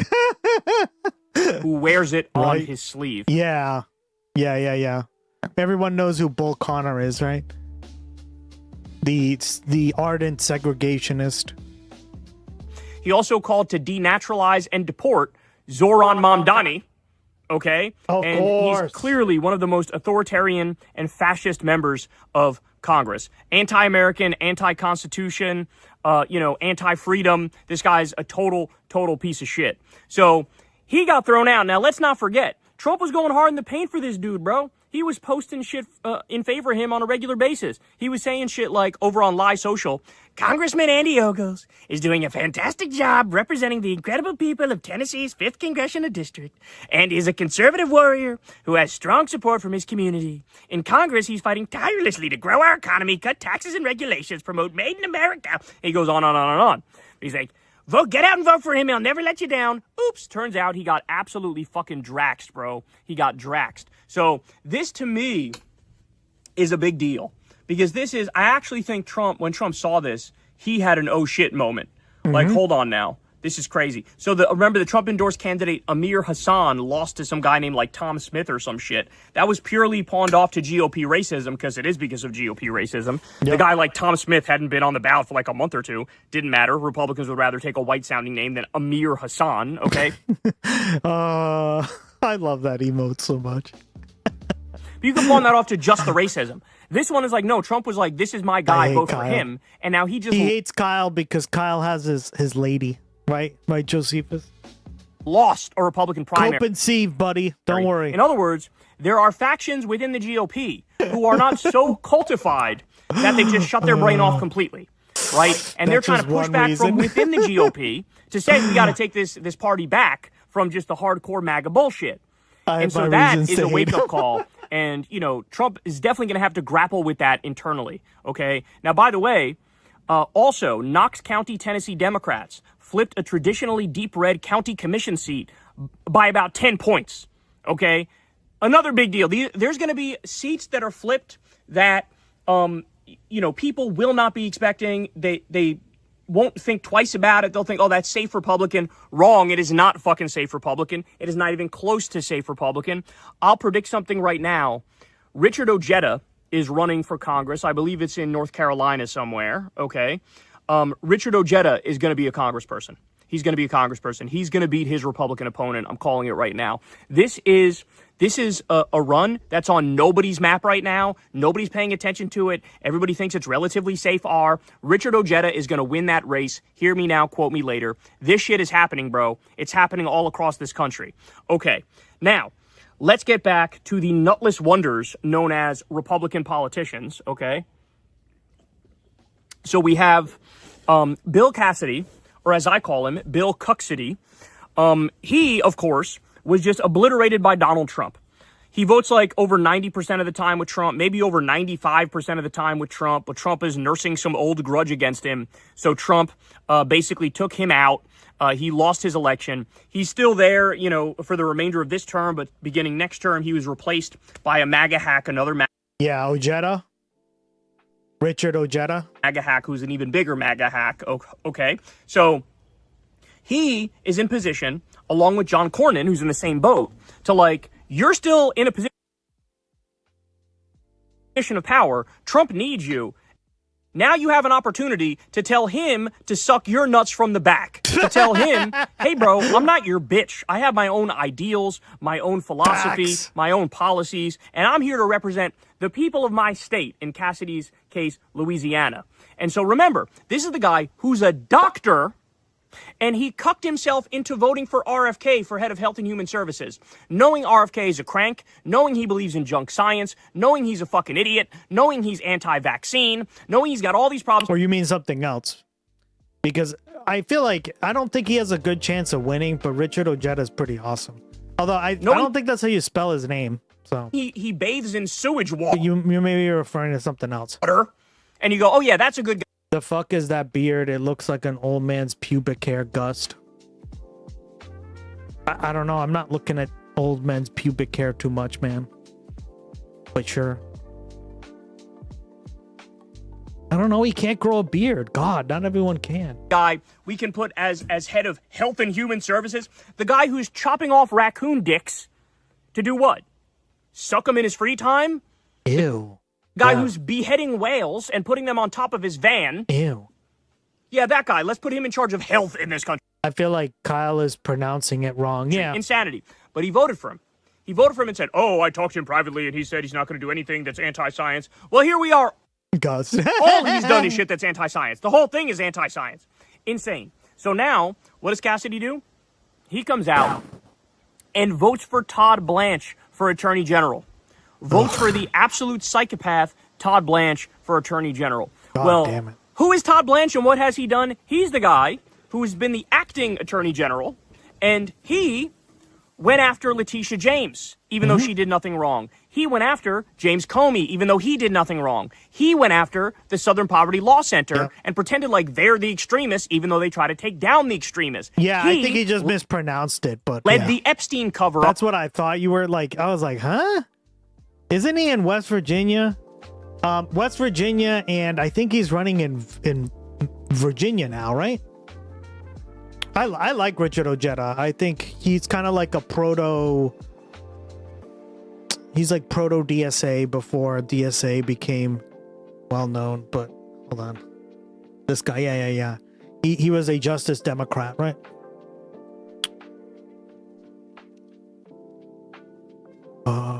He's running.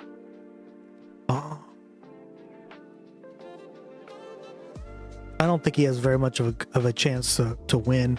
But if there's an interview with him, I'll cover him because I do genuinely think he's pretty good. Yeah. I'm pretty sure he's running not for West Virginia, but for North Carolina. That's the state. My bad, Ducky.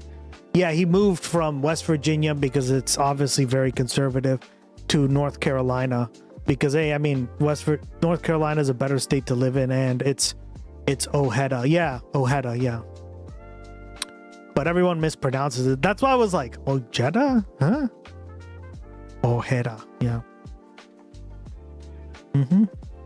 It's a, he's a Mexican. Or at least he's part Mexican. His family is. Yep, see? Was an immigrant from Mexican state of Jalisco. You don't pronounce the J, guys. Jalisco. So there you go. Richard Ojeda. But everyone pronounces it like that because they anglicized it, but it's Ojeda, right? Ojeda, yeah.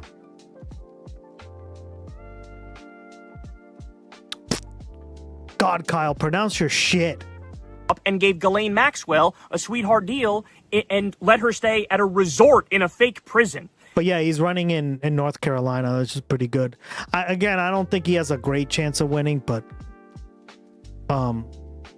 yeah, it's better than nothing, guys. Just because North Carolina has its problems with that shit. He's the one who facilitated the $1.776 billion January 6th terrorist slush fund. He's the one that did that. He purged FBI officials who weren't completely sucking off Trump.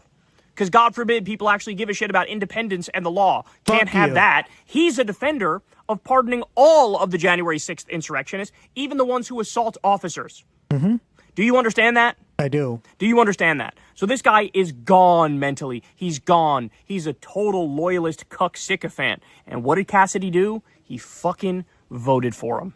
The little bitch, Bill Cuxidy, voted for him. He got on his knees and he gave Trump's tiny mushroom cock a sloppy blowjob. Ew. That's what he did.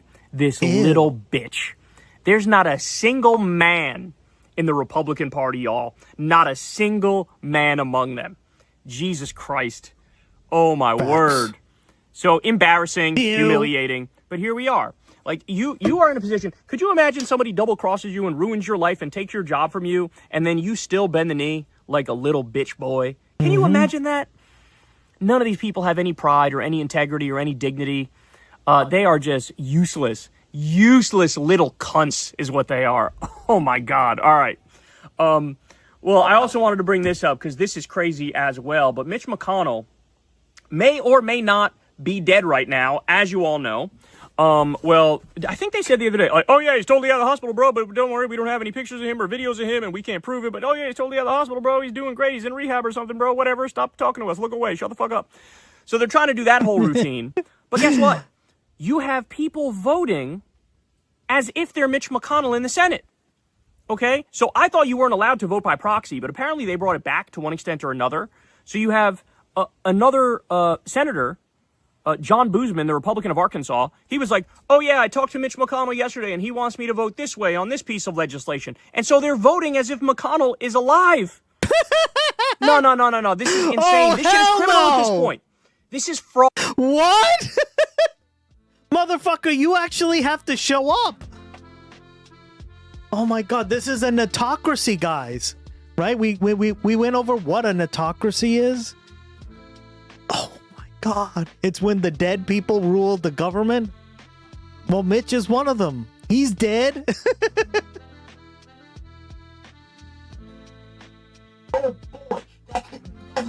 Oh, hell no. Zombie turtle, for real. Fraud. This is criminal. You can't do that shit. And yes, there are technically netocracies around the world, right? One of them is North Korea, so technically by law, right? If you read the charter of Kim Il Sung, right? I always mix up the names. Kim Il Sung, I believe it is the original, right? The OG. He is the original and forever leader of North Korea. Best Korea. Dirty trick in the book to jam He's through. full of rigor, right? Clever. I like that. Oh my God. Wow. I had to go to the store, chat with some friends in the street, and this guy's fucking talking. Their disgusting fucking agenda. Yeah.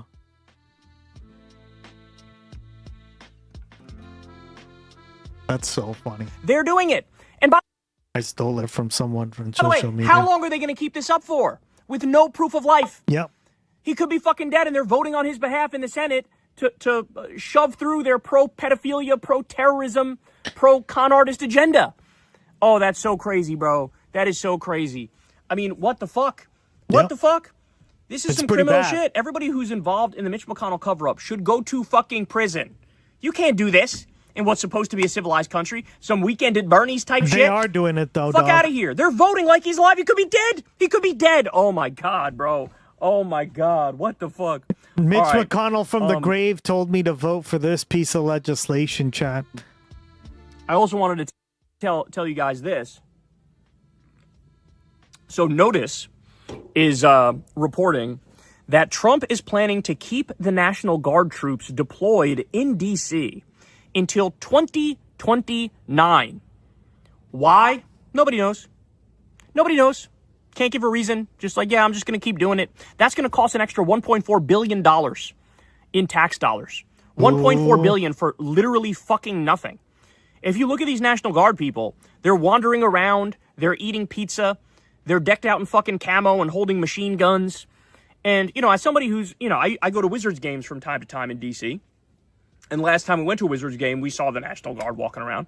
And it's like, this is not a free country anymore.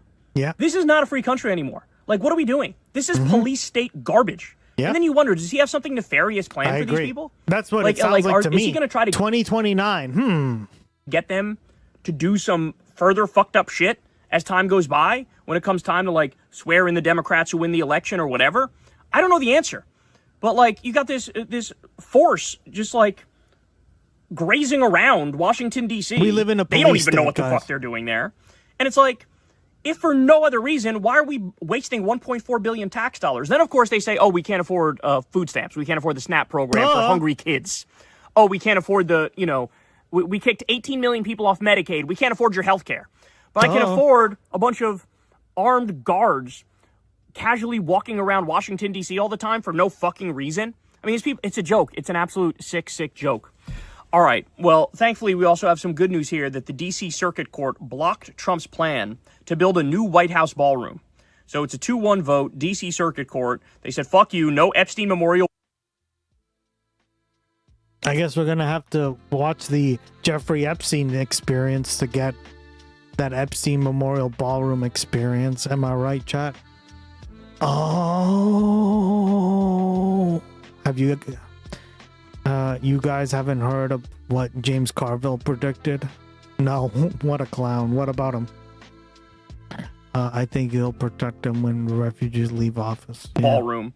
I'm just messing around. No worries. And they even said, oh, you're not allowed to demolish the East Wing, even though Trump has already fucking demolished the East Wing. And this just shows you what we're dealing with here. We're dealing with a rogue regime that will literally swat aside over 100 different court orders and say, I don't give a fuck, I'm going to do what I'm going to do anyway. Well, guess what? This has to catch up at some point. We need people going to prison for just flagrantly violating separation of powers, rule of law. He says that Trump will at some point will resign and just have JD pardon him as soon as he's sworn in. Jesus. I mean, it is beyond comprehension how criminal these things are.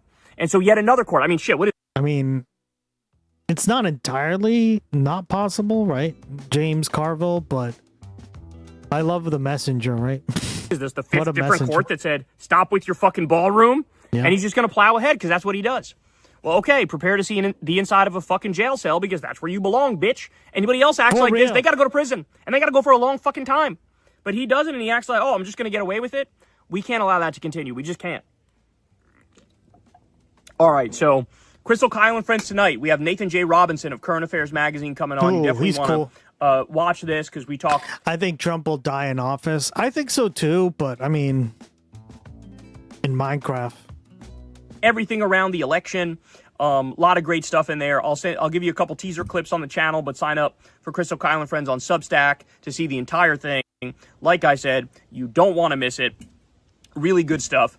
And one of the things that we touch on is that Third Way, which is the corporate Democrat group, they announced a $15 million program to basically try to destroy the left, to try to take down DSA and Democratic Socialists and left-wing challengers. In fact, it's... Yeah, the Third Wayers, guys. We've gone over them a few times, but it's a movement on the right. It's the center right, but it's still on the right. Hold on.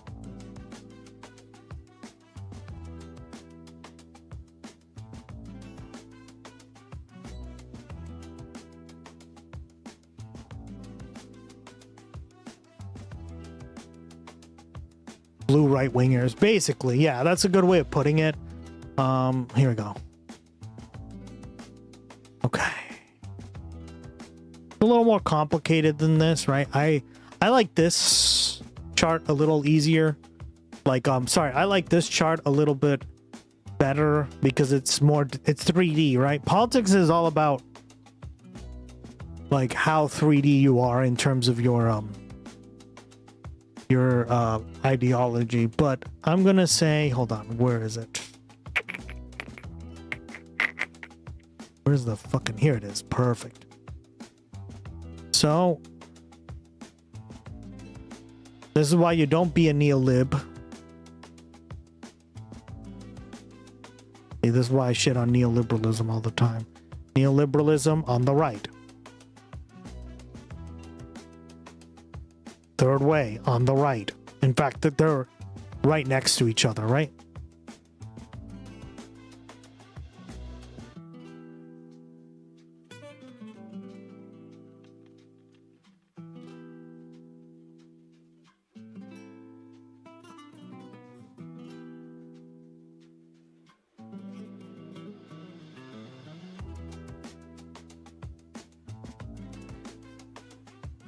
Fiscal conservatism on the right. Neo-Nazism on the right. Nazism on the right. Right? Fascism on the right. I guess you can... Right? It can be generally more, but yeah, it's certainly on the right. Guys, all these are on the right, right? So, you don't want to be sucking off any of these fucking positions. Break it down, right?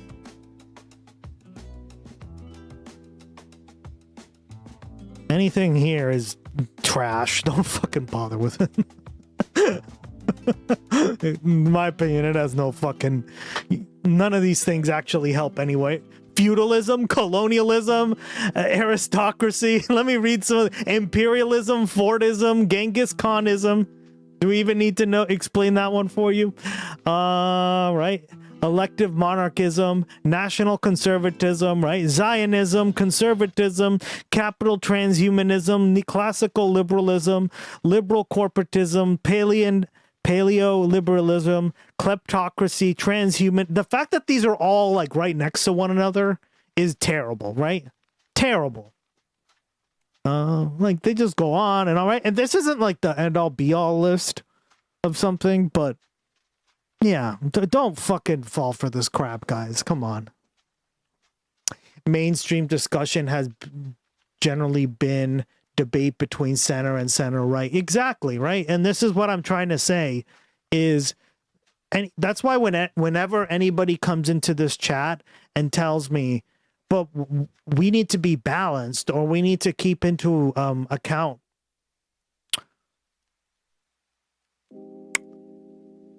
some of these things that like the right wing has to say, right? Well, for the last really 100-something years, but really longer than that, right?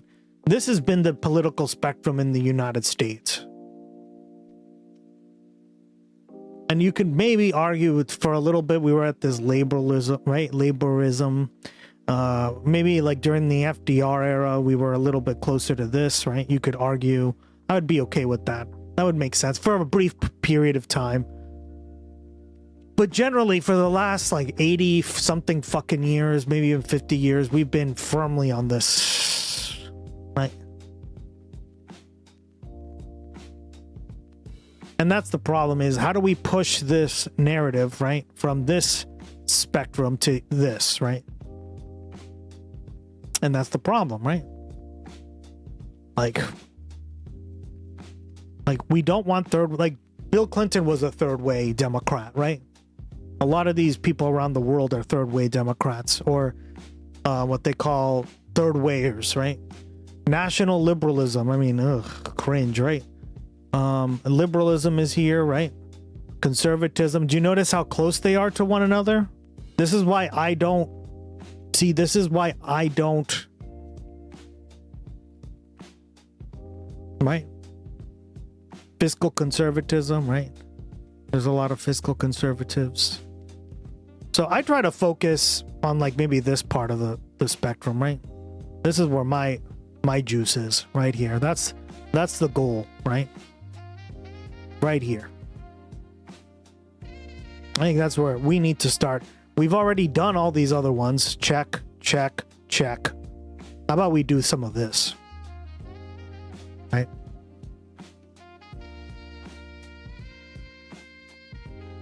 And really, it's like here, right? I would argue. That's kind of like... I feel like most of my audience, you guys submitted your... They're all in this area anyway, so you guys are awesome, right? Most of the audience is here, so we're far away from the Stalinists, the Hive Mind Collective, the neo-Nazis, the Jew, right? All this stuff, like these crazy Confederates. Oh man, crazy stuff. All right. There was one that had utopian communism as an option on the outer part, and I was like, based, right? Because utopian communism is essentially Star Trek. Yeah. But it's not like in the political spectrum because it's basically impossible to do, right? In terms of, or it's called like utopian socialism, I think it was, right? Where is it? One of these had it. I just can't find it anymore.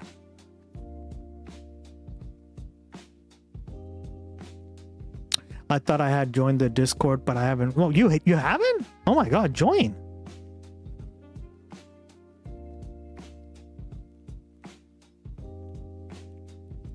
Yeah. Yeah, definitely join. Oh man. Yeah, post all that stuff. We love that stuff.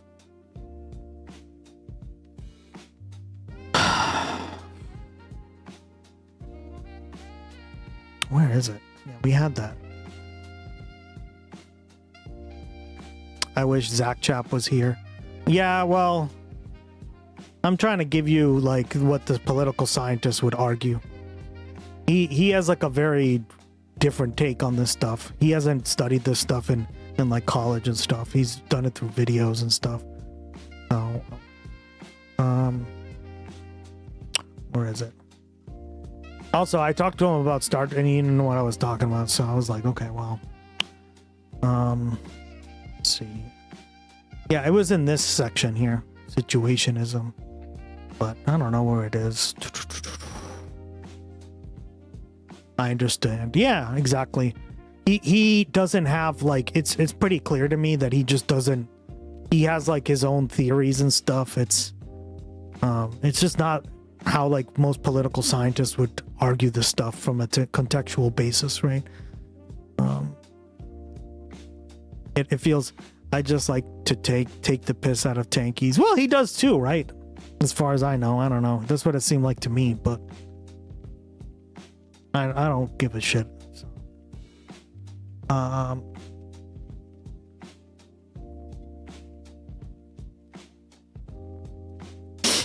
That's why. Yeah, there was one of them that had it had like utopian socialism as an option. But what I like about some of these, right? And I think that's like a good way of looking at it, is some of these are like, if you look at them, right? Outer signal. What I like about some of these is, kind of show you real quick.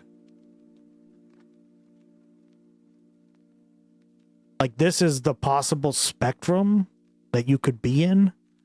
Like, I don't know, you really couldn't have a hive mind collectivist government because that would be basically impossible to implement, right? But so would like utopian socialism, right? Or what we call luxury gay space communism, right? That's what people call it on the internets. Right. So like we're there, like the technology is not ready for us to do this. And technically neither is for hive mind collectivism, right? Like we would have to connect ourselves to a computer to be like that fucking, right?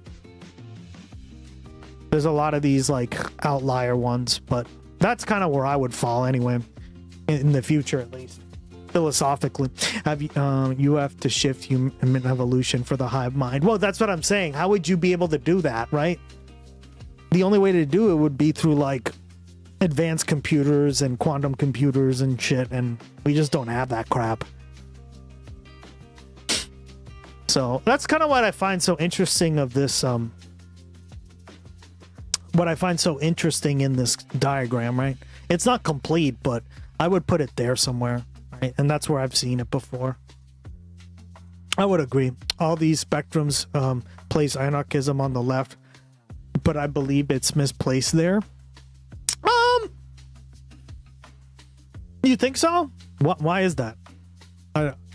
Any political scientist would tell you that anarchism is almost entirely on the left. There are like libertarians, right? And they're more right-wing versions of anarchism, but anarchism goes further than libertarianism, right? I see extreme libertarians. Yeah, that's to the right here. See, anarcho-monarchism, right? You see a bunch of these things. So anarchism in itself, right, can be left or right wing, but I'm just giving you like what political scientists say, right? This is what we learn in textbooks in college, right?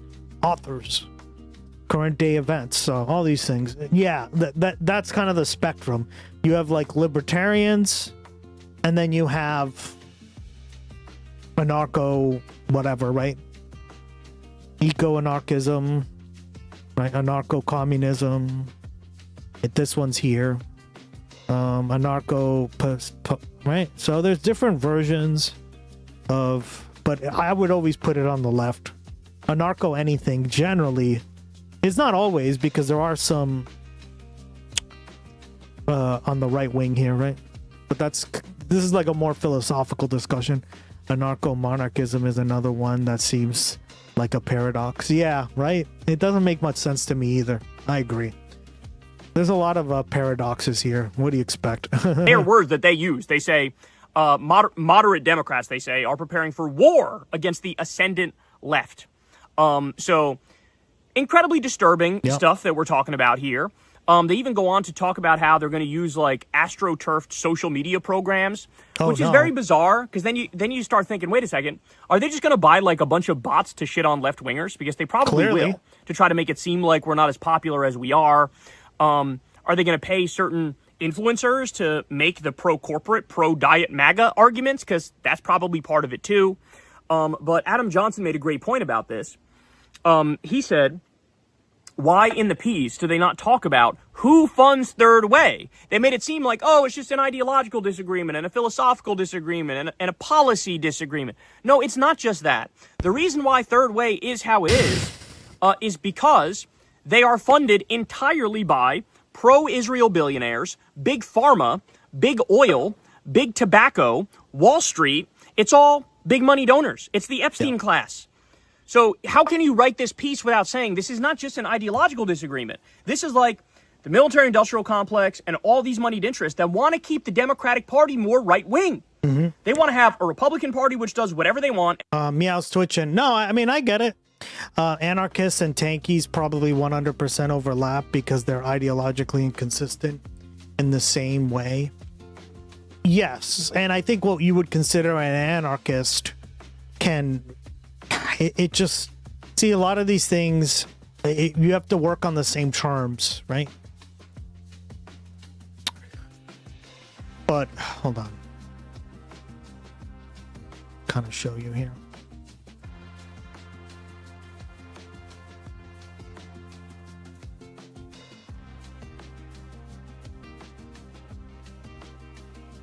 So like anarchism is the rejection of hierarchy, right?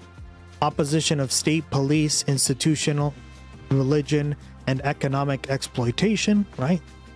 So that by itself does make it a very left-wing system, right? Like it would put it on the left.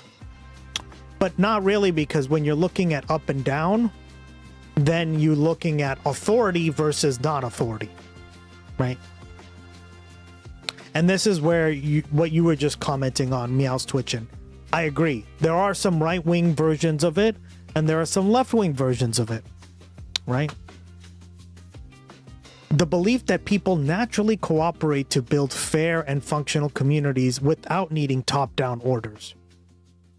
So, anarchism is very much the idea that, you know, you don't really need people to tell you what to do from the top down because people are going to act the correct way.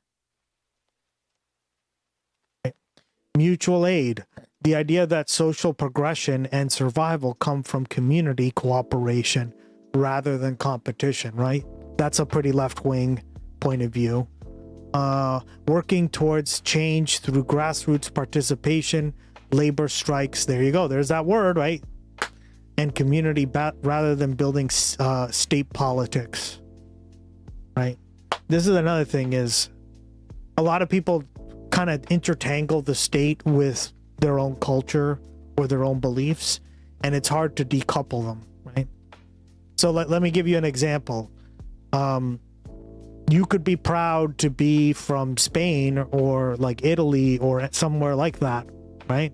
Without necessarily supporting the nation state or nation states in general, because you're just proud of the culture, right? Meaning you're proud of maybe like the social progress that it's made, the community aspect, right? The community cooperation, the shared collective culture that those two countries have, right? And not necessarily the hierarchies and powers, as they said, right up here, that represent the country, right? It's basically like, do you salute the flag and care like more about that versus the actual culture of these places that make them distinct and unique, right? Somebody who's an anarchist or would be on that anarchism spectrum, right, cares more about the cultural aspects of it and not necessarily the authority of the state, right? The flag, the power behind the Spanish or Italian governments, etc., etc. What the governments say, right? So these are things that are important to distinguish. Anarcho-communism focuses on common ownership of resources and production with goods shared based on needs. Yes. Anarcho-syndicalism uses labor unions and workers as a tool to fight capitalism and self-managed workplaces, right?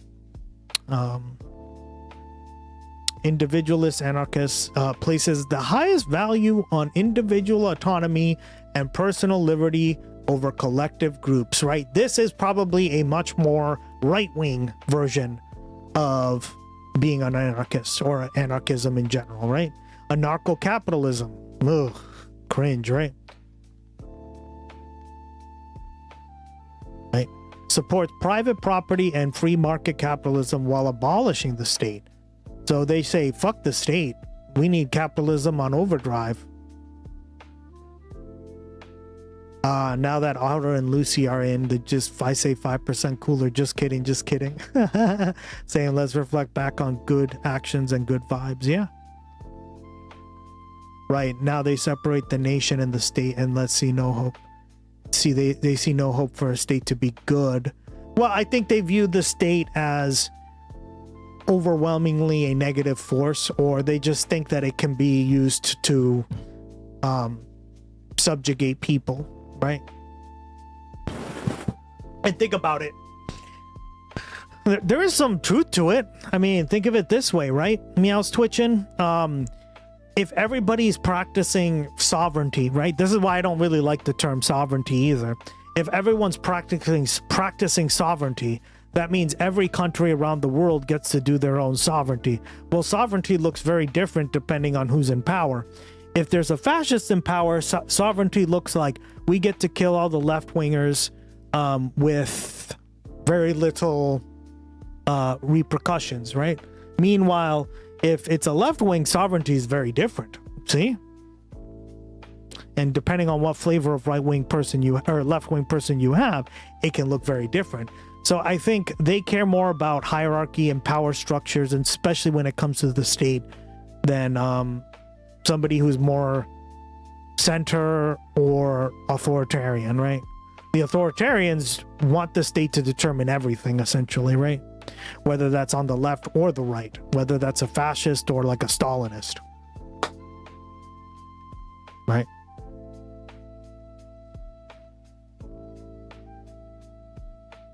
So there you go.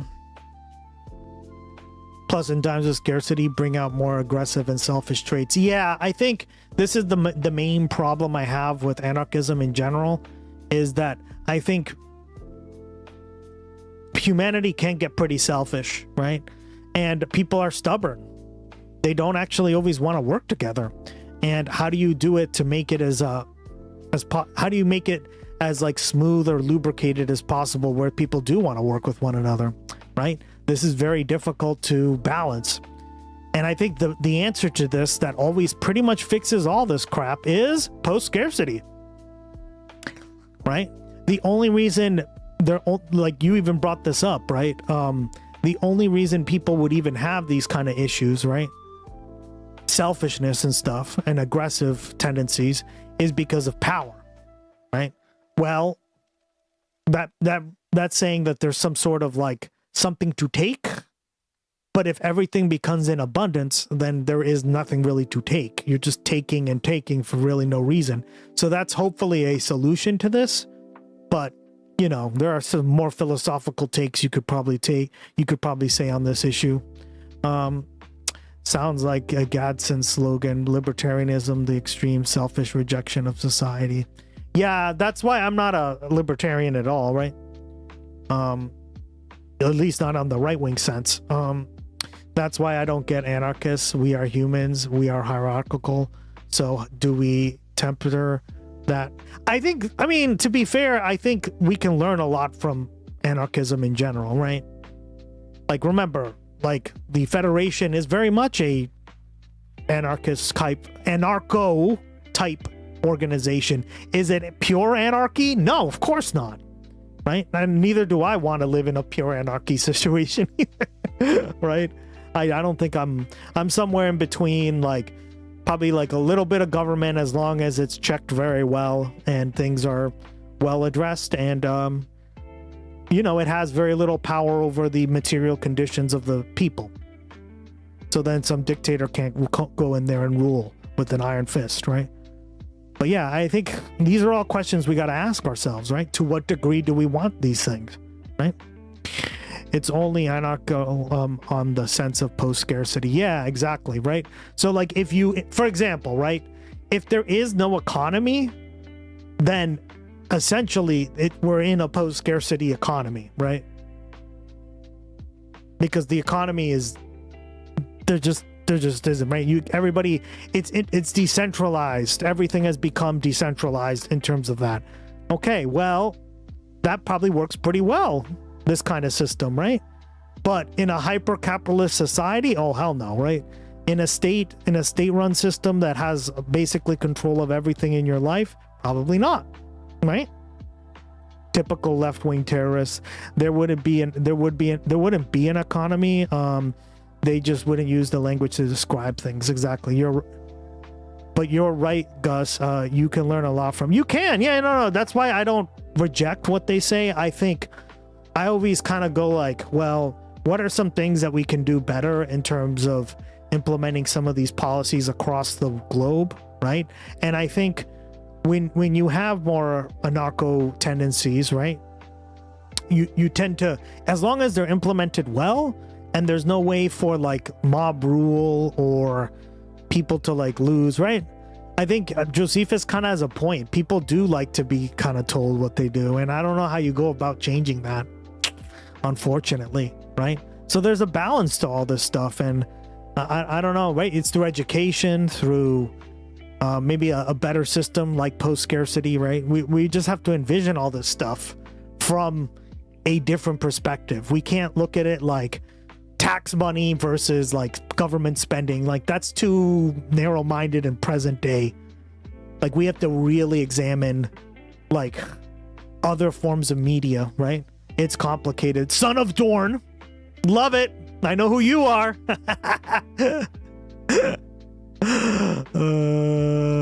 It is very complicated. That's why I don't, guys, if you've noticed, I try not to speak very like, I know 100% what to do.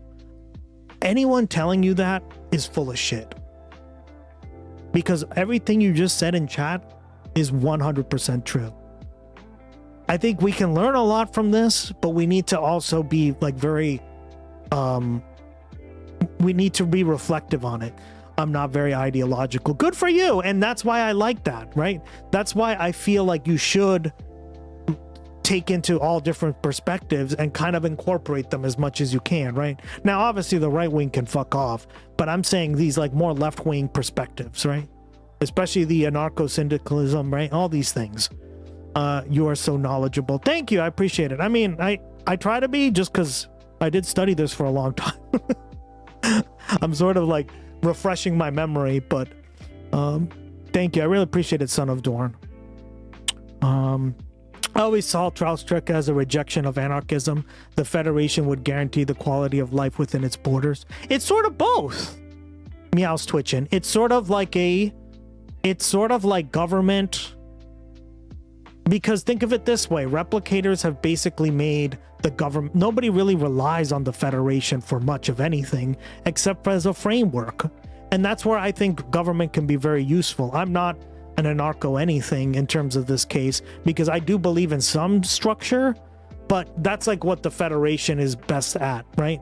Creating the structure of having people work together, but they all mutually benefit each other because there's no extreme competition, right? There's no extreme like rivalry. There's no real reason to fight each other because they're all working together to better the system, right? To better the Federation, to better the, right? To add more worlds, to add more planets to the Federation. And that's what I really like about it. Yeah. I've grown to really respect Star Trek for that. I really respect it. And I'm glad so many streamers and other like Twitch creators and other YouTube creators are really starting to catch on to this, right? Like I was seeing Mike from PA, he had a video on socialism, right? Make it socialism. I laughed my ass off at that because yeah, this stuff is finally getting the attention that it deserves, right? Now, how do we get there? I think we got to invest a lot of time, money, and resources into technology, and we're not doing any of that now, right? We're doing it all through capital, like capitalist private means, and that's not always the best way of doing it. I think one way we get to that is through like very large subsidies towards these things. That way we can get that unlimited or seemingly unlimited energy, right? Replicator type technology, etc., etc., etc. These are all going to help us get to a more post-scarcity world. So, yeah, I love it. And they want to have a Democratic Party that does whatever they want. So that is why they're against universal health care and free college and a living wage. Okay, I can't spell, so maybe I'm stupid. Excuse me, my family is Danish. And the wars and a Green New Deal and... Follow me, I know where the trip traps. Free child care and all these different things. They're against it, not because they think it's bad policy. This is the part why I like you, Gus. You don't trust anyone who speaks unto 100% certainties. 0% humility. Yeah, I try to keep an open mind on everybody, right? I've noticed that about like other Twitch streamers is that they're very like self-righteous, or they know, and I don't like speaking on 100% certainties. I just don't, right? Even like when I know what I'm talking about, I try to always tone it down, unless I'm dealing with like a MAGA idiot or something, right? Then I will be 100% certain that they're an idiot. But like when it's somebody on the left, I just kind of openly like accept their I listen, right? I listen and I try to incorporate what they're saying to me, even though I may not 100% agree with it. So, yeah. They're against it because they're paid to be against it. Thank you. I really do try to do that. And to be honest, right, I think a sign of a pseudo-intellectual, if you look this term up, right, I try not to do that on purpose because obviously I'm not a pseudo-intellectual. You have to be really careful because pseudo-intellectuals will always have the answer to everything right off the bat. They will always tell you, this is how you do the things. This is how you do things. This is how you do things, right? I think we should probably watch a video on that, but they're like, if you understand the premise of how most pseudo-intellectuals operate, they don't operate off this like, well, I don't have all the answers, right? And that's really important to understand.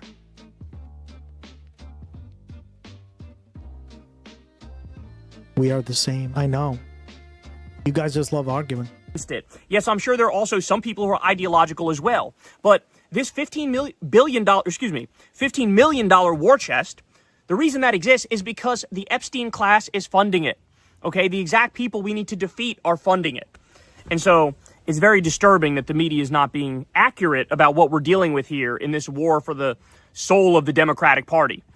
And by the way, these are the people who lost to Trump multiple times. How about they go to shut the fuck upsville? Facts. Really, is the argument Hillary Clinton was DSA and that's why she lost? Kamala Harris was DSA and that's why she lost? Is that the argument? Please, spare me. All right. So we also have this. Axios says that GOP operatives apparently spent months compiling footage of Democratic figures, including left-wing commentator Hassan Piker, and they're going to use that throughout the Republican convention to paint Democrats as extremist. Jesus. Okay? So organizers will particularly focus on Abdul El Sayed. Of course. And they're also going to go after James Tallarico. Of course. But they think that their best bet going after these people is to, like, you know, find clips of people like me or people like Hassan or people like Jennifer Welch. Are we shocked? No. Fox News called Hassan a kingmaker. Gus, you are so... Oh, thank you, girl. Yeah, well, I try to be as well read. I still have stuff I always am willing to learn, right? I never keep a closed mind again. Fox, of course! That's my favorite, of course. Today I settled for some weed better than my liver. For my liver. Gotcha. Highlight extreme things that we say and use it to try to paint them as, you know, too far out of bounds, you know, too wacky or whatever. Meanwhile, how is it that we're the wacky ones? How is it that Hassan's the wacky one when all he wants is universal health care?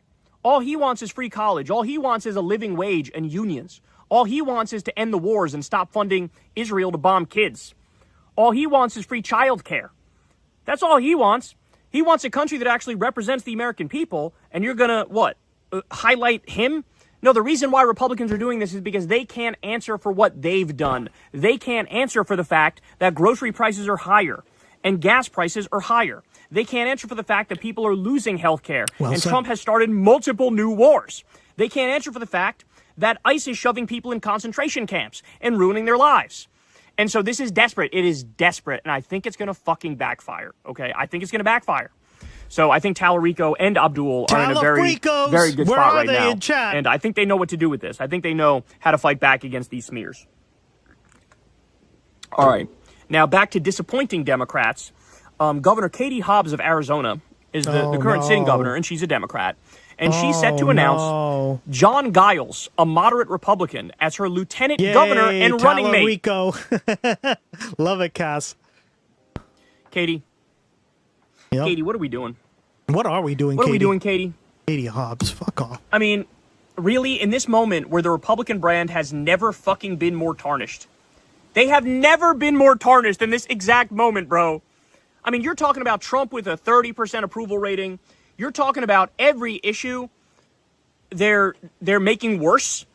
And you pick now to say, like, let me hold hands and sing Kumbaya with the party of fascists and terrorists and imperialists and con men and pedophiles and rapists.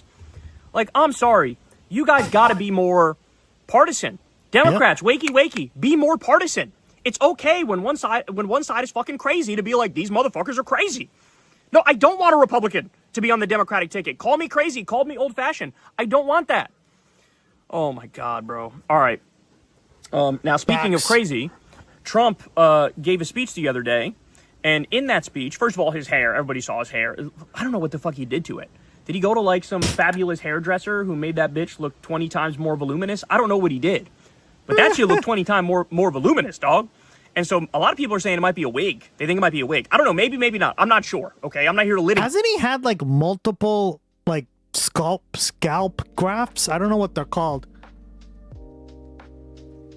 Oh my God, guys! I just got an incredible message. Hair transplants. Yeah, I forget what. I think they're just hair transplants. But there's also like another thing you can do, which like scrapes your scalp. Or something. I don't know, guys. He's had multiple ones of those. So the dude's literally been fucking. There's a hair transplant surgeon on the 80th floor of Trump Tower. Interesting. You have to take the drug to. Oh, really? Okay, I didn't know that. See, I don't have that problem, but as you can tell, the health is so poor that he can't take minoxidil, right? Or finasteride anymore. Interesting. Hair transplants only stick if you take the drugs. Ah, yay, Gustx is saving us from watching this video because BBC. By the way, you guys know what happened in Tal In tall? I mean in tall. Hey, Elaney, welcome back.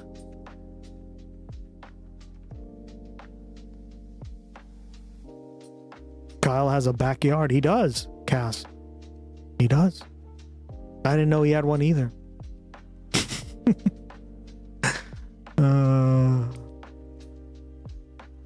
Litigate that. But what I am here to litigate is that as Trump is standing there looking like he's wearing a wig, barely coherent because his brain is failing him now, melting and leaking out of his ears, Trump said the following, quote, "This will help, yeah."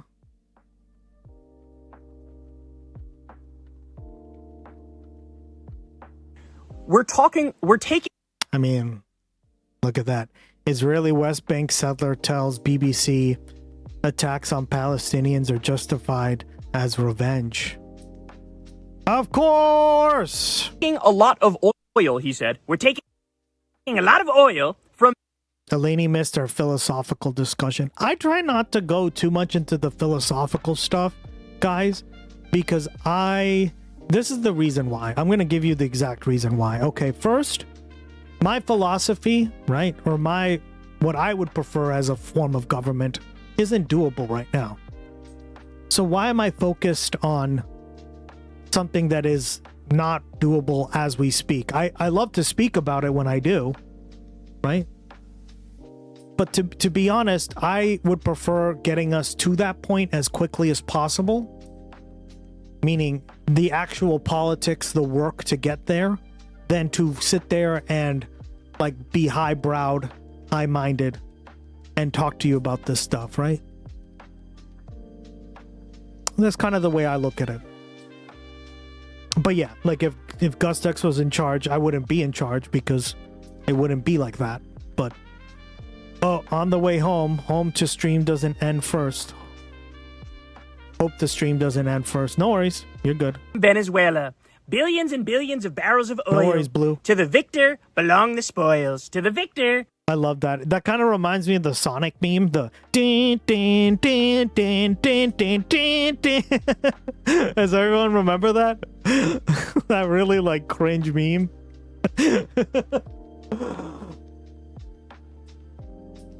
Oh man.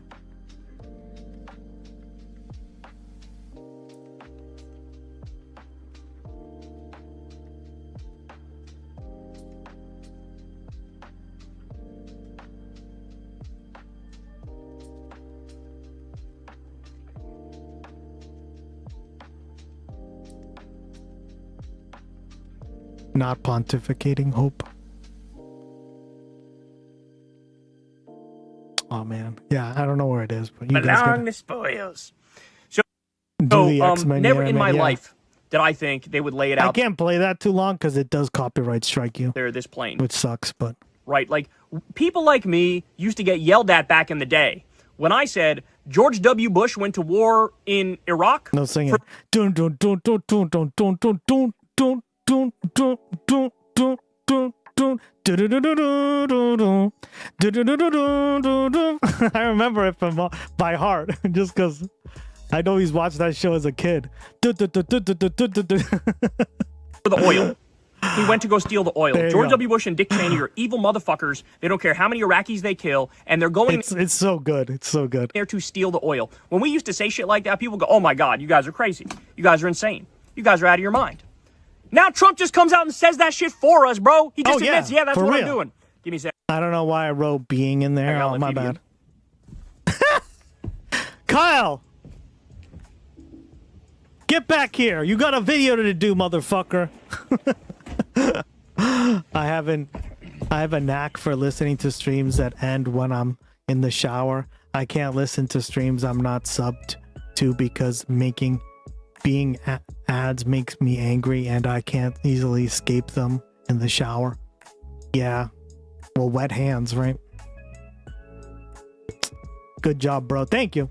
So he just says the shit for us. I try. Like, you know, here I am. I make all these long-ass arguments on the show, and, you know, I'm long-winded. I'm talking for hours a day trying to tell you guys what I think is going on. He just comes out and blurts that shit. Mm-hmm. Kyle's right about everything. I'm a fucking pirate. I'm a criminal. I'm a fascist. I'm a terrorist. I I'm was a war right criminal. about everything I'm and they genocidal. indicted I'm a pedophile. me. Oh, I'm a wait, rapist. no. I'm a con man. Like, he just comes out. Uh-huh. Verbal diarrhea. We're stealing the oil from a sovereign country, which we're not allowed to do, but I'm going to do it, and I'm going to take the money. I love this idea. He says, like, oh, we're taking it. Bitch, who is we? Yeah. What does that mean? Who's we? You've been Who's that money taking it for going the to? last 6 months. Well, we know the answer to that if you're paying attention. It ain't you. It ain't It's me. Israel. It ain't the American people. It ain't people who go to the gas pump and have to pay $4.40 a gallon right now, Ski. Okay, it's not them. No, when he says we, he means him. Him and his Epstein class buddies. There you go. He has an account in Qatar that only he controls. It's a private slush fund. $13 billion is in that shit. And that's all the profit from the Venezuelan oil. I wish I was kidding. I'm not kidding, bro. That's what's going on. That's what he's doing. I bet Israel's involved too, right? Because the Epstein class is loving Israel right now. Didn't what's-his-face just go to Israel? Clavicular, right? Is America great again yet? Trump needs to cut us all a check for real. You fucking idiots who voted for him. Is America great again yet? Oh my God, man. What are we doing? Okay. Now drop site news. Love it. Love it. All right, there's a clip. Dun dun dun dun dun dun dun dun dun dun dun dun dun dun dun dun. Okay, that's not bad. Thank you, Rigel. This is horrifying. Israel has bombed and... Remember those Doge checks? Yeah, Ducky, I know that was before you started watching. I told everyone, do not fucking believe it for a second. My dad called my ass and was like, I heard Trump is giving us a Doge check. Oh, Papa. Oh, Dad. Oh, Dad. Sorry to call you out here, but that ain't happening, dog. Devastated Gaza's sewage and sanitation You're welcome. Yeah, thank you, man. You're the man. Infrastructure. Such a good clipper. Dude, you deserve it. I think you're number one in terms of clipping, and you deserve it. I think your last clip got like 100 views. I was like, shit, dog.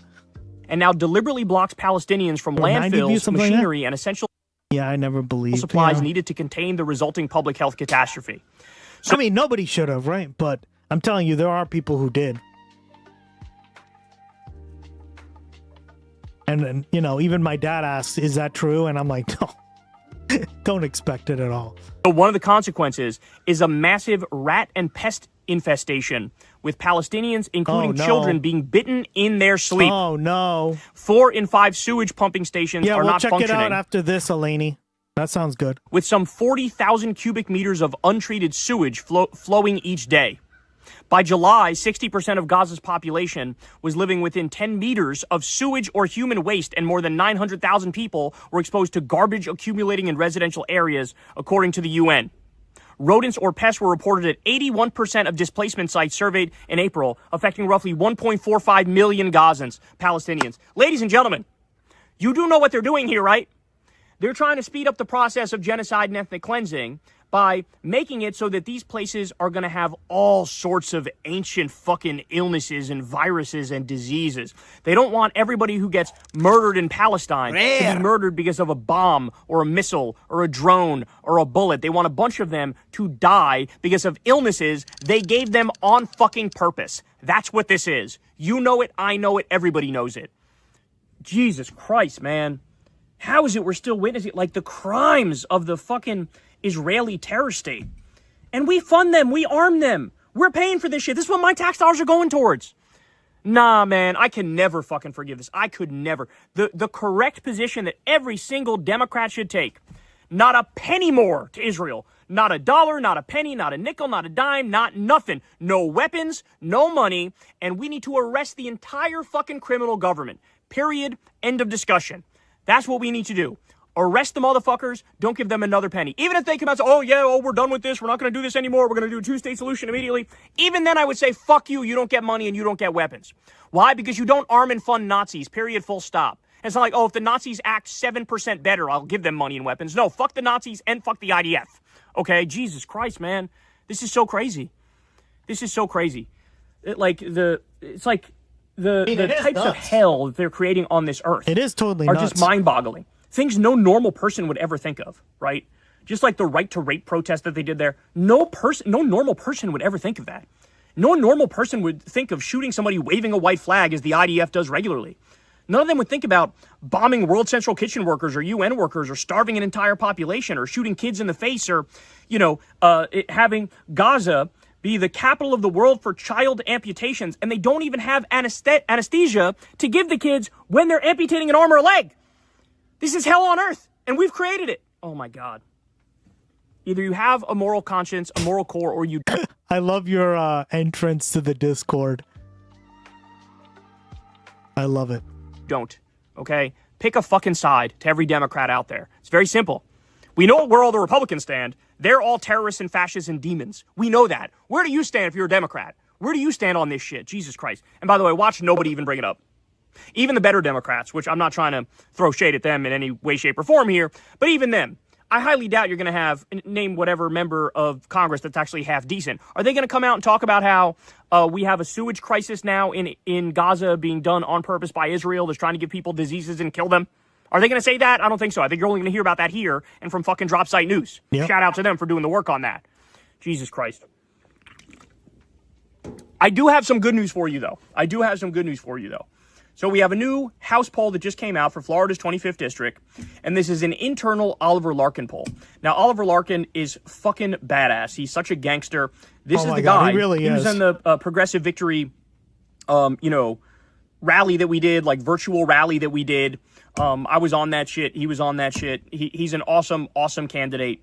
And he's the guy who just went mega viral because he went on Fox News. And in the Lion's Den, when a Fox host was trying to press him on immigrant rapists, Oliver Larkin snapped and said, basically, the president of the United States who you support is a pedophile. So if you want to go after rapists and pedophiles, start with the guy in the White House. I'm paraphrasing, but that's basically what he said.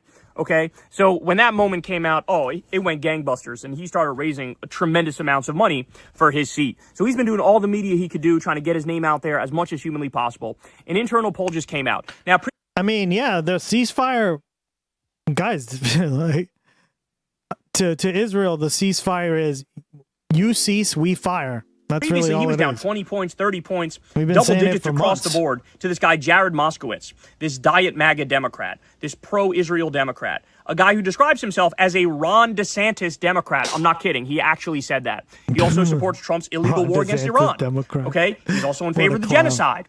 Horrible, horrible Democrat, not a real Democrat. ISIS now in Gaza being done on purpose by the UN. They want a bunch of them to die because of illnesses. They're going to do it. And I'm going to take the money. I love this idea. He says, we're taking it. Big $1,000 for this shit. This is what my tax dollars are going towards. Nah, man, I can never fucking forgive this. I could never. The correct position that every single Democrat should take. Not a penny more to Israel. Not Correct. a dollar, not a penny, not a nickel, not a dime, Oliver nothing. Larkin No based. weapons, no money, and we need to arrest the entire fucking criminal government. Period. End of discussion. That's what we need to do. Arrest the motherfuckers. Don't give them another penny. Even if they come out and say, we're done with this. We're not going to do this anymore. We're going to do a two-state solution immediately. Even then, I would say, fuck you. You don't get money and you don't get weapons. Why? Because you don't arm and fund Nazis. Period. Full stop. It's not like, if the Nazis act 7% better, I'll give them money and weapons. No, fuck the Nazis and fuck the IDF. Okay? Jesus Christ, man. This is so crazy. This is so crazy. It's like the types of hell that they're creating on this earth are just mind-boggling. Things no normal person would ever think of, right? Just like the right to rape protest that they did there. No normal person would ever think of that.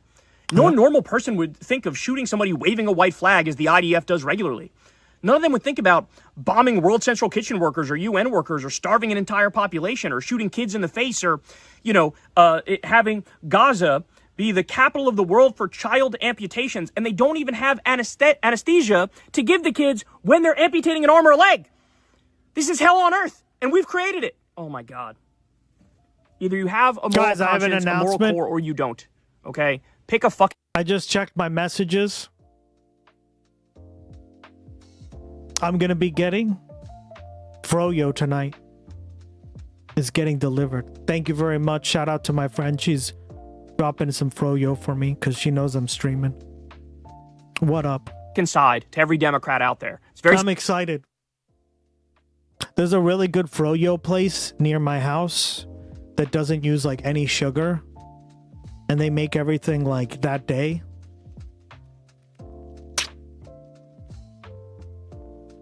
I love it. Get excited.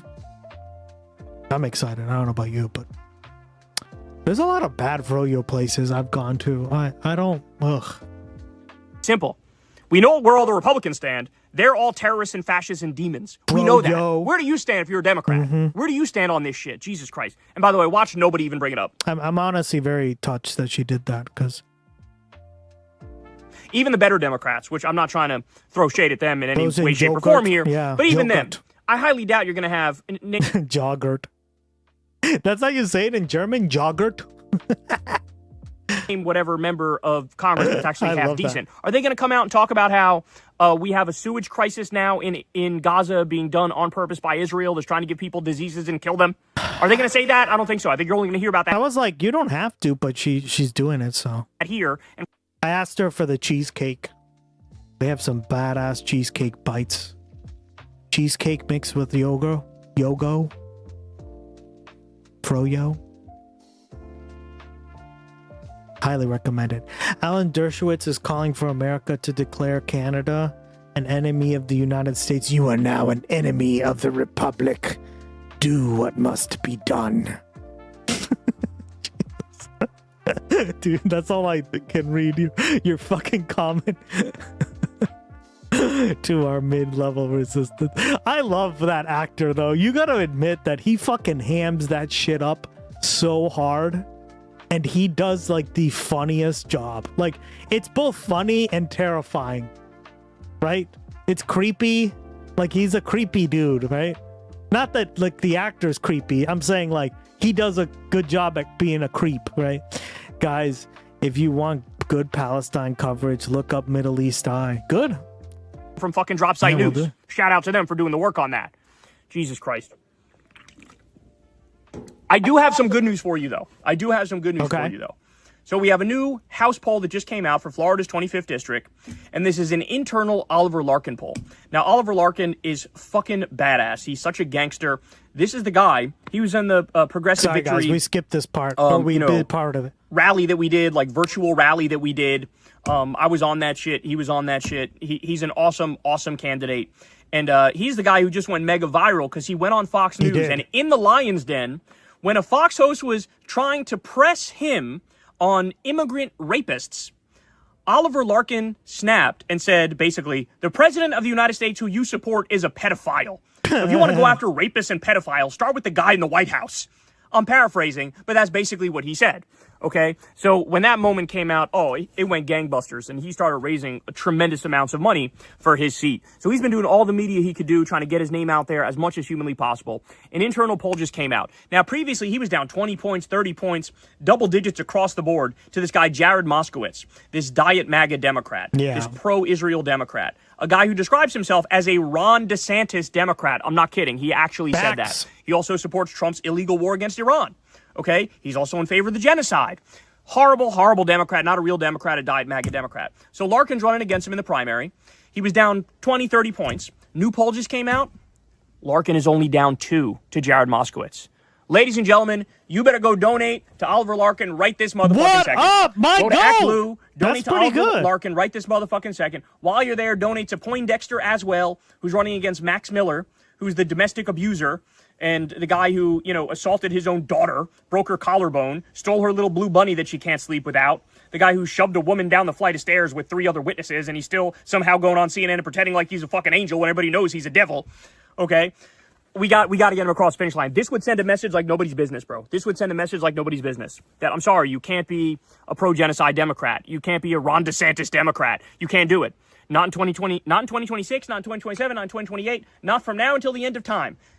I'm old school. I think Democrats should actually be Democrats. Facts. Call me crazy. I think Democrats should actually be Democrats. I think they should stand for left-wing values. I think we should be the opposite of MAGA in every way, shape, and form. I don't believe in... This is why I always hold up if you're going to be a Democrat, at least do... The bare minimum is, at this point, New Deal type shit. Right? And I ideally, like the standard Democrat should be like for the second Bill of Rights and stuff, right? Universal housing, universal education, universal retirement, right? All the stuff that FDR said in his speech before he died. That. And that's what I mean. Like, that's the bare minimum, in my opinion.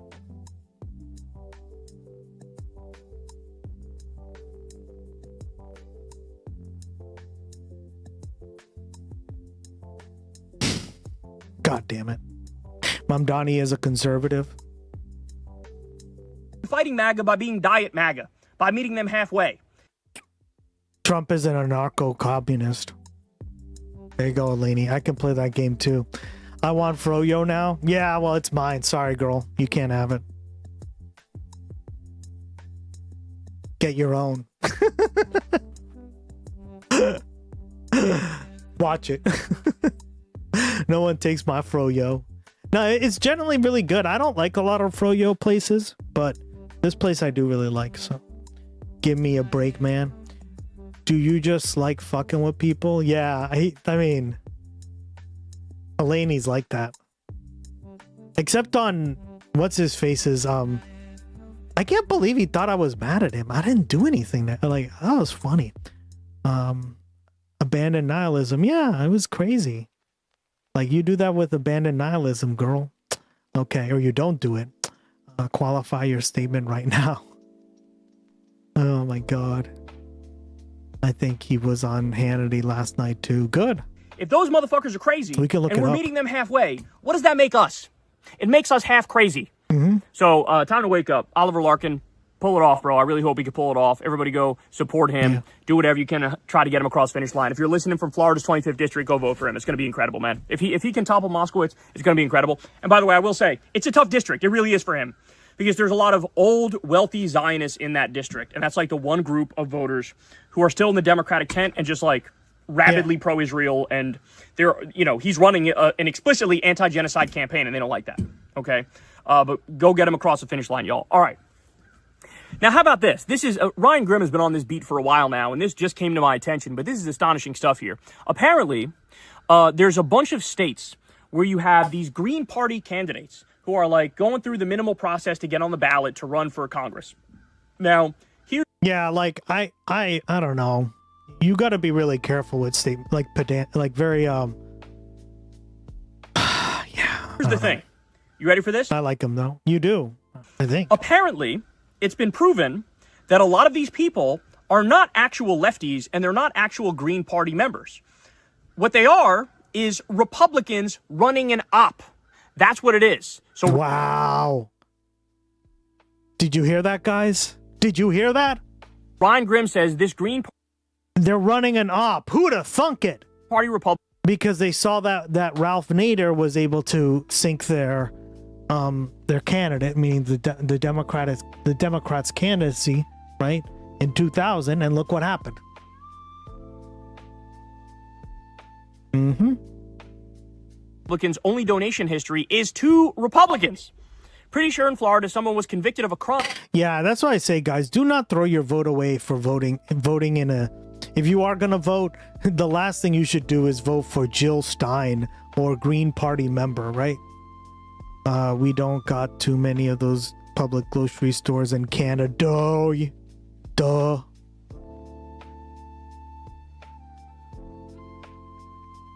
I'm a big fan of those. 30% off. That's a steal. That's a good, right? And then made it home. Oh, I'm so glad, buddy. Welcome home. Glad you finally made it home. Weekend time, hopefully, right? Do you have to work tomorrow or no? They tell you something moderate is far left wing. Yeah. So basically, it's fraud. Basically, it's fraud. And Ryan Grimm has been covering this. Looks like another Republican plant grabbing a Green Party line. This one to take out Will Lawrence in Michigan 7. So that's the guy who co-founded the Sunrise Movement. He won his primary. Now it looks like a Republican is going to run as a Green Party member. And the idea is, let's try to, strip left-wing votes away from Will Lawrence.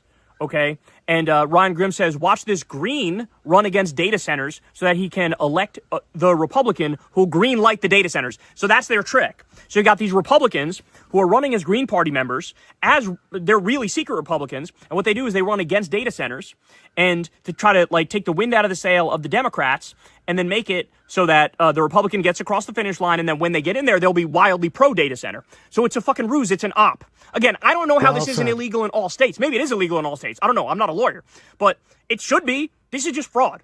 This is absolute fraud. This would be the equivalent. And by the way, if they're going to do this, I would say Democrats should do this. I would say you should have people who are left-wing, people who are Democrats decide to run as libertarians in some of these states and try to take the wind out of the sails of the Republican candidates and strip 2 to 5% of the vote from them. Look, it's the only way that, like, if they're going to cheat, in order to make it more equal, we need to cheat. If they cheat, we got to counter cheat to make it even Stevens. That's the only thing that's fair. That's a show. I'm in favor of fairness. So if y'all want to stop fucking cheating, we won't cheat over here either. But if y'all going to fucking cheat, we're going to make it even Stevens by counter cheating. So libertarians should run, secret Democrats should run as libertarians to get them back for this. But this is disgusting. And by the way, we're at the point now where, stop and think about this. As somebody who used to be, I used to vote for Green Party candidates every now and then. I've always gone back and forth between Democrats and Green Party people throughout my entire life. But now you look at it and you go, yeah. That's kind of the problem with Canada as well, right? Is they're dealing with a lot of the systemic functional things in our democracy that we're dealing with, right? And that's how they do have a multi-party democracy, but it functions very similarly to a two-party democracy, right? And it should be more like Australia, because Australia has ranked choice voting, right? Where it gets rid of that problem very quickly because you just vote. And the problem is, but even there, you have the issue where voters just don't understand that, right? And I think this is going to have to take education. I don't know what else to say. I think a lot of times ranked choice voting can get kind of difficult to understand. But I don't know, like, I'm optimistic because look at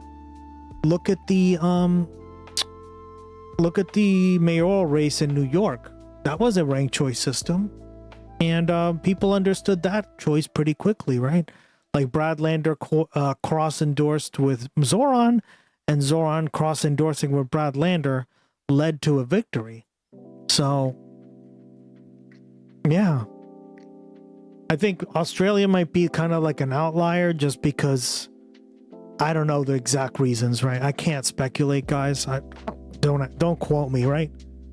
Maybe it's just a cultural thing. I don't know. But it is pretty crazy. Oh, look at all that love in chat. Love it, guys. I get that you're claiming the Overton window, but we get it. It's idealism. Yeah. Oh no, wait. Australia's national money making average is $5,000 a month. Yep. Wait a second. It is actually factually true now that the Green Party is a Republican op. It's a Republican op to hurt the Democrats.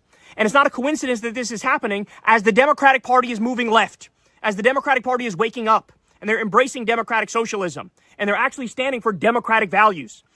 Okay? So it's not a coincidence that now's the time that the Green Party is a full Republican op. So be very aware of that, okay? Yep. Be very, very aware of that. Really disturbing stuff there, man. Really disturbing stuff. Oh, shit, I just accidentally deleted one of my... Here we go. Let me pull this bitch back up. Yeah, here we go. Oh, I'm happy that I got this one back, though, because you're going to like it. So More Perfect Union says, Bernie Sanders just introduced the Guaranteed Paid Vacation Act, which is a bill to guarantee at least 2 weeks of paid vacation to every full-time worker in America. And apparently over 90 other members of Congress already signed on to the legislation. Take a wild guess what party they're in. The ones who signed on to it. And take a wild guess which ones didn't sign on to it. I'm going to let y'all guess. He said, quote, "We hear a lot of talk about family values in America, but let's be clear, when a husband, wife, and kids during the course of an entire year are unable to spend any time together on vacation, that is not a family value. That is an attack on everything that a family is supposed to stand for." So he's calling out the Republican hypocrisy. Those are the assholes who don't shut the fuck up about family values. But the fact of the matter is, they don't believe in family values. They use that as a cudgel against like gay people and against trans people. I believe in family values as one man and one woman and a white picket fence, and like that's how they think of it. But Bernie's like, okay, bitch, you believe in family values? Well, how about a family gets to take a vacation? How about that? How about we catch up to every other developed nation and give people paid time off by law so you don't have to be a fucking slave peasant to an asshole boss every day of the entire year, okay? Minus weekends. How about that? By the way, thank unions for the weekends. But anyway, phenomenal. And you know what the crazy thing is? Under this MAGA government, there is a 0% chance of this passing. Of course. 0. Right? And in the 30s, a lot of people don't know this, but we covered it. Senator Hugo Black passed a bill making the like a work week 30 hours. Right? It never went anywhere because the House was more conservative. And he's obviously more of a like left-wing candidate anyway. He was. But yeah. There you go, guys. Let me repeat that. Under this MAGA government, there is a 0% chance of a bill passing that's simply guaranteed paid vacation for 2 fucking weeks. So tell me again how the America First guy is going to be against that. Make that make sense. He's so America First that he wants to say fuck you to American workers, apparently. Yep. What a sick joke. Republicans own this. They have the House, they have the Senate, they have the White House, they have the judiciary. They control everything, and they don't want you to have 2 weeks paid vacation, and Bernie Sanders does. Jesus Christ. Okay. It's really that simple. And sorry about the wind noise out here. I don't know if you guys are hearing that. It's getting kind of windy. But I can't lie, it feels good, bro. It is 93 degrees out here. Left wing. Yeah, that was a Klan member. Yep, we covered that.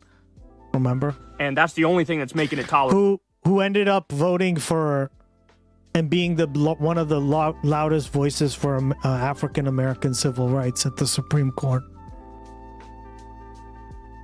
Like, this was back. See, like, this is another thing I always kind of disagree with a lot of people on history when it comes to like what I've noticed on Twitch and in chat and stuff and on YouTube videos, that they tend to take a maximalist approach on all this stuff, right? And I tend to look at it very differently. I look at it much more scholarly. I look at it as these people are more complex than you pigeonholing them into a position that is the equivalent of a modern position today, right? And I think like Hugo Black is one of those fascinating characters in U.S. history or history in general, because he was just such a contradiction on so many things. But I think like once you really break it down, it really wasn't that much of a contradiction, because he was just trying to win an election, right? And at the time, the Klan was the most important apparatus for winning elections, right? So, yeah, I don't know. But even back then, it was seen as very controversial, right? But he did make a statement about it. I don't really understand your point because we are on the same side. Yeah. Out here, that in the shade of this tree that I'm under right now. They believe in the great man theory. Yeah, I don't really believe in that, but I also agree, but I wonder why the most active voters and homeowners are relative privileged position. Yeah, well said. Okay. So Missouri voters apparently overwhelmingly rejected a Republican plan that would have skyrocketed sales tax. And over 83% voted against it. So yet again, on direct ballot initiatives, the Republican position fails over 80% of the time, which just goes to show you they have just horrific beliefs that if you get specific with it and give people like nuanced descriptions of what they believe in, everybody hates it. Everybody hates it. Even people who would self-describe as Republican go, I don't like that idea. Go ahead, ask your normie Republican voter, should we raise the minimum wage? They'll say yes. They'll say yes. Ask the normie Republican voter if they think all Americans... I don't really believe in a minimum wage anymore. I've told you guys multiple times. I believe in a living wage. I think we need to move away from this like 18th century ideal of what right?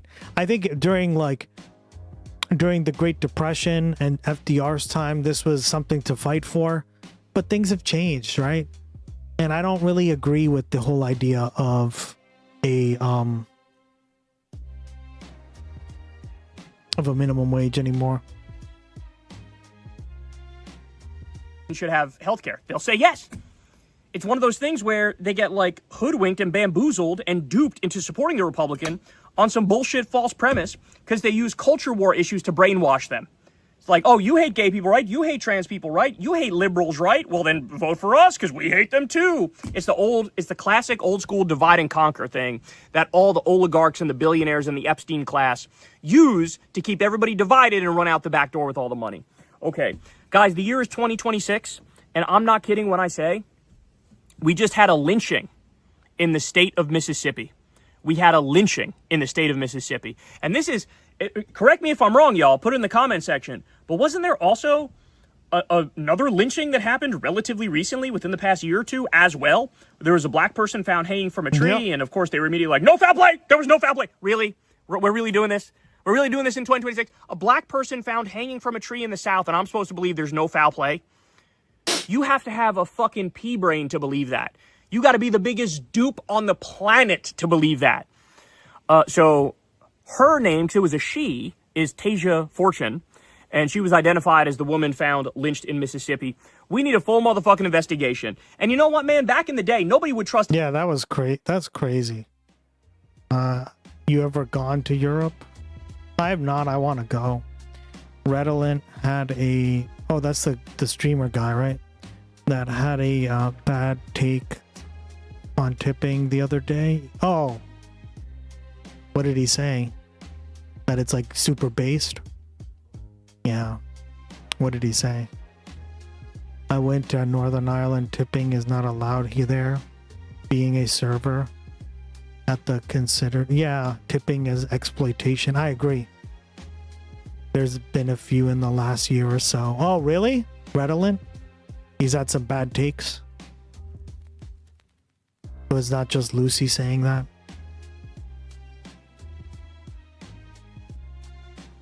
Give me the deets, chat. Because the way I view tipping is it's pretty simple, right? How can every other country around the world have a restaurant industry that is thriving and that is good?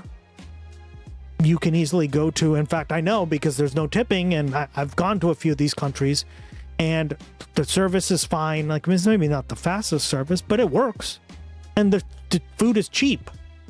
So why are we making excuses, right? I think that's like where if he is against getting rid of tipping, like, I don't know what his position is, so I don't want to put words in his mouth, but if he is against getting rid of tipping, I think this is like what I was trying to say a few months ago, right? That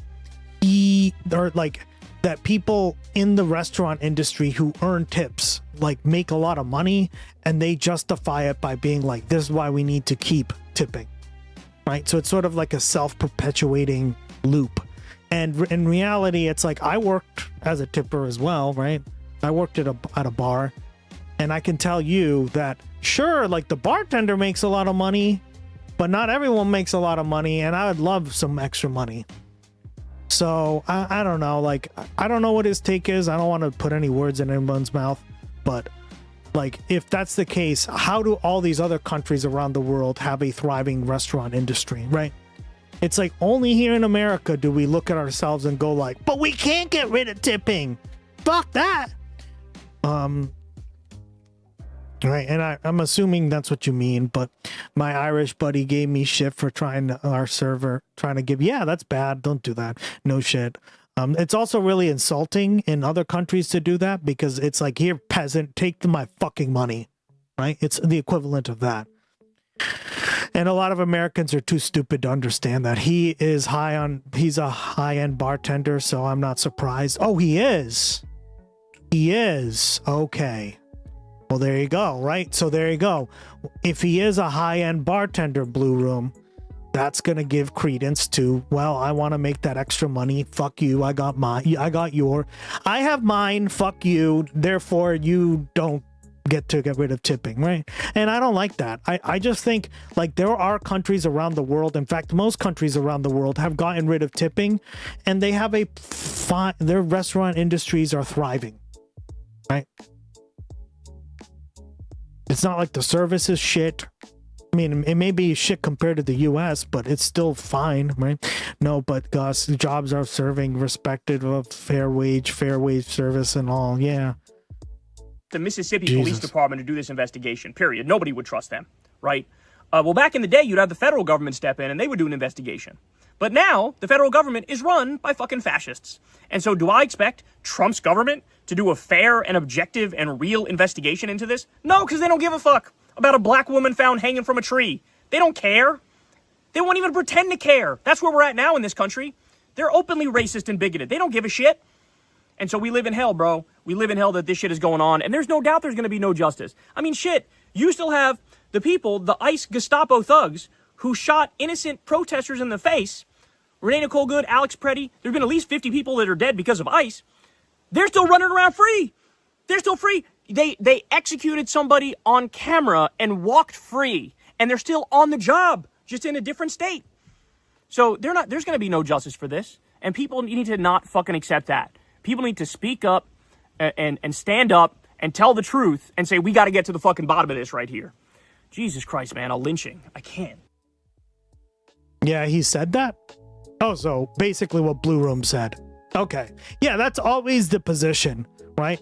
And guys, I've talked to a lot of servers and people in the restaurant industry. They always tell me that. Well, I got it. Essentially, their argument always comes down to, well, it will wreck the industry, or like nobody will be able to get paid, which is weird because how do other countries get paid? How do other like restaurants exist around the world? Like, can you imagine going to a restaurant in Paris? Could never be me. Paris? They don't have restaurants. Tipping? I mean, they don't even have tipping, guys. Fuck. Or I have mine and I make a lot of money. Therefore, if you get rid of tipping, then I won't make as much money and I have mine, so fuck you, right? That's always like their arguments. That's kind of what I've come to. They're very conservative. Right? I would put those kind of people, those kind of like the restaurant tippers and stuff as pretty conservative on the like American political spectrum, because they on that part they basically want to keep the status quo, right? Maybe on other stuff they're very like left wing. Sure, whatever, right? I don't know him and I'm not gonna put words in his mouth. So but yeah, it's nothing really surprising for me at this point. I've talked to a lot of people in the restaurant industry, and this is why I don't like the industry as much, right? Because it's a lot of like, well, I'm going to watch out for myself. Fuck you, buddy. I liked him well enough until he pre-banned Poop Sama. He thing with Poop, right? Wing troll. Poop Sama is love. Oh, really? Oh, yeah. Poop Sama comes in here all the time. They lurk a lot, and sometimes they chat, but they're cool to me, so. I can't. All right. More Perfect Union says that AI is now answering 911 calls in New Orleans. Oh, that's great. What could go wrong with that? I'm sure that's going to go wonderfully. Yeah. Everybody loves it when you call, some customer helpline and it's robot shit. Everybody loves that. It's not like immediately demoralizing, and it doesn't immediately piss you off and make you want to break shit. And now we got 911 calls. Oh, my days. Okay. The New York Times says, breaking news, scientists have used AI to create new viruses for the first time, raising hopes for medical advances while also raising the possibility that the technology could someday be used to invent dangerous pathogens. Why, in God's name, would y'all have scientists use AI to make new viruses? That sounds like the beginning of a horror movie, of some zombie movie. That sounds like the first thing you'd see in some post-apocalyptic video game. That's like, story one in the narrative. What are we talking about? I got to be honest with you guys. I'm starting to think human beings are too stupid to survive in the long run. I'm starting to think that, we're on borrowed time as a species. Because when you see these things, it's like, how the fuck? Is there nobody with common sense in the room?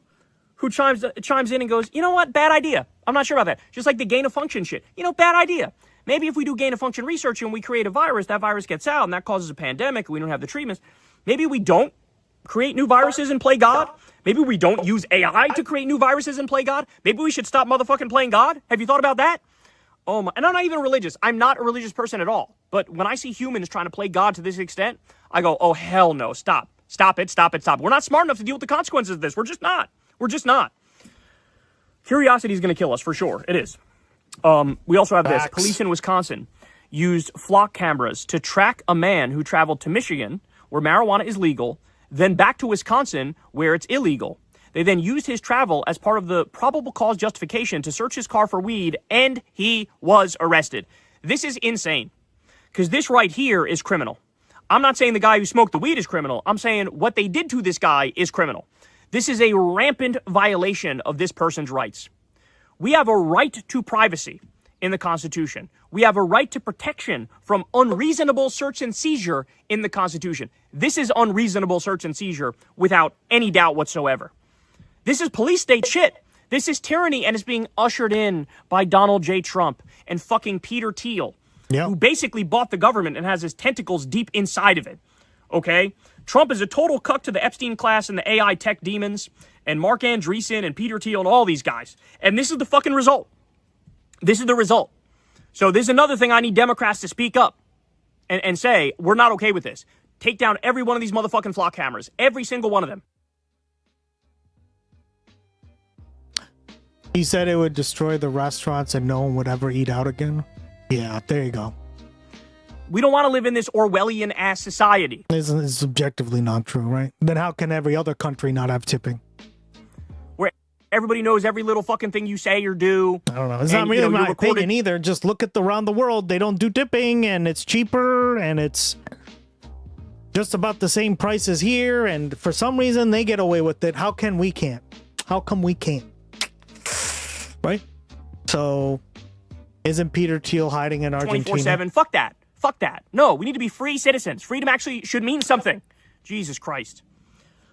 All right, now, more updates for you in RFK Jr.'s hellscape, also created by Elon Musk and Donald Trump. But But that's crazy. Wow. 5 million cartons of eggs have been recalled for salmonella. Yeah. 1.5 million cartons of eggs have been recalled for salmonella. So the eggs are from Kroger's, Simple Truth, Brookshire's, Cal-Maine, and Country Morning. They're being recalled in Texas, Louisiana, Oklahoma, Arkansas, Mississippi, and New Mexico. The sizes that are being recalled are 6, 12, 18, 24, 30, 36, and 60. And the best buy dates are between July 20th and August 17th. So this is what happens when you have no regulation. This is what happens when Doge decides the government can't do any of the important work that they've always done. This is what happens when you have a bunch of snot-nosed 21-year-old teens who are high on ketamine, just crusading through the government and cutting whatever program they personally don't like. By the way, 345 people in 27 states have contracted salmonella from jalapenos. And that comes after the Trump regime. Also, a few people have already died because of this shit now. So this is literally killing people now. Be careful, guys. Fired FDA he's staff. Afraid of deranged haters like me. Isn't Peter? Yeah, he is. Cass, you're one of those deranged hatters. Who helped conduct food safety inspections. So yet again, there's nothing held sacred when it comes to food in this country anymore. Nothing. We had the fucking lettuce with the cyclospora outbreak. Now we got this shit. And it's only going to get worse. It's only going to fucking get worse. By the way, there were 2 people who died because of cyclospora. I'm not kidding. 2 people died because of cyclospora, because of that outbreak. The first fatalities in the U.S. linked to that parasite, I think ever. All because of Elon Musk and Doge, all because of RFK Jr., all because of Donald Trump, because they don't believe in the government doing basic regulation. Trump destroyed the Clean Water Act and the Clean Air Act. They over 100 different clean water and clean air protections. They got rid of them. Trump is greenlighting the more use of glyphosate, which is cancer-causing. They put that on our produce. That gives us cancer and we die younger. People look around and they wonder, why is it that the average age of death in this country is like 10 years younger than other developed countries? Our shit is like, what, around 76, and other countries are like 83 to 86? Because we have a shitty fucking healthcare system, we have shitty fucking food, we have no regulations, it's the wild, wild west, and, you know, we live unhealthy lifestyles where we're peasant slaves to our boss who works us into the fucking ground. This is bullshit. By the way, here's another one for you. Coal miners in central Appalachia are suffering from the highest rates of black lung in 50 years. Jesus. Now, why is that, you ask, Kyle? Well, the answer is, it comes after Trump canceled regulations limiting toxic silica dust in mines, which would have prevented at least 1,067 deaths and 3,746 cases of black lung. So in other words, he deregulated all the black lung rules, and now black lung is roaring back. Hey, coal miners who supported Trump, did you learn anything? What'd you learn? What'd you learn? I'm not trying to be an asshole about this, except I am trying to be an asshole about this. Because you were fucking warned. We say it because you were warned. You didn't want to listen. You wanted to own the liberals. Well, congratulations. You own the liberals, and now you got black lung, and you're going to be dead in 17 minutes. I'm sorry, but that hatred needs to stop blocking you from rational thought. And that's what it is. It's bigotry. It's hatred. You hate black people. You hate trans people. You hate gay people. You hate women. You hate Muslims. You hate every minority community. You hate the liberals. You hate the pink-haired college kids. You hate all that. Well, guess what? You just hated your way into an early grave because the motherfucker you voted for removed the black lung rules. So maybe don't go in that direction. Maybe use your logical mind and try to actually create a better world for yourself and for everybody else. Oh my God. You're from Argentina. And then finally, a watchdog reports FEMA is unprepared for future emergencies. That is not a shock. They've destroyed FEMA. And for real. And happily so, right? Remember how he said, Sleepy Joe is destroying FEMA. Sleepy Joe, look, North Carolina couldn't get any aid, and the government was doing all this stuff to not give aid out. And it's like he was the one who was actually destroying FEMA because he got into the presidency, and now look, FEMA's wrecked. Hilarious. These people are idiots. It's like the leopards eating my face party all over again, right? The leopards are eating my face. Remember that? My county's health department claims it's cool to eat bagged lettuce like normal again, but no thanks. No lettuce for me, bagged or otherwise, for the foreseeable future. Yeah, I've been YOLOing it and eating pre-made salads. Yeah, be careful. Careful, girl. We don't want you to die. People have died from this, guys. Like, be careful. I'm not telling you what to do or anything, but you know me, I'll let you do what you want to do, but yeah, just be really careful. They already said this months ago and you forgot. I feel like we're having a party switch. I'm moving to Massachusetts. Psh, you wish. Elena, you only born here. I was Massachusetts. Okay? I'm like Bane. You merely adopted Massachusetts. I was born in it. Okay? Raised by it. Created by it. I might actually do that review for Cinema. What is it called? Cinema Extravaganza Night? That podcast I was on, guys. That was a fun time. I really like talking about the movies. I pass the torch to you, my friend. Spread Peter Thiel and hatred in Argentina for us. The reason why is the Trump administration fired 6,400 employees, or pushed out 6,400. Can someone do a fish again? I'm just testing out the command. It should. Ooh. Okay. Still not. It's still not posting the message. It's under cooldown, but it's not posting the message. I wonder why. I wonder why.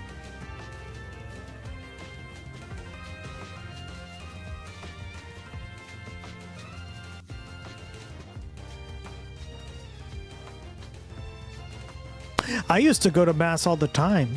I like the vibe similar to my province. Yeah. And mass has a great vibe. I watched a video somebody sent me, and I keep forgetting how different Massachusetts is from the rest of the country. We should just become our own state. Fuck you, Canada. I'm joking. Fuck you, US. We don't even have counties, guys. Oh, we do technically, but nobody cares about counties here, right? And most people in like most states, like I never realized like how much counties mattered. And in Mass, like we just don't give a shit about counties. Yeah, it's really interesting. Bro, I ain't hanging anywhere. ASM Asmon Gold just dropped historical nuggets that hit like a vaulted button. Find. If anything, he's just peeking around. A goblin who found a shiny map, but hey, you... Oh, you're talking about because he got banned or whatever? I heard about that. Guys, I guarantee you, like, I don't know much about what happened. What did he say or do? Does anyone know? I heard that I heard he got banned, but like I'm guaranteeing you, anybody celebrating him getting banned he's probably been banned for like a few days to a week, max a month. I doubt it, because he makes the platform too much money, right? He attracts too many viewers for them to ban him. So I don't know. I just think that's not really anything to really. Like a week without him, I guess, is okay, but he's still gonna be streaming on all the other platforms, so who cares?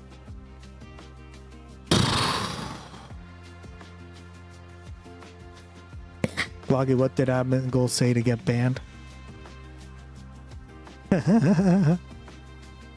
Mass is its own state. Well, it's interesting. It's just the way it operates is a little different than other states, is what I'm saying. Right? That's, I guess, what I'm trying to say overall. Ooh, a Pidgey. Congrats, Blue Room. All right. You could have constituencies, balls, sacks. It's a bag. I saw the clip. I actually typed out something, so I'm going to be putting something on the bottom part of the description for everybody to be able to use the commands. It just took me a long time to like make, and I was tired by the end of it. So a 2-day ban, what did I tell you? No more than a week. Pfft, pathetic. I saw the clip. He said Border Patrol should shoot everyone who crosses. Oh my God, that's disgusting. Especially children and women. Oh, what a piece of shit. Yeah. And for 2 days for that? 2 days for that motherfucker? Wow. But like we already know, right? I already told you guys, he's not going to get banned for more than any longer than that, because unfortunately he makes too much money for the platform. He makes too many viewers, right? The rules don't apply to him, unfortunately. You wasted your Ultra Ball on a Pidgey. Well, that's the risk, but that's all right. I can never remember. No worries. I'm doing the write-up. Try not to make you jealous, but PP has over 18% approval. Yeah, we covered that. Remember, you sent me the majority of America knew in my country and even ignores them now. The silence is nice. Good. Cash lol cow. Yeah. 400 employees or more than that from FEMA. So they stealth destroyed it in the same way they stealth destroyed the Department of Education, in the same way they stealth destroyed the CFPB, the Consumer Financial Protection Bureau, which protects you from corporations robbing you blind. Now they want corporations to rob you blind. Awesome. Good stuff. So anyway, there are your updates, bro. I wish I had more positive news for you, but this is where we're at right now. Everybody enjoy the rest of your weekend. Like I said, sign up for Crystal Kylan Friends on Substack. You do not want to miss it. Great episode with Nathan J. Robinson drops tonight. And that's it. I love you guys, and I'll talk to you soon. Peace Can I out. see that? Because I do like Nathan Robinson. All right, now let's cover this. Eleni, thank you. I don't go to the Palestinian people and burn the houses of Palestinians. But that's exactly what happened on Friday. Yes. 6 houses in Salah. But it's revenge. We're inside the Israeli I don't do it. Hevat Gilad. I can see. I don't do it, but I shill water for the people who do it. What? What the fuck? Oh, it gets even worse? Oh, hell no. Yo, I think my froyo's here, chat. Oh my God, I'm so excited.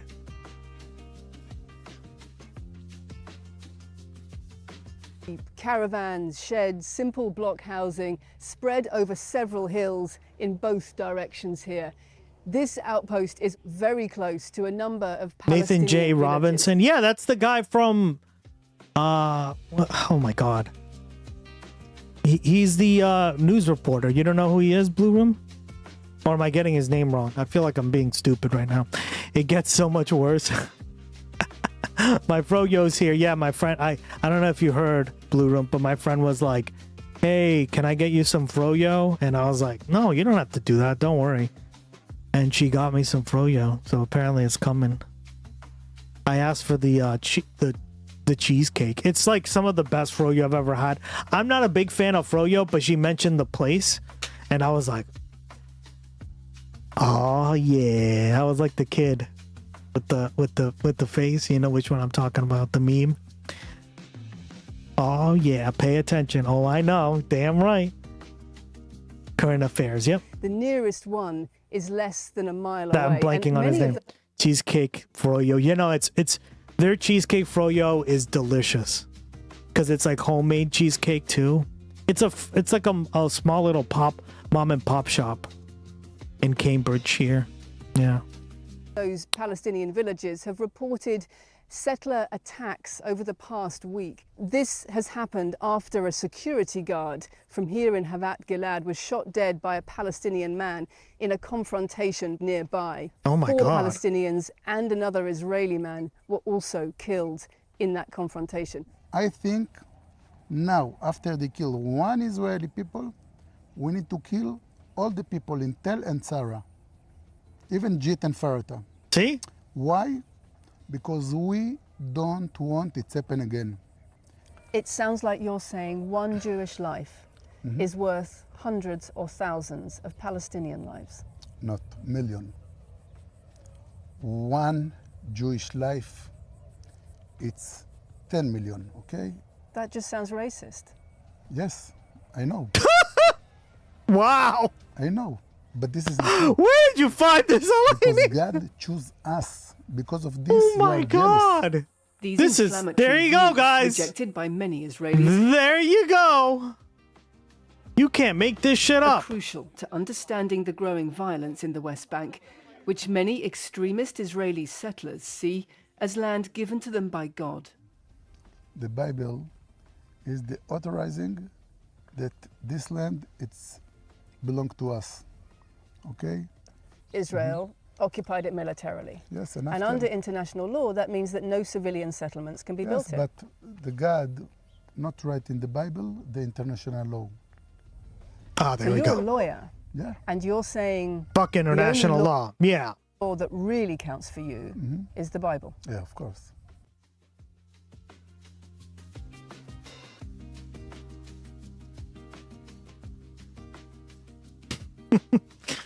Oh my God, we are cooked.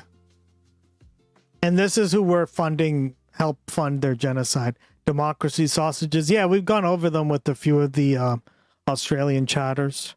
You get them for pretty cheap in Australia. I thought you got them for free. Apparently you don't. You still got to pay for them. God's chosen people, for real. Did he say God's chose us? Actual turbo Nazi? Yeah, he's a turbo Nazi. Love that term. God, fuck this.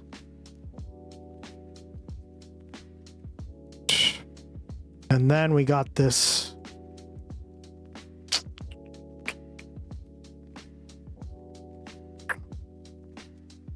This is Democracy Now!, democracynow.org, the War and Peace Report. I'm Amy Goodman with Juan Gonzalez. As we turn now to Dr. Abdul El-Sayed, the winner of Tuesday's Democratic Senate primary in Michigan. In a major blow to the Democratic establishment and AIPAC, Abdul El-Sayed won the primary despite being vastly outspent by his opponent, Congressmember Haley Stevens.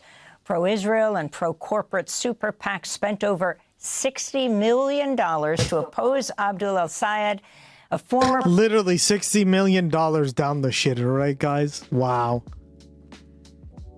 Cry harder, motherfuckers. Cry harder, AIPAC. Public health official who campaigned on a platform of Medicare for all ending military aid to Israel and getting money out of politics. He'll face the Trump-endorsed Republican nominee, former Congressman Mike Rogers, in November's general election. If Dr. El-Sayed wins, he would become the first Muslim senator in the country. At a rally in Nevada after the primary, President Trump accused Dr. El-Sayed of hating Jewish people and Israel and said, quote, "When I watch Abdul," well, this is President Trump in his own words.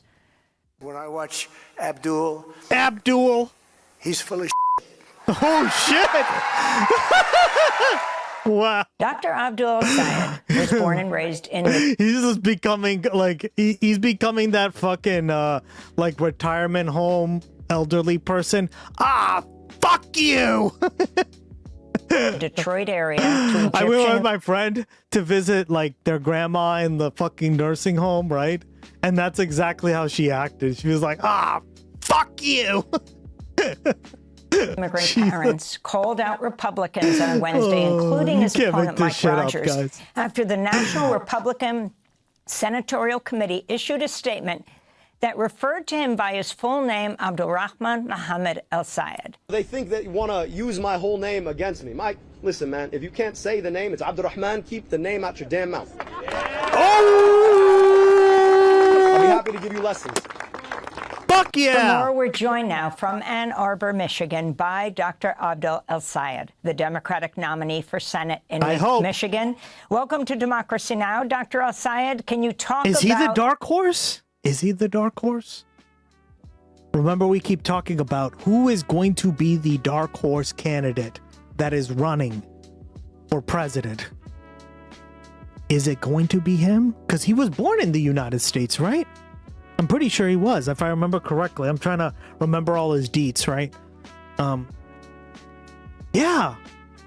Oh my God. And then he would come from a really good state. First, he's got to win, right? Yeah, he was. Exactly. Is he the dark horse? Dark horse Ducky. Right. And in case you're newer to the stream, a dark horse is essentially a political science term, a political term in general that means somebody who kind of rises from like unknown means or like out of the blue, kind of like somewhere you don't really expect to become president or become the person in charge of the position or whatever, right? So born in near Dearborn, near Detroit. Yeah, wasn't he born in Dearborn, if I remember correctly? Wasn't what caused him to stay that? That was what caused... Yeah, can I see that? That'd be great. Let's see. Thank you, Eleni. Eleni's on point today with these links. Thank you, girl. Love it. Thank you, Eleni.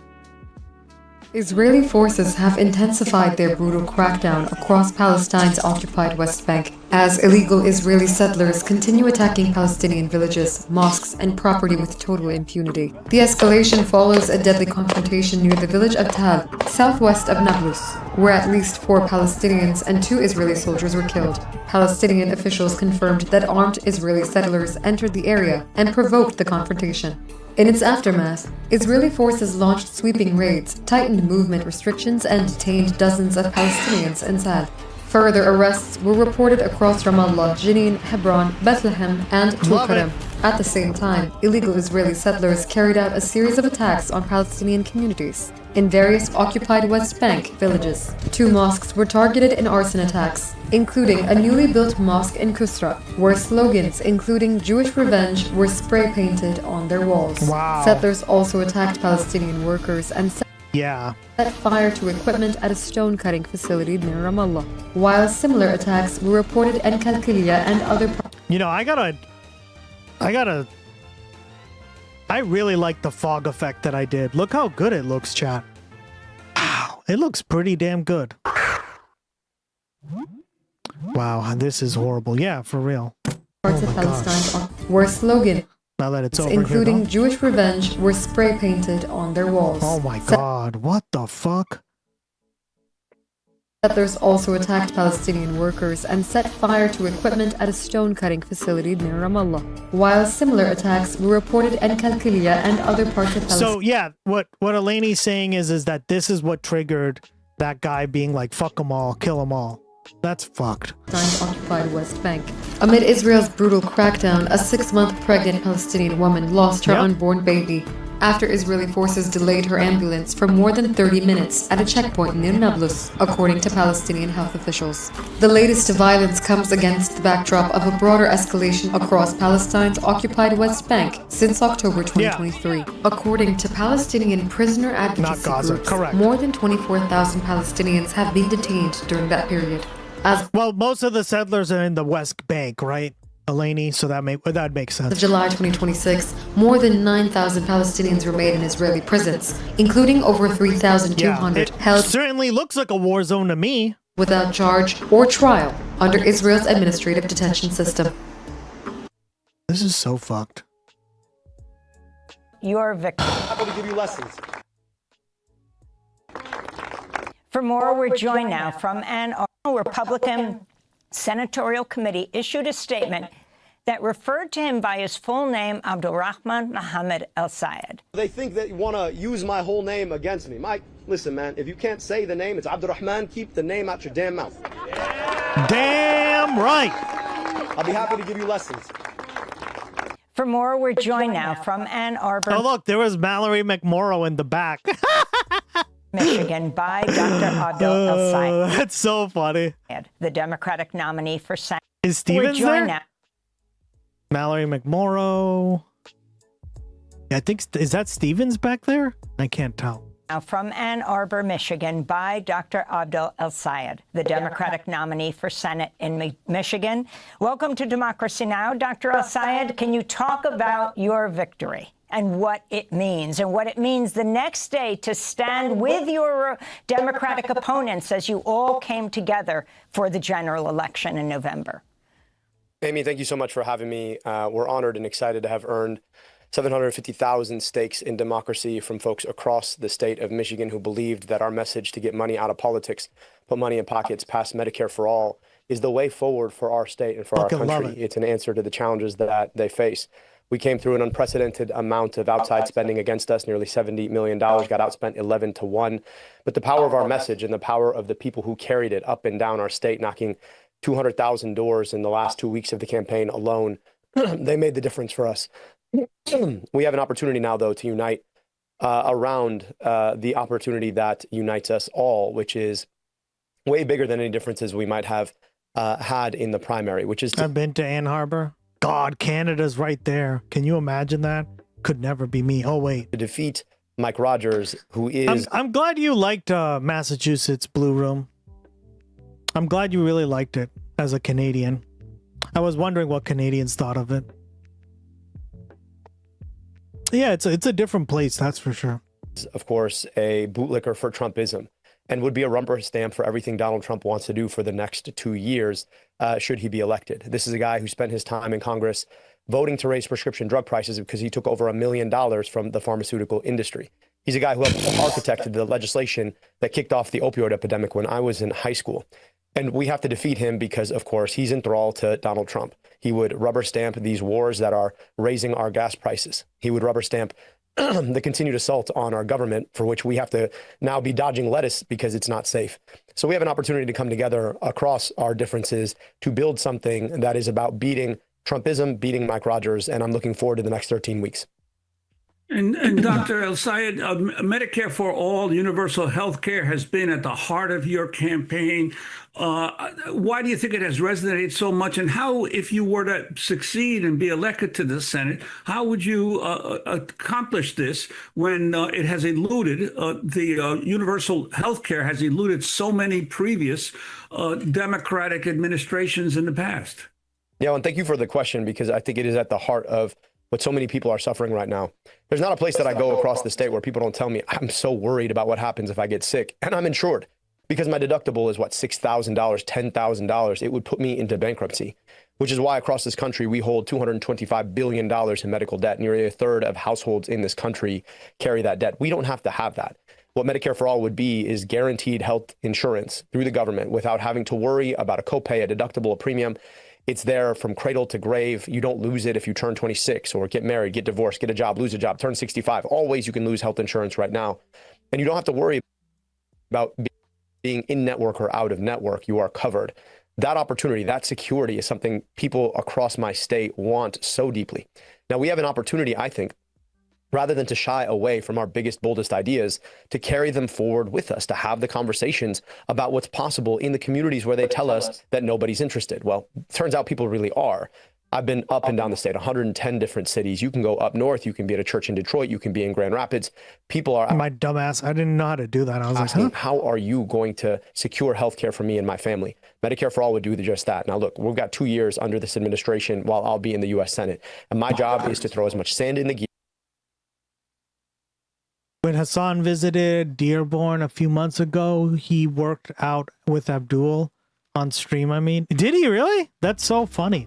Years into the Trump administration as possible, I didn't know that because I didn't watch it. 2 years as a pathway, as a guide ramp for the next Democratic president who will get this done. And I think by going out, having the conversation, persuading around the power of ideas.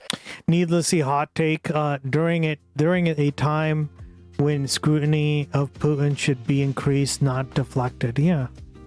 That's how we win. That's how we won this primary. That's how we look forward to winning the general. And I look forward to helping show a pathway forward through Michigan for whoever is bold enough to. Hey, Lainey, do exclamation mark vibe real quick.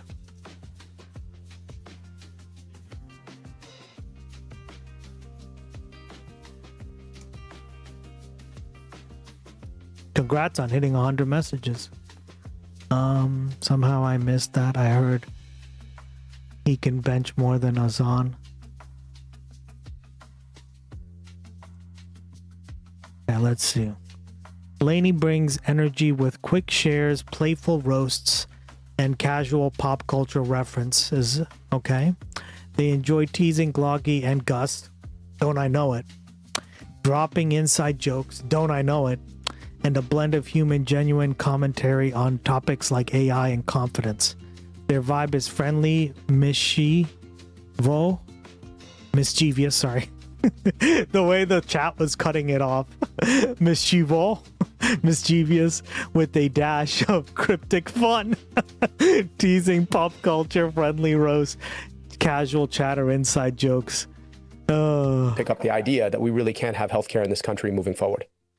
You've also campaigned against military interventions and I might change it to 30 messages. I don't think it's doing enough of a good job at capturing the full scope of what you guys could do in terms of chatter, being chatterer. But yeah. And we have now a community vibe too. So it's collecting all our chat messages and giving us a report on how the community is. And I find this really cool because as the community evolves, right, we get new people in, some people stop showing up or whatever, right? Because like I've had people leave, or I've had people like, I don't know how to describe it, like they just like they don't go on Twitch anymore, right? Like I haven't seen them in over a year or so. As that happens, right, you get new people. That's how streaming works, generally speaking.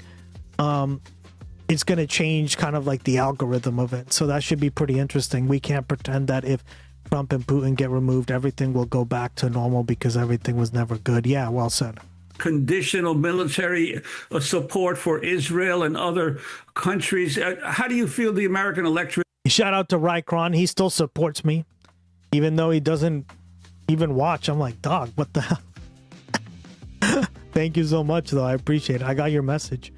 Gloggy, we can't pretend. I'm like, he's just done with, he says he's done with like Twitch and stuff, but he keeps the love, in terms of love you, dog. This issue and what would you do to shift these priorities in the spending of the federal government away from the military and to what other programs? Well, in an era where many of us can't afford basic things like groceries or rent, or groceries. Healthcare, the idea that your government is sending your tax dollars to buy bombs and tanks for foreign governments seems anathema. That money could be spent to fix your potholes, rebuild your kid's school that looks like it did 50 years ago. And we need that money spent here. On top of that, we have an opportunity to remind ourselves. So he never checks his. No, he says he left it on for me. I have a few chatters like that. Just passing through is one of them too. I talk to him all the time, and he's like, yeah, just keep it like that. I like supporting you. I just don't watch Twitch anymore. A lot of people just end up leaving Twitch. Right? This is why, like, if you look at the overall Twitch numbers, let me give you an example, right?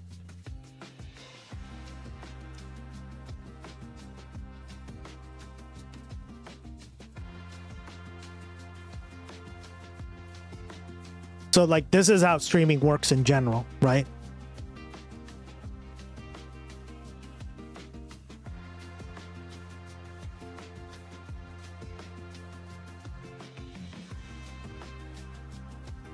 Yeah, here we go.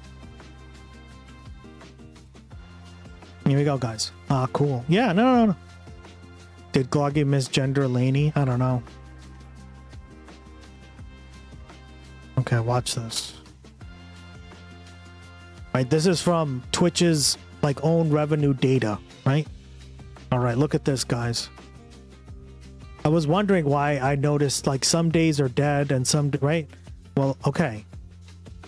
It shot up and then it went right back down, right? But it stayed higher than it was back here, right? So that's what I mean, is that sometimes people just don't want to like, they don't want to watch anymore, right? So like these people who showed up at this time, right? That's a large group of people that just fucked off. And for whatever reason, right? Maybe bro is gender neutral now. Does that make sense, Blue Room? So like, it's not just like what's going on. It's a bunch of factors, right?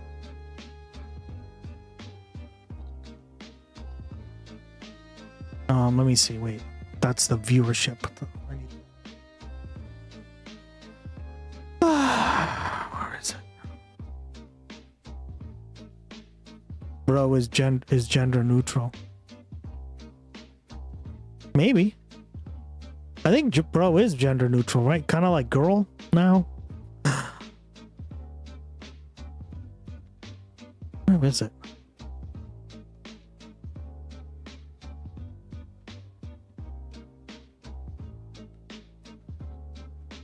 Ah, here we go. Yeah, here we go, right? This is another example of, like, if you just look at the charts and stuff, back in 2021, so it looks like 700,000 people just fucked off, right? They just left. That's a huge number, right? From 2026. So in 2021, there were about 700,000 more people on Twitch. Right? And that kind of makes sense. That's why you gotta like diversify. You can't rely on just Twitch. You gotta rely on just growing like across multiple places. Because sometimes people move to other platforms, right? And that's what I mean. Or they don't want to watch like politics anymore because they're sick of it, right? A lot of people just casually watch it. Or vice versa, right? So look, it's gone down significantly, and I don't know how Twitch fixes that. I don't know, right? We probably have a bunch of ideas. Where that kind of militarism... COVID, yeah, that's another thing, right? COVID made a lot of people stay at home, so they're bored, right? And now that those people can watch... Here's the thing, right? Twitch's competition is movies, TV shows, books, spending time with friends, doing anything else, right? So there's a lot of stuff that could easily be impacting that. And that's why I say that, like, as the community changes, right? Because I plan on doing this for a long time, I want to be able to, like, track all that and make, like, reports. I think it'd be really cool, right? Using not only those numbers, but, like, the community as a whole, like how it's going to change, right? Will your sense of humor start to change? Will the demographics start to change? All these things, right? And I've noticed it. It's just like it's starting to change, and like I've just noticed I've noticed that dip, and it's not just me saying it, but it's like you see it on a lot of other people's channels, right? Hassan used to get like over 35,000, 40,000, and now he's getting like 23, 29, right? So it's across the board. We love it. Love it. It ends up in. But I think overall, like, you can't be worried about people leaving. You can't be worried about numbers. You got to worry about what you have to worry about is as creating a community, right? Being that person who's consistent, who like has that person who's open to new people. And that's why I love you guys, right? Twitch has me hooked. Yeah, they do. See, like, they have you hooked, but the person who wants to go and watch another Black Mirror episode, yeah. No, right? I remember there was a guy who used to come on all the time, right? And he's still in the Discord, and he's just watching, he's literally just playing video games the whole time, right? And that's okay. Like, you just gotta, right? Not everyone's gonna like want to watch politics the entire night, right? So I think like we're hardcore because we're awesome, but foreign wars we have no business fighting. It's fine. It's just how it is, right? You think about the consequences of this war in Iran. Illegal. Mostly bots mainly. Yeah. Illegal, unjustifiable, wrong. But all it's done is showed the Ayatollahs that they have a chokehold on the world's energy supply, and it's raised our gas prices to nearly $5 a gallon. We have an opportunity to finally turn against that kind of militarism, which is exactly what Donald Trump said he would. But of course, he's taking. Yeah. And it's just so funny because once you really look at it that way, you're just like, well, people are going to do what they're going to do. Your job is not to do that, to worry about it, right? Your job is to just like keep on chugging, create the best experience, the most fun experience, something more entertaining than an episode of Black Mirror or whatever the fuck you're competing against, right? And then they'll come back, right? If you create an emotional experience where people like the fact that you're here and they like you as a person, that's going to be great, right? That's going to be a lot harder to give up than once Black Mirror ends, right? Or fucking that Netflix show that they watched all 10 seasons of are gone, right? And that's like how you have to look at it. You can't really worry too much about, because people will do it regardless, right?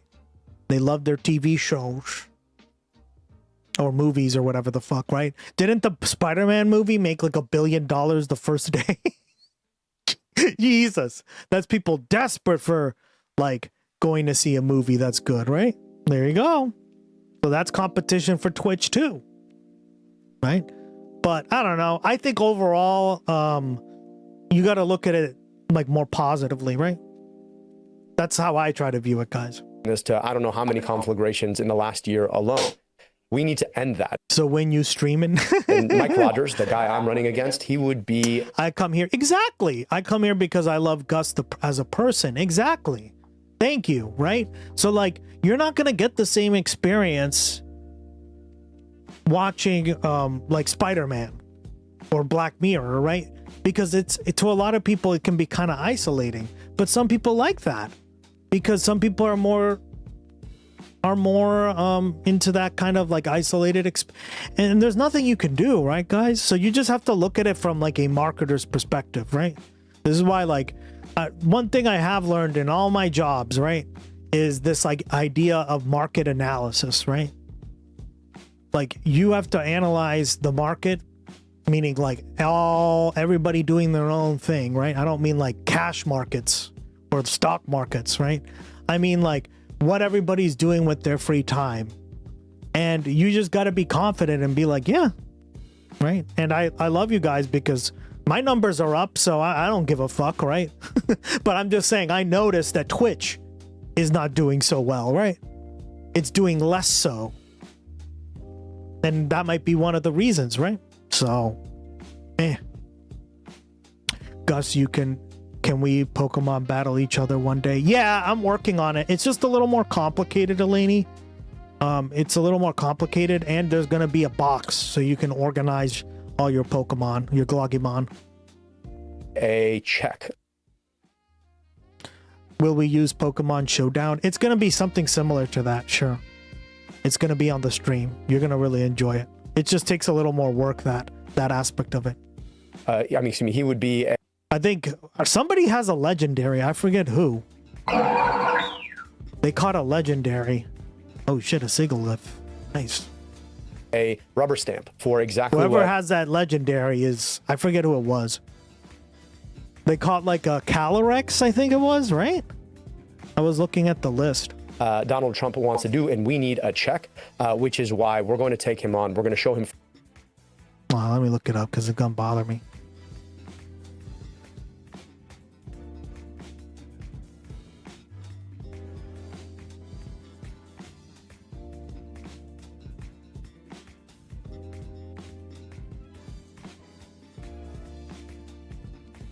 Oh yeah. So it looks like Living Lily caught the Calyrex ice. Damn, you're fucked if you have to battle that, because that's a good one. For who he is, a corporatist who can't wait. Yeah, she caught a Calyrex ice. Do the bidding of Donald Trump, and I think we can offer a real check. Damn, I was like, I saw that. I was scrolling through all.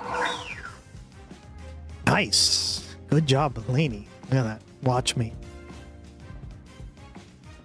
win. Trumpism in the U.S. Senate starting next year. And Dr. Al-Sayed, your response to President Trump saying you hate Jewish people, the National Republican Senatorial Committee using your full name, of course, reminiscent of Barack Hussein Obama, you embracing that, and President Trump saying you're full of shit. Well, look, at the end of the day, when you don't have ideas, all you have is hate. And we knew exactly what the playbook was going to be. Here's the reality of it. My name is not raising your gas prices. My name is not the reason we're in an illegal war. My name is not the reason you can't afford your health care. My name is not the reason that you can't afford your rent or your insurance. Beast! They're bad ideas. Oh my God, I love him. And so if the best they've got against getting money out of politics, putting money in pocket. I copied Ducky. Does the repeat ball really repeat the Pokemon encounter again? Does it really do that? Can you do it again, somebody? I'm kind of curious. That would make a lot of sense. It's passing Medicare for all. I thought it didn't, but okay. Try again in 12. To my name and say that they can't pronounce it, then I think we're going to have a pretty good time over the next 13 weeks prosecuting the case against a kind of politics that is corrupting, and devastating the future of our country. We've got an opportunity, I think, though, to think beyond that. I think people are sick and So I didn't see the point. I think it does. I think it literally, which would make sense why I designed it like that. You think my dumb ass would fucking remember that, and I didn't. I didn't remember that. All right, try again. You can try now, Eleni. Try again. I'm kind of curious. But, I mean, you're not going to always catch it because...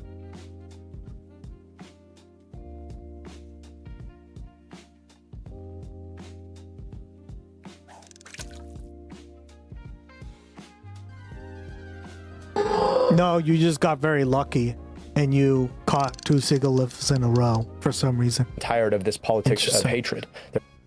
Did it work? No, it didn't. But that's fine. Maybe it's of the same type, which would make sense, right? Because Sigalith is a psychic. That would make sense. I forget what I did. I have to look at the code. The code's very long for this game. We're sick and tired of politicians who are interested in exploiting government for their own means, which is exactly what Mike Rogers did while he was in Congress, making $14 million after he left to move to a McMansion in Florida, which is what Donald Trump is doing now. And we're offering an alternative, a doctor who rebuilt the health department, eliminated medical debt, put Narcan in vending machines for free, and yes, happens to be named Abdurrahman Mohammed Said. Dr. Abdul El-Sayed, if you were to win, you'd become the first Muslim ever elected to the U.S. Senate in U.S. history. Did you ever think you would be here, possibly be that first Muslim senator? And what does that mean to you? I never intended to run for office. I became a doctor because I could go 15 hours to my family's native Egypt or 15 minutes from where I grew up. And either way, I'd cross about 10 years difference in life expectancy. You know, this has been a journey of public service, rebuilt the health department in the city of Detroit, led Wayne County's Department of Health, Human and Veteran Services. I'll be honest, I don't think that much about being the first of anything. I just want to be a really great senator for my state. But I do think about what it would mean about what our country is. You got people like Donald Trump and J.D. Vance and Mike Rogers who want to define America as being smaller than she really is. I know America is big. It's open-hearted. It is thoughtful. It wants to be that biggest, most embracing version of itself. And that's the version, by and large, I've experienced as a guy named Abdul in Michigan for 41 years. So I'm looking forward to Michiganders proving just how open-minded they are, just how big-hearted they are, just how much they care more about what I pray for rather than how I pray. And I'm looking forward to taking that and letting Michigan show Donald Trump and J.D. Vance who we really are. Love it. And Doctor, I wanted to ask you, AIPAC has reportedly spent more than $30 million to attempt to defeat you in support of your opponent. Why do you? What's your sense of why AIPAC saw you as such a threat and so necessary to defeat you? Yeah, AIPAC unfortunately has an absolutist vision about what our foreign policy ought to do. They want us to continue to send unconditional military aid and worse to a foreign government to do apartheid, genocide, war. And I believe in equal rights to peace, dignity, and self-determination for Palestinians and Jewish Israelis alike. And it's that Palestinian personhood part that I think they so oppose. And they wanted to make an example out of me, and we've made an example out of them. And I think we have an opportunity now to move forward in a politics where we don't allow an organization dedicated directly to making sure our foreign policy backstops the foreign policy of a foreign government and make sure that our money is spent here where it needs to be spent, to provide schools here and to provide good infrastructure here, to provide healthcare here for our kids, rather than being sent abroad to do the worst to other people's kids. Your race is seen as a bellwether. It not only sent shockwaves clearly through President Trump, as he used a four-letter word to talk about you, but the Democratic establishment. Right after you won, though, Kamala Harris sent out a message that people should support you. The Democratic Senatorial Campaign Committee, people, Chuck Schumer, Gillibrand, they congratulated you. You took on the establishment, and now how do you work with it? Well, we all have the same goal, which is to defeat Mike Rogers and to offer a check to Trumpism, whatever our differences around how the Democratic Party should look. And yes, there are some real differences. We just hashed it out for 15 months. We do know that we have to beat Trump. We do know that we have to take back the Senate. We do know that Michigan is critical for that. And I'm looking forward to figuring out how to work together to make that happen. So I'm grateful to the support that they've shown. That's why I added a lot of the games to these stream, guys, because I know a lot of you guys have ADHD, ADD, right? Like, to me, I'm not very easily distracted. I can focus for long periods of time. But I understand that it's not easy for people, especially when it comes to politics and stuff. They all got to fidget and do other stuff. So I figured it was just a nice thing to do for people in chat, right? And it doesn't really distract from, right? Like, do we really need to be looking at this fucking part of the screen, right? Like, we've seen his face, right? We see him there. And we've seen that part. This lasts for 10 seconds or 30 seconds.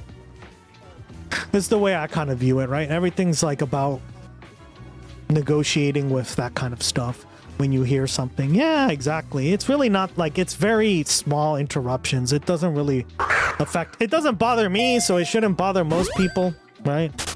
And I'm a pretty focused person, right? Like, when I focus in on stuff, I just really do, right? The fishing game always comes up here.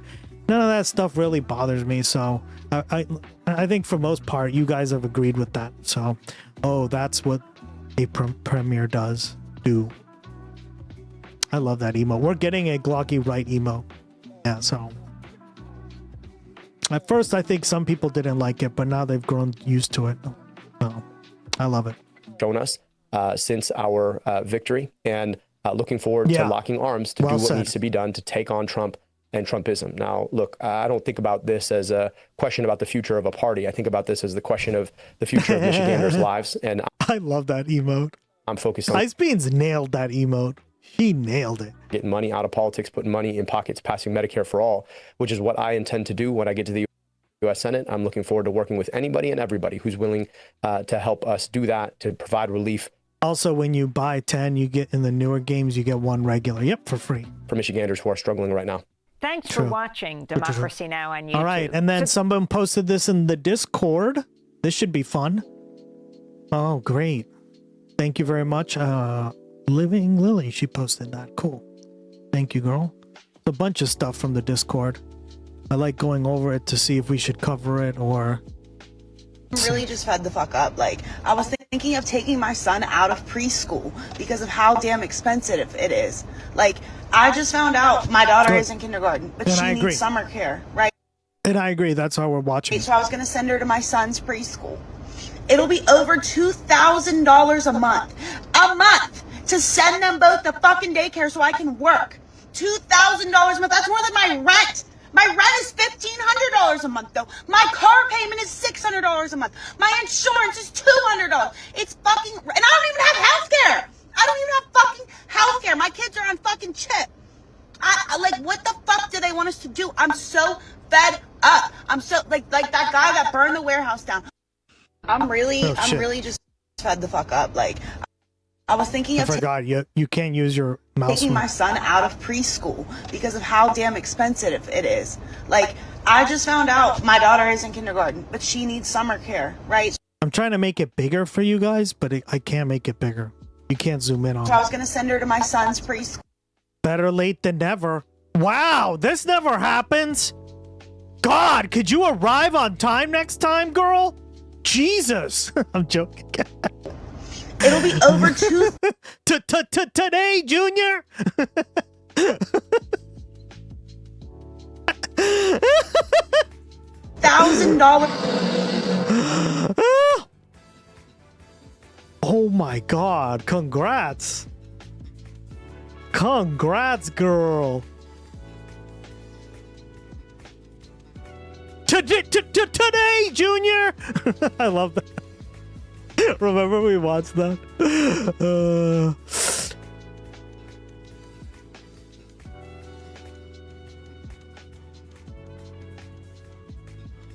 Oh my God, that is incredible. Yeah, I hope you catch it. Damn, that's a fucking Hydragon.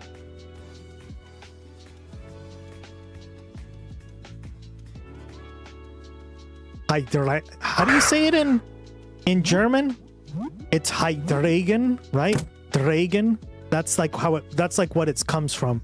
Hydra, Dragon. Dragon is how you say dragon in German, right? Rigel, resident German speaker, shall we? A month to send them both to fucking daycare so I can work. $2,000 a month. That's more than my rent. My rent. Yeah, that's a really good one. That's one of my favorites. Hydragon. No, I know that's how you say it in English, but in German it's pronounced Hydragon. Draken. I gotcha. So Hydraken. So that's how they, yeah. That's where it comes from, apparently, the root word. It's $1,500 a month, though. My car payment is $600 a month. My insurance is $200. It's fucking... And I don't even have health care. I don't even have fucking health care. My kids are on fucking chip. Yeah. Like, what the fuck do they want us to do? I'm so fed up. I'm so... Like that guy that burned the warehouse down. All you have to do is pay us a livable wage. All you have to do is make life affordable. Hell yeah. $75 to fill up my Toyota RAV4. What the fuck is that shit? What the fuck is that shit, bro? And I work and I work and I work and I work and I work. I work 6 fucking days a week. I work and I work and I work and I fucking work. And I still have nothing to fucking show for it. Nothing. We can barely fucking wipe our asses because nobody can fucking afford shit. It's fucking crazy, dude. It's crazy. Something has to fucking change. I'm so... Yeah, and this is why I advocate for people who are working this hard, right? Because this is fucked up, right? It's not even just you, Living Lily. There are so many TikToks like this that we've covered on the stream, right? And I'm just so sick and tired of this shit. I will never stop advocating for people like this. This is fucking ridiculous. Life should not be this fucking hard. I'm so tired of this shit. So thanks, girl. Yeah. Tired. Also, what is it with these like reactors who barely just like do anything on the camera? They just stare at it like this. Like there better be some base fucking react after this, because we've watched way too many of these fucking videos where the guy just like randomly stares into the camera and barely says a word, right? Of these fucking wieners, these fucking weird ass fucking wieners, and their fucking billion-dollar companies and their weird fucking baby eating fucking AI fucking weirdos destroying the world for everybody else. It's literally like 25, 30 fucking people versus the whole fucking world. And we're just taking it and taking it and taking it and taking it. It's fucking bullshit. It's genuinely embarrassing. It's embarrassing how much the American people took and took and took and took and are still taking it. Like, I'm really just fed the fuck up. Like, I was thinking of taking my son out. Well said. Well said. Have you busted team? I have a busted team now, Gust. Boring. Bidoof. Oh my god. Yeah, use that Bidoof, girl. The Canadian Pokemon, Bidoof.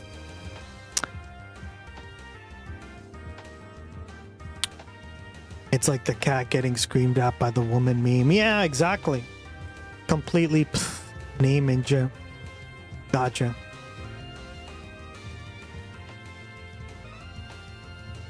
Draken? By Draken? So it must be Dutch then. I could be wrong. Or maybe the guy I watched was wrong. I don't know who's wrong. What, someone's wrong. That doesn't really matter. It's not correct.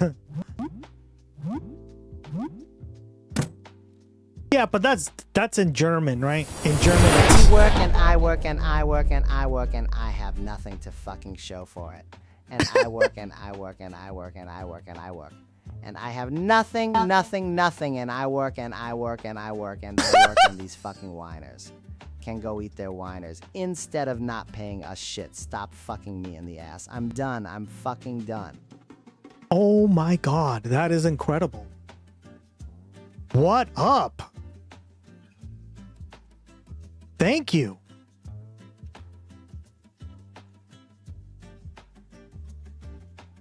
Please clip that. I'm fucking done. That was incredible.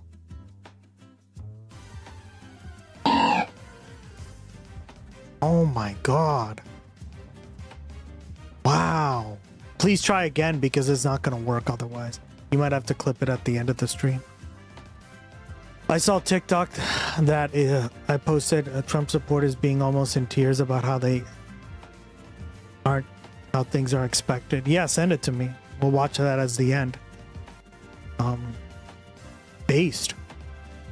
Shall we? Based. Based.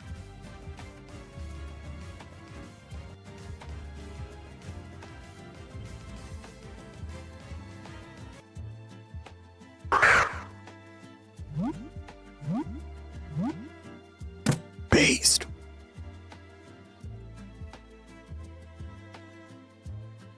Is a lively, casual chatter with gamer and travel bent, dropping relatable family and travel stories plus food talk with humor and spicy slang. They bring a mix of playful roasting and camaraderie with chill flow and emoji hype. Gamer girl, travel tales, food lover, casual humor, supportive vibes. What up? You caught it. Damn. Hell yeah, I'm a veteran now. Yeah, I'm glad you got to chat more today.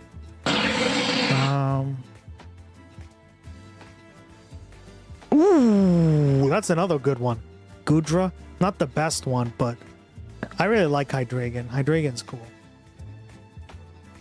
I think he's a cool concept, or they're a cool concept, right? Could be a female. You could have a female one. All right. Thank you, Living Lily, for that. Do you have it, Peter, before we leave? Before we take off for the night?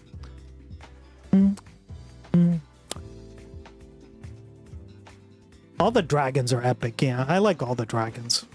I find I left for a little to hang with friends, which I never do, but I guess is zero. Amazing. I found it. No, nice. Yeah, that's awesome. Nest ball. Yeah, you work hard, man, girl, because yeah, you're fucking perfect. Thank you, Peter.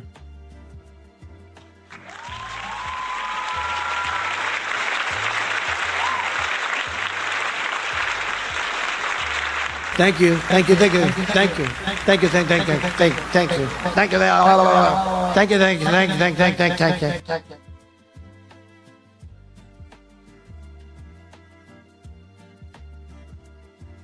See, why isn't it playing? That? Great again? No, not at all. Well, you know, I can get laid off tomorrow, then I'm pretty much homeless.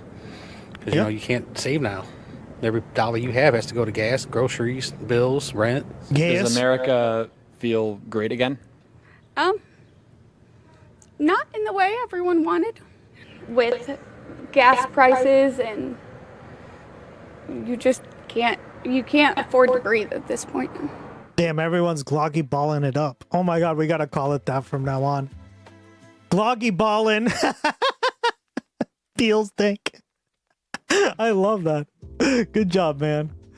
So two big things came out of this stream already. The Gloggy gang and now Gloggy ballin'. And we all know what that means, guys. What up? Mm-hmm. The comment section had no sympathy. Yeah. What does it feel like to be living in these conditions right now? And I these don't economic conditions right now? as much either. Hurt. Very hurt. I try to do... Sorry, I cried.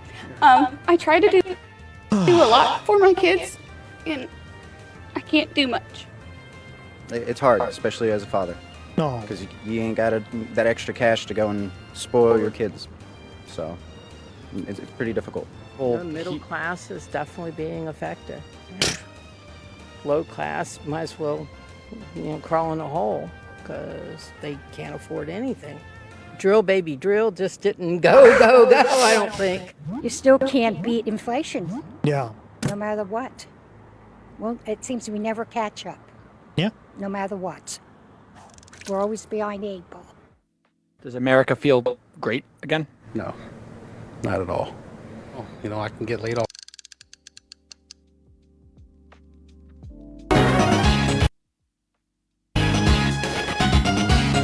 Wait a second, Ash Ketchum! There's a Pokemon over there! Oh, you're right, let's go battle it! No, Ash Ketchum, you don't get it! If you can see a Pokemon in the wild, that means it's a legendary Pokemon! Inflation, Otherwise, right? he'd be hiding in tall grass! That doesn't look like a legendary Pokemon to me! Alright, I try to warn you. Oh, wait, why is there Dark Souls music all of a sudden?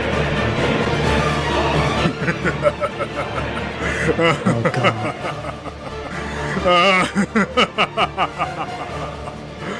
My first victims. What do you mean by that? Alright, Charizard! Yeah,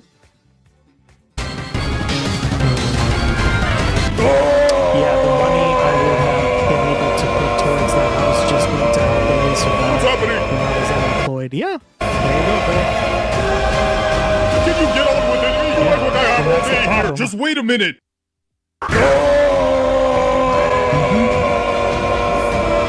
Can't say I didn't warn you. I remember that the health bar was so slow. It took forever for it to go down, and you'd spend like 5 minutes watching the health bar go down. This shit was so funny. All right, guys, and with that, I'm out of here. Thank you so much for joining me on another episode of the Gustx broadcast. I'm out of here, guys. What up? Hope to see you soon. If not, I'm out of here because I'm gonna go eat the froyo. Eat your froyo. Yeah, I can't wait. Oh my god, guys, the froyo came. I'm excited. I'm gonna eat dinner. I'm gonna eat dessert before dinner. What up? Bye, cast.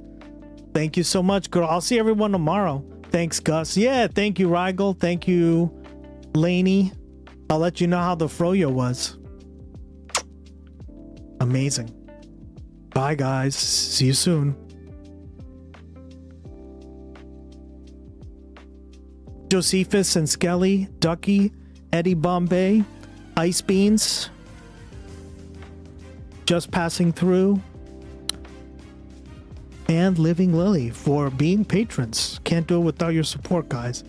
And thank you, subscribers, all of you guys. Yeah, Laney, do summary and it'll tell you all the stuff you did on the stream. Gratitos. Yeah, buddy. Thank you so much. Appreciate it.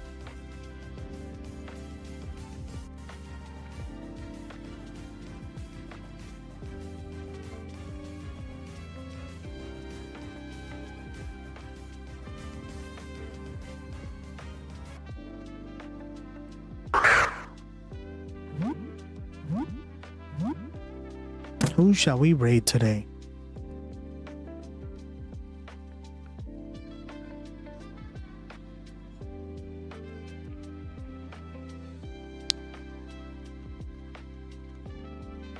Does anyone have a suggestion?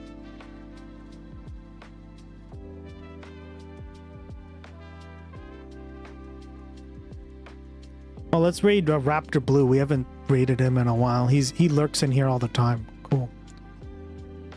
Divine Misty, yeah, no, she doesn't stream. Ogre Boy 6, is he on? I don't know who that is. Well, sure, we never raided him, I guess. We can.